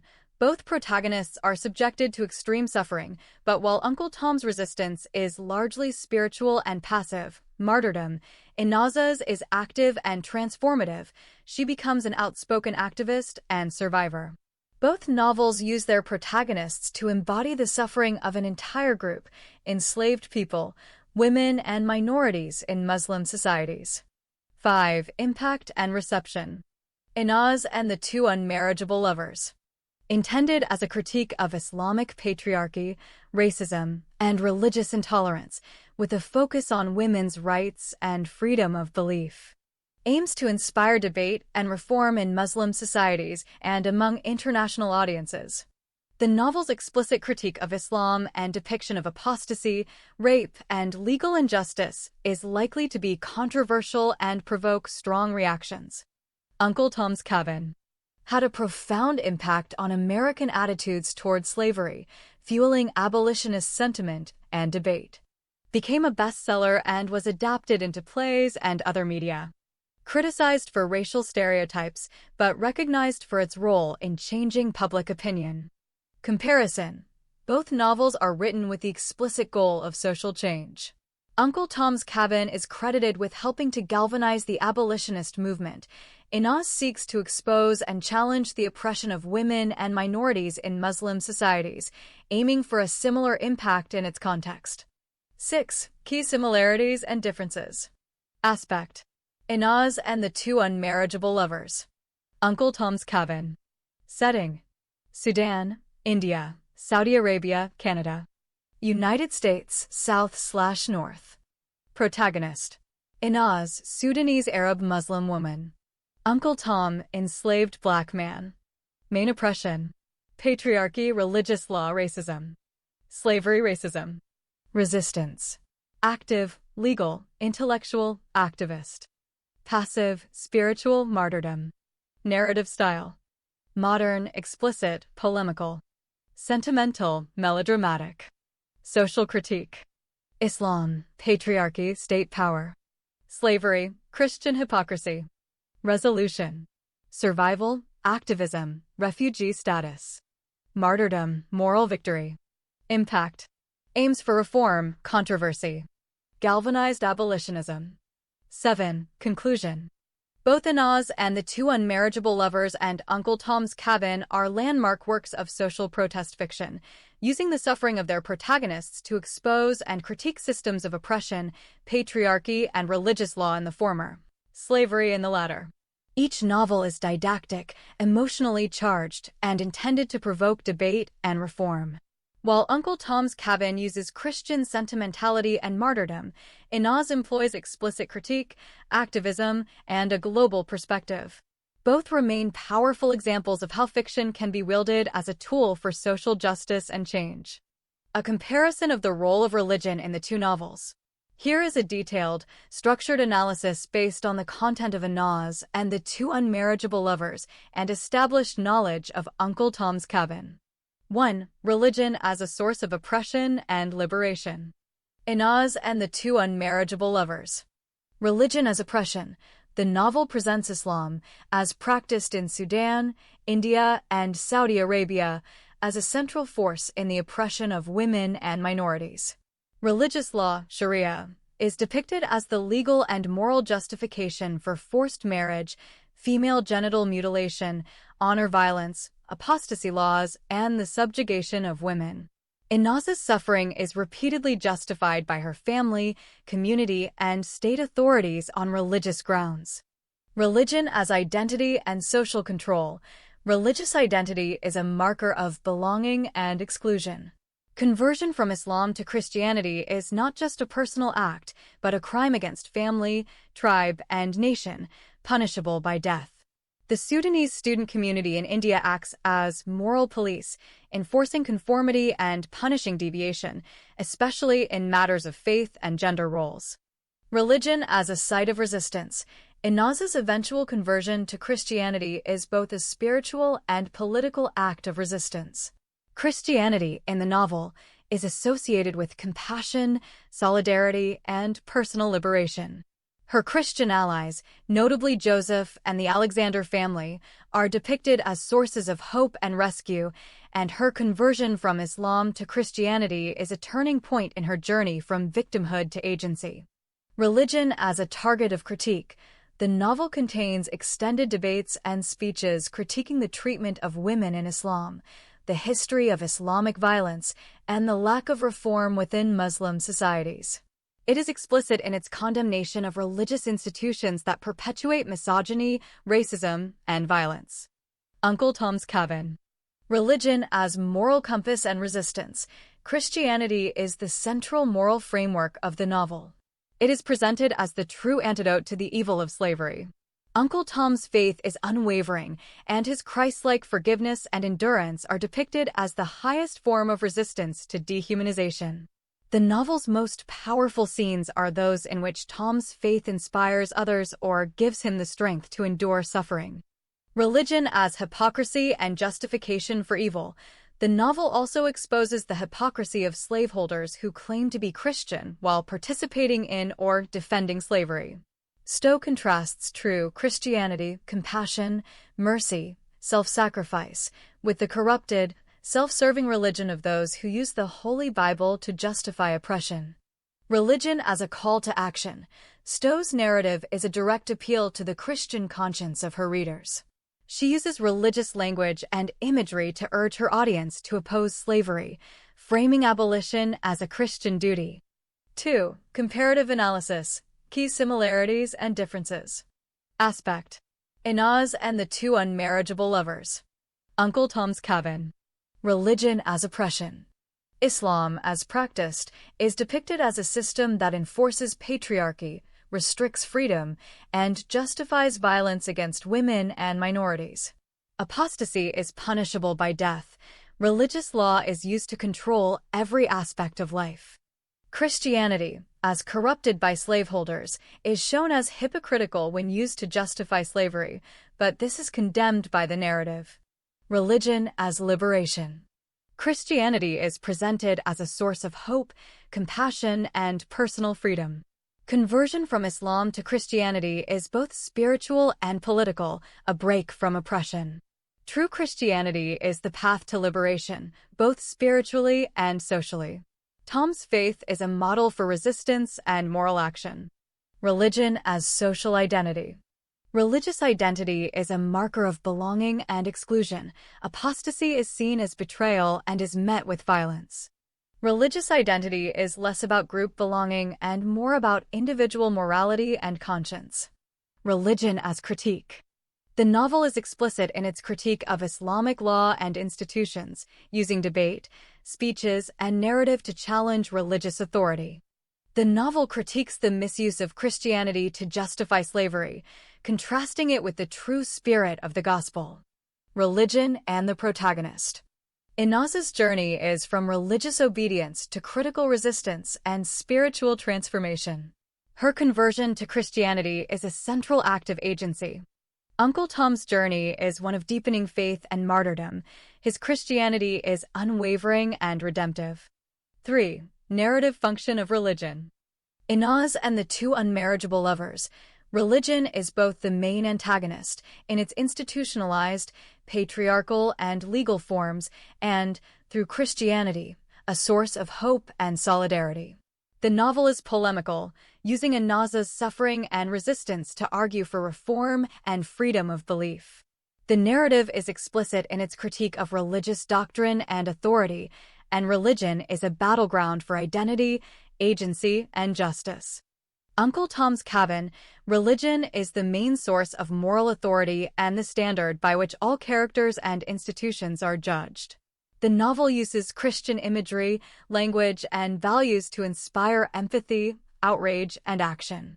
The narrative is sentimental and evangelical, aiming to convert the reader's heart and conscience. 4. Conclusion. Religion in both novels is central, but its role is complex and double-edged. In Inaz and the two unmarriageable lovers, religion is both the source of oppression, Islamic law and tradition, and the means of liberation, conversion to Christianity and solidarity with Christian allies. The novel is explicit in its critique of religious institutions and uses the protagonist's spiritual journey as a metaphor for resistance and emancipation. In Uncle Tom's Cabin, religion is the ultimate moral authority.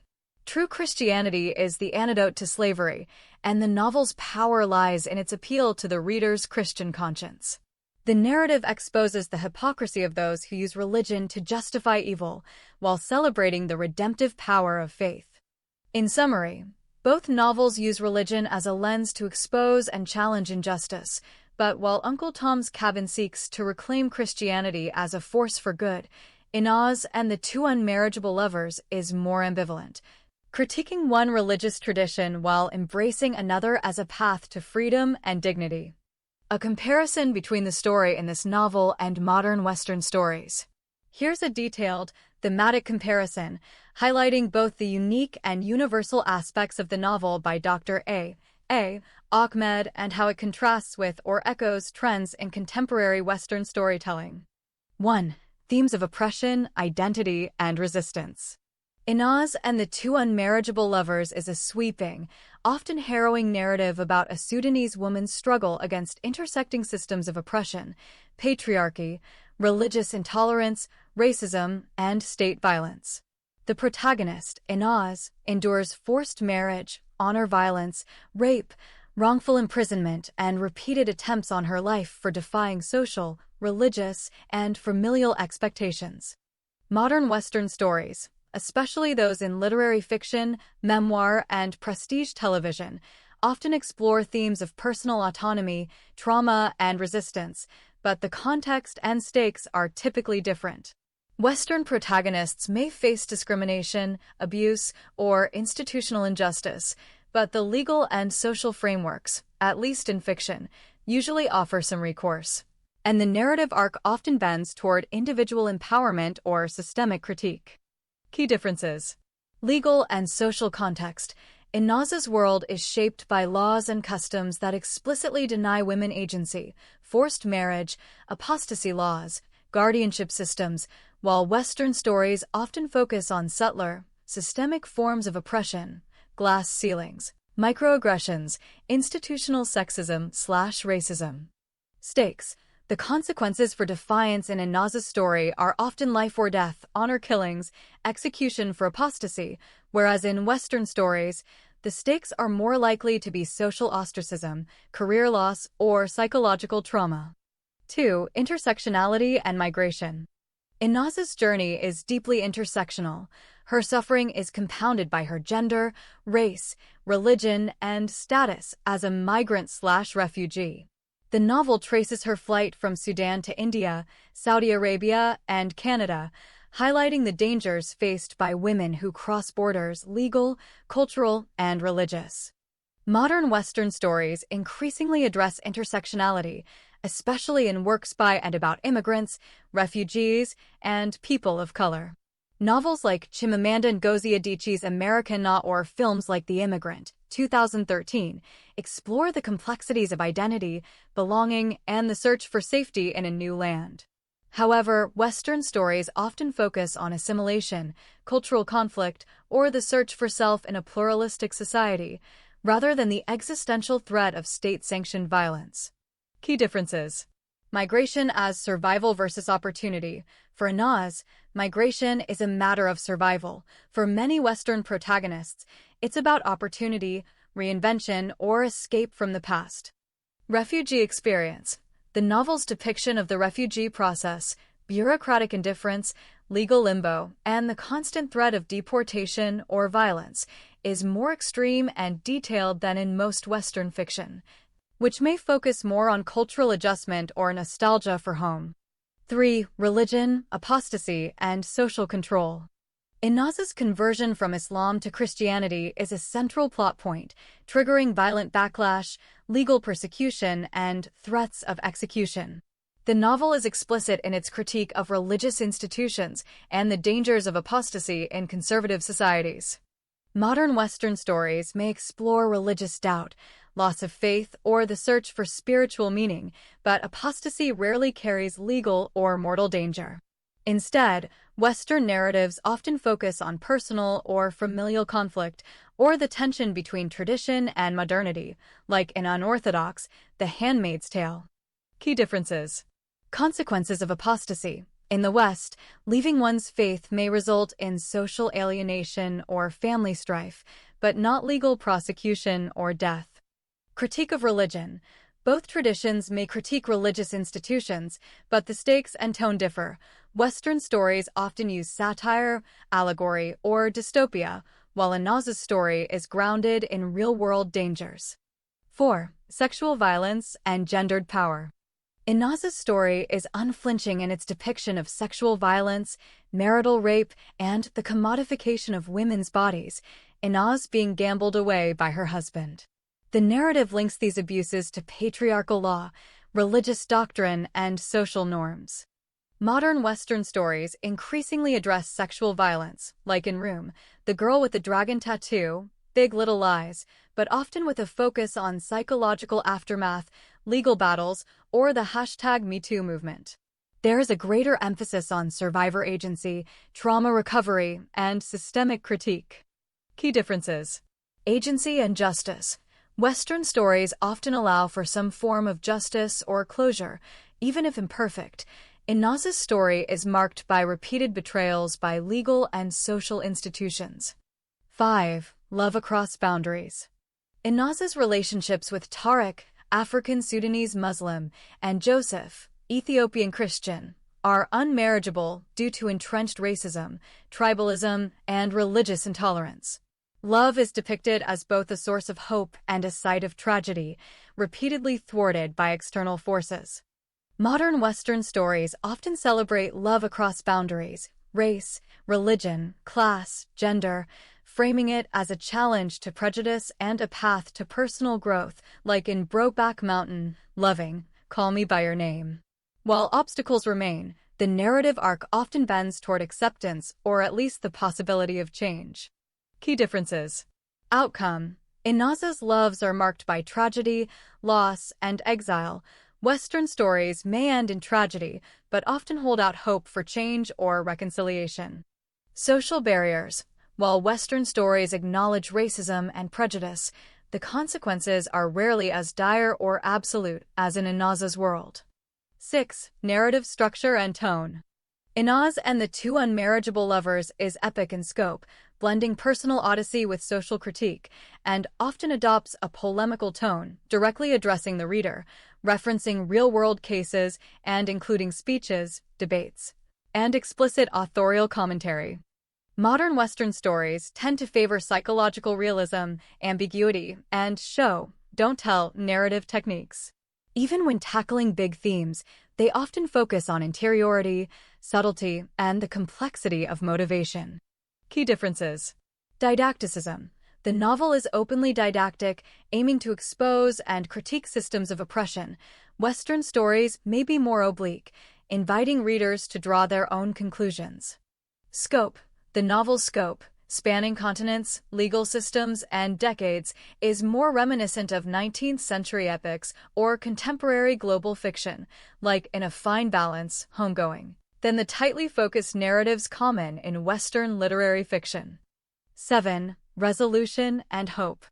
Inaza's story ends with survival, resilience, and a measure of hope, resettlement in Canada, reunion with her husband and children, and a new sense of agency. Yet, the narrative acknowledges ongoing threats and the persistence of trauma. Modern Western stories often end with ambiguity, partial healing, or open-ended futures.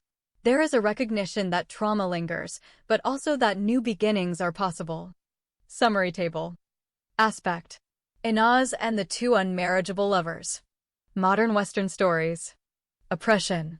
Legal, religious, and social systems enforce violence and control. Systemic, but often subtler, focus on discrimination, trauma, and resistance. Migration.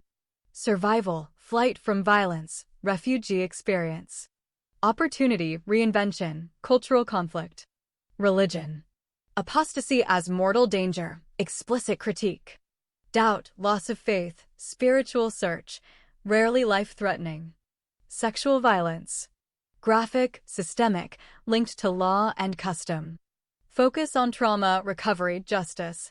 #MeToo context. Love across boundaries. Tragic, doomed by external forces. Often hopeful, challenging but possible. Narrative style. Epic, didactic, polemical, direct. Psychological realism, ambiguity, subtlety. Resolution. Survival, resilience, ongoing threat. Ambiguity, partial healing, open futures. Conclusion.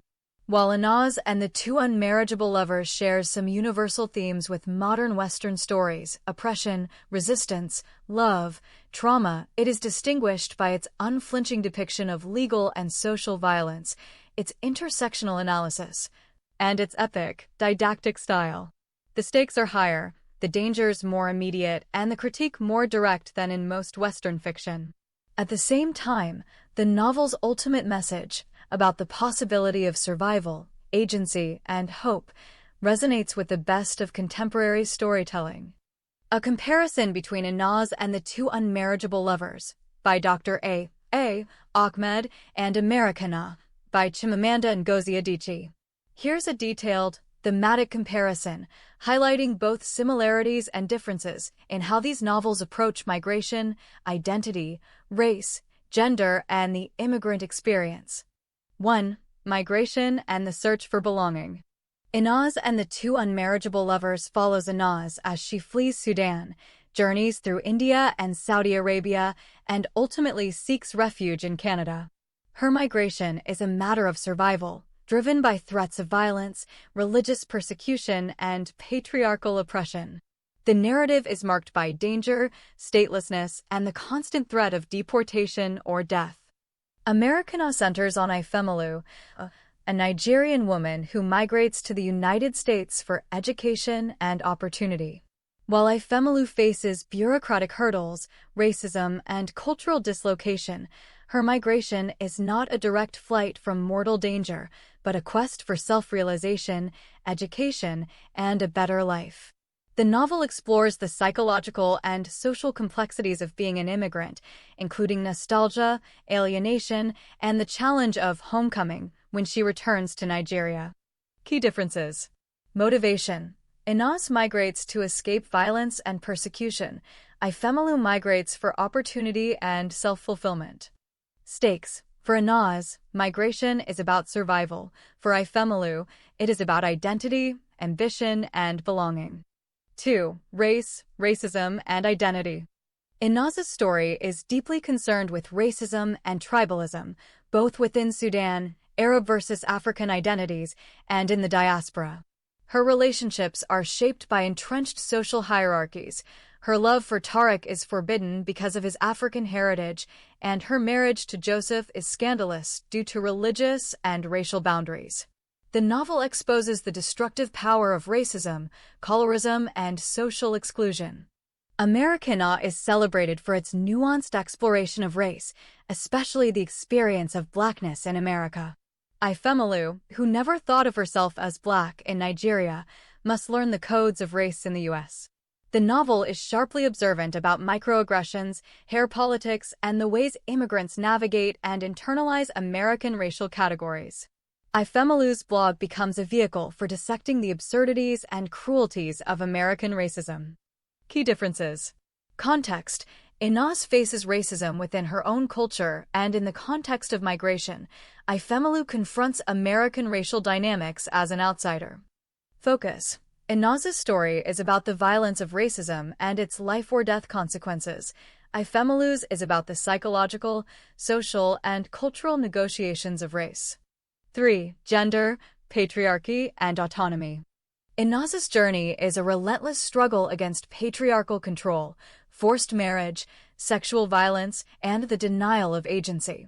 The novel is explicit in its critique of misogyny, religious law, and the complicity of women in enforcing patriarchal norms.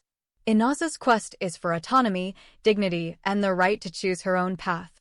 Americana also addresses gender, but in a different register.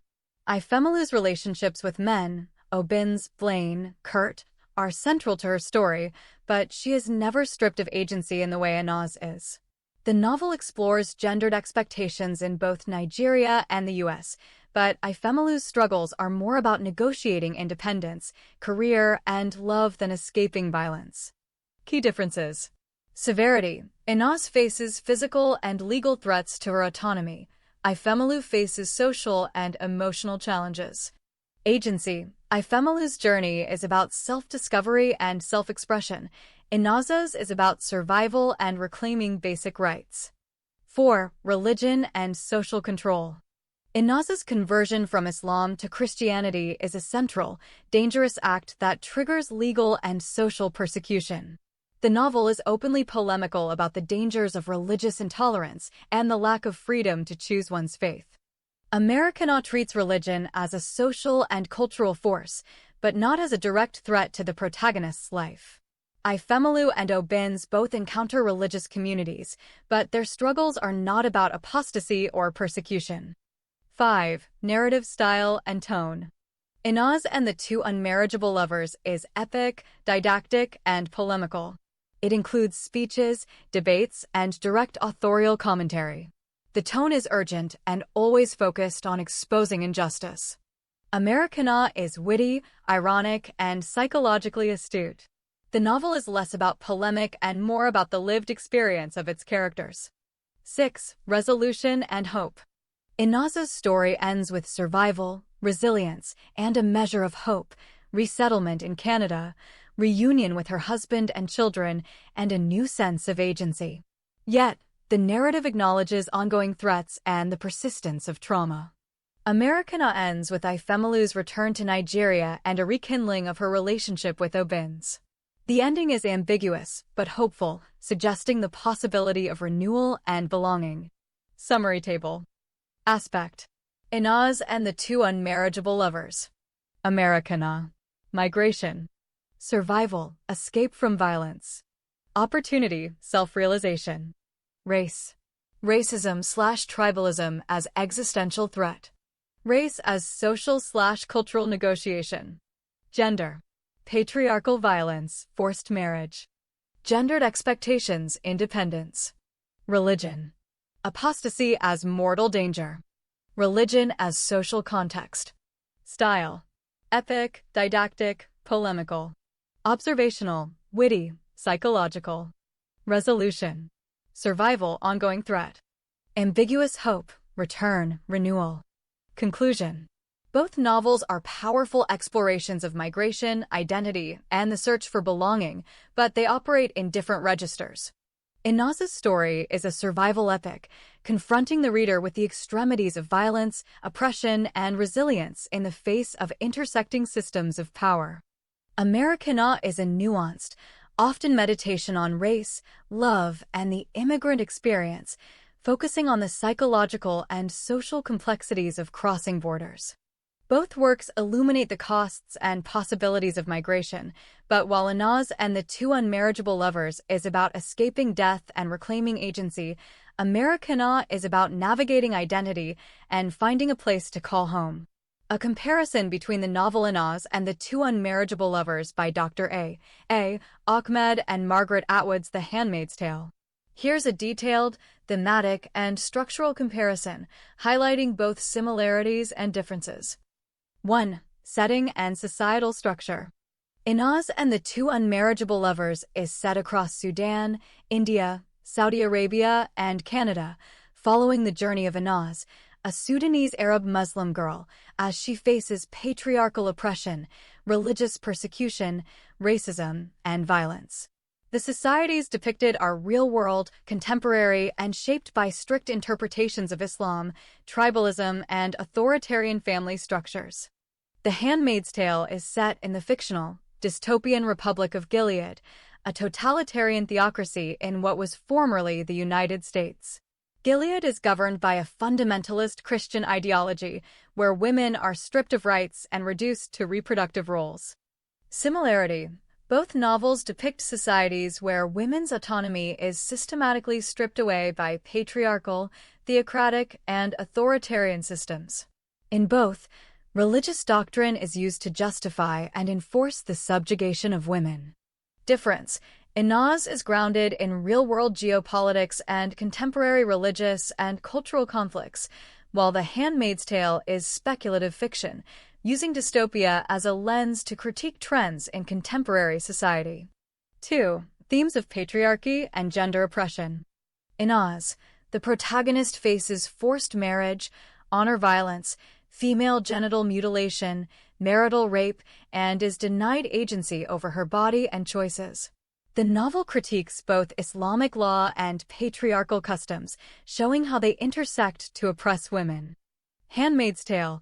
Women are forbidden from reading, owning property, or making decisions. Handmaids are forced into sexual servitude for reproductive purposes. The regime uses biblical justification for these practices. Similarity. Both novels are explicit in their critique of patriarchal systems and the use of religion to legitimize the control and abuse of women's bodies and lives. Difference. Inaz explores intersectional oppression, race, religion, and gender, while Handmaid's Tale focuses primarily on gender and class within a single, monolithic religious state. 3. Religious fundamentalism and control. Inaz, the dangers of religious apostasy, forced marriages, and the lack of freedom to choose or change faith are central. Inaz's conversion to Christianity leads to legal persecution, threats of execution, and social ostracism. Handmaid's Tale. Gilead's laws are based on a literal interpretation of the Old Testament. Dissenters and those who break religious laws are executed or sent to labor camps. Similarity. Both novels show how religious fundamentalism is weaponized to control women and punish dissent. Difference. Inaz is more pluralistic, showing multiple religious and cultural contexts, Islamic, Christian, secular, while Handmaid's Tale is a closed, monolithic theocracy. 4. Resistance, survival, and hope. Inaz, despite relentless persecution, she survives through resilience, solidarity with allies, notably the Alexander family, and her own determination. The story ends with her resettlement in Canada, symbolizing hope and new beginnings, though threats persist. Handmaid's Tale. Offred, the protagonist, resists in small ways, through memory, forbidden relationships, and storytelling. The novel ends ambiguously, with hope for change but no clear resolution. Similarity. Both protagonists find ways to resist, survive, and maintain hope, even when the systems around them seem insurmountable. Difference. Inaz offers a more concrete resolution and escape, while Handmaid's Tale leaves the outcome open, emphasizing the ongoing nature of resistance. 5. Narrative voice and structure. Inaz, the narrative is detailed, often didactic, and includes direct critiques of religious and social institutions. It is structured as a commentary and a personal odyssey, with explicit authorial intervention.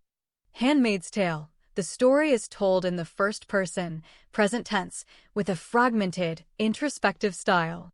Offord's voice is personal, reflective, and often ambiguous, emphasizing the unreliability of memory and the power of storytelling. Similarity: both use the protagonist's perspective to expose the mechanisms of oppression and the psychological impact of living under such regimes. Difference: Inaz is more expository and polemical, while Handmaid's Tale is more literary, ambiguous, and focused on internal experience. 6. Intersectionality and social critique. Inaz, the novel is intersectional, addressing not only gender but also race, Arab versus African identities in Sudan, class, and migration. It critiques not just patriarchy, but also racism, tribalism, and the failures of legal and social institutions. Handmaid's Tale, while primarily focused on gender, it also touches on class and, in later works, such as The Testaments, race and sexuality. Similarity: both novels are deeply critical of the systems that perpetuate injustice and the complicity of individuals and institutions. Difference: Inaz is broader in its intersectional critique, while Handmaid's Tale is more focused on gender and reproductive control. 7. Conclusion: why compare them? Both Inaz and the Two Unmarriageable Lovers and The Handmaid's Tale are powerful feminist texts that use the personal stories of women to critique systems of oppression. They differ in style, scope, and setting, but both serve as warnings about the dangers of unchecked patriarchy and religious fundamentalism. Inaz is more direct, polemical, and rooted in real-world geopolitics, while Handmaid's Tale uses dystopian fiction to universalize its message. An analysis of the challenges faced by Inaz, the protagonist of the novel Inaz and the Two Unmarriageable Lovers by Dr. A. Ahmed, and the ordeals faced by protagonists in both modern and classic world literature from both Western and Eastern traditions. Drawing on the detailed narrative of Inaz's journey and place it in conversation with major literary works, highlighting both unique and universal aspects of her suffering and resilience. 1. Nature and scope of Inaz's ordeal. Inaz's journey is marked by forced and sham marriages, religious persecution and apostasy, racism and tribalism, gender-based violence, including rape, domestic abuse, and honor-based violence, legal and institutional betrayal, exile, statelessness, and refugee experience, betrayal by family and community, resilience, survival, and eventual escape to the West.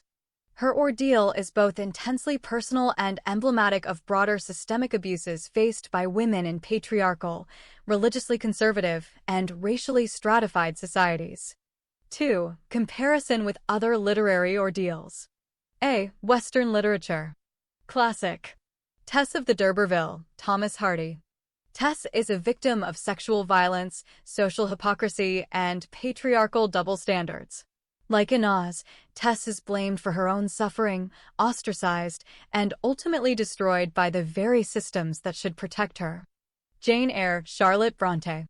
Jane faces orphanhood, abuse, and social exclusion, but ultimately asserts her autonomy and moral agency, paralleling Inaz's journey from victimhood to self-determination.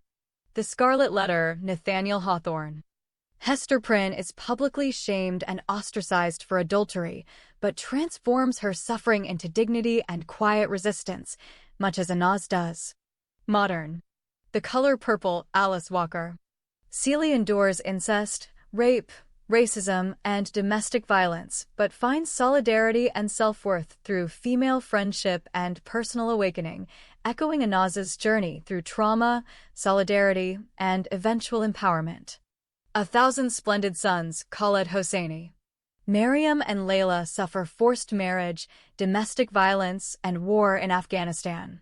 Their endurance, mutual support, and ultimate acts of resistance closely mirror Inaz's experiences of gendered violence, betrayal, and the search for dignity. B. Eastern literature. Classic. The Tale of Genji, Murasaki Shikibu, Japan. Women in Genji's world are subject to the whims of powerful men, court intrigue, and social expectations. While the context is different, the lack of agency and vulnerability to patriarchal control resonates with Inaza's early life. Dream of the Red Chamber, Chaoshuachin, China.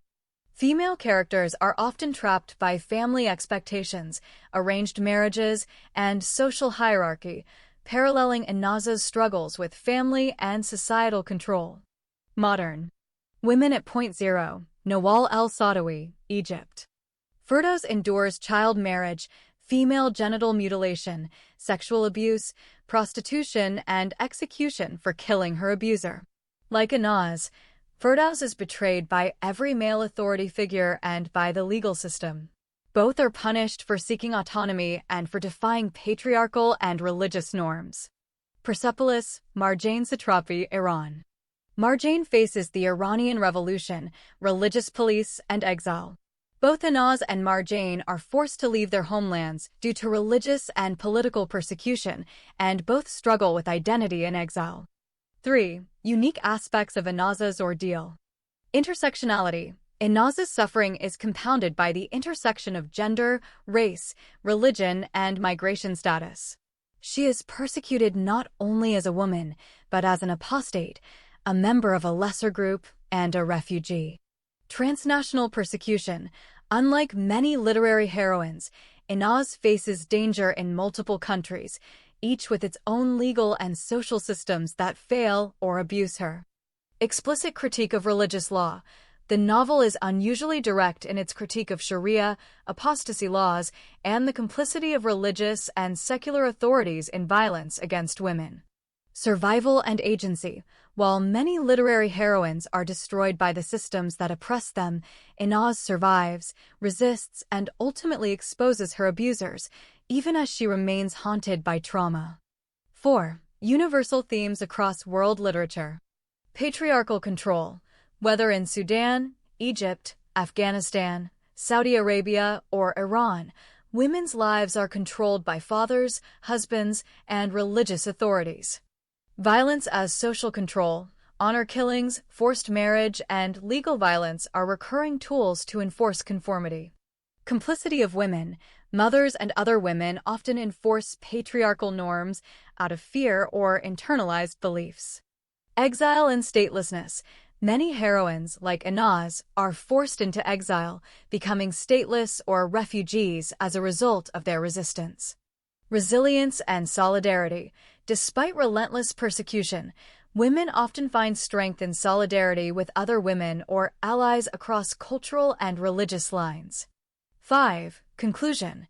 Inaza's ordeal in the world literary context. The ordeal of Inaz in the novel Inaz and the Two Unmarriageable Lovers is both a unique and universal story of women's suffering and resistance. Her journey echoes the struggles of Firdaus, Maryam, Layla, Marjane, Tess, Seeley, and countless other women in world literature, but is distinguished by its intersectional analysis, transnational scope, and explicit critique of religious and legal systems. Like the greatest works in this tradition, the novel insists on the possibility of survival, agency, and hope, even in the face of overwhelming adversity. How the ordeal of Inaz in the novel reflects contemporary issues. Drawing from the novel's detailed narrative, here's how her story resonates with and illuminates major challenges faced by individuals, especially women and minorities, in today's world. 1. Patriarchal control and gender-based oppression. Forced marriage and lack of agency.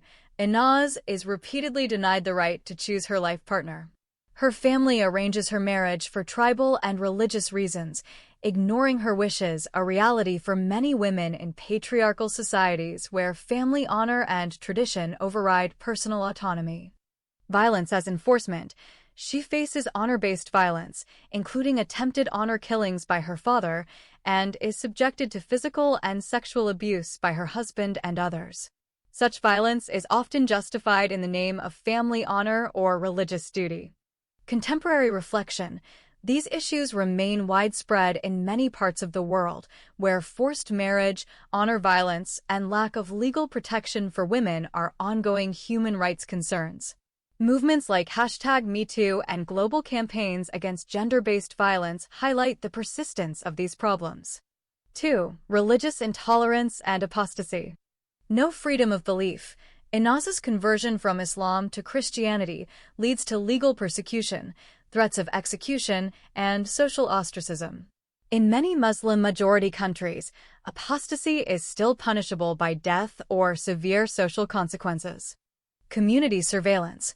The Sudanese student community in India acts as moral police, enforcing conformity and punishing deviation, mirroring the social policing many Muslim women face in Islamic communities, even in the West.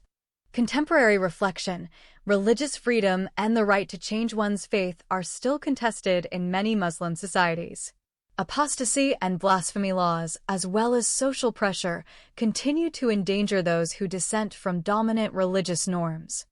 3. Racism, tribalism, and social exclusion. Intersectional discrimination. Inaz's relationship with Tariq is forbidden not just because of religion, but also due to entrenched racial and tribal hierarchies. This reflects how women's choices are often further restricted by intersecting identities, race, ethnicity, and class within their societies. Contemporary reflection, systemic racism and ethnic discrimination remain global issues, affecting everything from marriage and social mobility to access to justice and safety. 4. Abuse of power and institutional betrayal. Corruption and legal injustice. Inaz is falsely accused, imprisoned, tortured, and raped by authorities.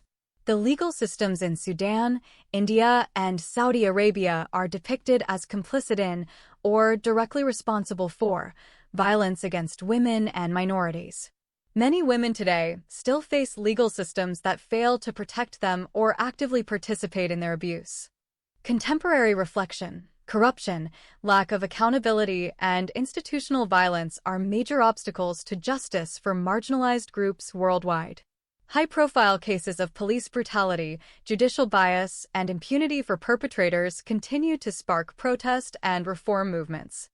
5. Exile, migration, and refugee experience. Statelessness and vulnerability. Inaz's journey across Sudan, India, Saudi Arabia, and Canada as a refugee mirrors the real struggles of women fleeing violence, persecution, and statelessness. Many female refugees face additional dangers, sexual violence, exploitation, and legal limbo when seeking safety. Contemporary reflection, the global refugee crisis, with millions displaced by war, persecution, and gender-based violence, is a defining issue of our time. Women and children are especially vulnerable to exploitation and abuse during migration. 6. Solidarity, resistance, and hope. Alliances across boundaries. Inaz survives through the support of allies like Joseph and the Alexander family, showing the importance of cross-cultural solidarity and resistance. This reflects the real-world importance of networks, NGOs, and individuals who help women escape abuse and rebuild their lives.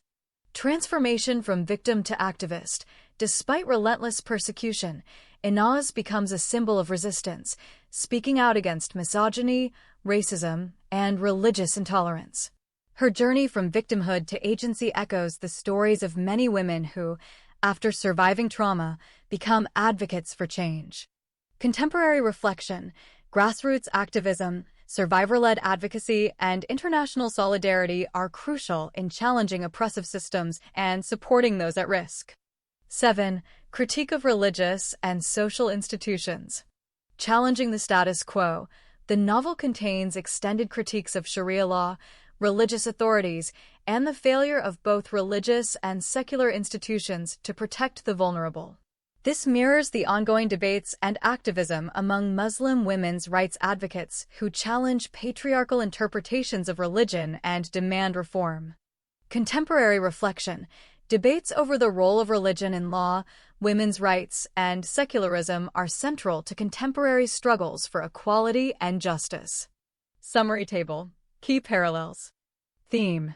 Inaz's story, novel. Real-world reflection. Forced marriage. Arranged, loveless, and abusive marriages. Common in many patriarchal and Muslim societies. Honor-based violence. Attempted honor killings, physical abuse. Still prevalent in many parts of the Muslim world. apostasy and conversion. Legal persecution, threats of death for conversion. Apostasy laws and social ostracism. Community surveillance. Moral police among diaspora students.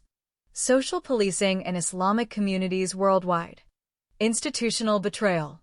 Corrupt police, legal injustice, lack of protection. Legal systems failing women. Refugee experience. Statelessness, danger during migration. Female refugees face unique vulnerabilities. Solidarity and resistance. Cross-cultural alliances, activism. Importance of support networks and advocacy. In summary, the ordeal of Anaz is a powerful microcosm of the struggles faced by many women today, caught between patriarchal control, religious intolerance, racism, and institutional betrayal, yet finding hope and agency through solidarity, resistance, and the pursuit of dignity. A brief introduction to the background, life, intended aims, and work of the author of Anaz and the Two Unmarriageable Lovers. Author background and life. The author of this novel is Dr. A. Ahmed, an accomplished scholar and writer with a diverse academic background. Dr. Ahmed holds 5 university degrees, including a bachelor, master, and doctorate in philosophy and comparative studies of religions from India, as well as a bachelor and master of religious studies and philosophy from Canada. Born and raised as a Muslim, Dr. Ahmed later converted to Christianity after extensive study and personal reflection on philosophy and comparative studies of the world's major religions, such as Judaism, Christianity, Islam, Hinduism, and Buddhism. Intended aims of the author. Dr. Ahmed's primary aim as an author is to break through religious, social, and cultural barriers to reveal the truth about the dire conditions of women in Muslim societies and the broader issues of religious extremism and terrorism. Dr. Ahmed is known for a unique writing style that seeks to challenge established norms and provoke critical thought, especially regarding the status and treatment of women under Islamic law and tradition. Work and publications. Dr. Ahmed has written 25 books, with 10 published so far. All of these works focus on the issues of women in Muslim societies and the topic of terrorism in Islam. Dr. Ahmed writes in English and translates his own works into Arabic, making the content accessible to a wider audience. In addition to print publications, Dr. Ahmed also shares readings of these books on YouTube, both in English and Arabic. Personal experience and perspective. The author claims to have witnessed firsthand the dire conditions of Muslim women, which deeply informs the content and perspective of his novels. This lived experience is presented as a foundation for the critical and often controversial themes explored in the novel Anaz and the Two Unmarriageable Lovers and other works. More information about Dr. Ahmed's other works. I searched available resources and found several notable novels and series by Dr. A. Ahmed, each exploring themes of gender, religion, oppression, and resilience, often through the lens of women's experiences in Muslim societies. Here's an overview of some of Dr. Ahmed's other works. 1. The Fallen Arab Girl.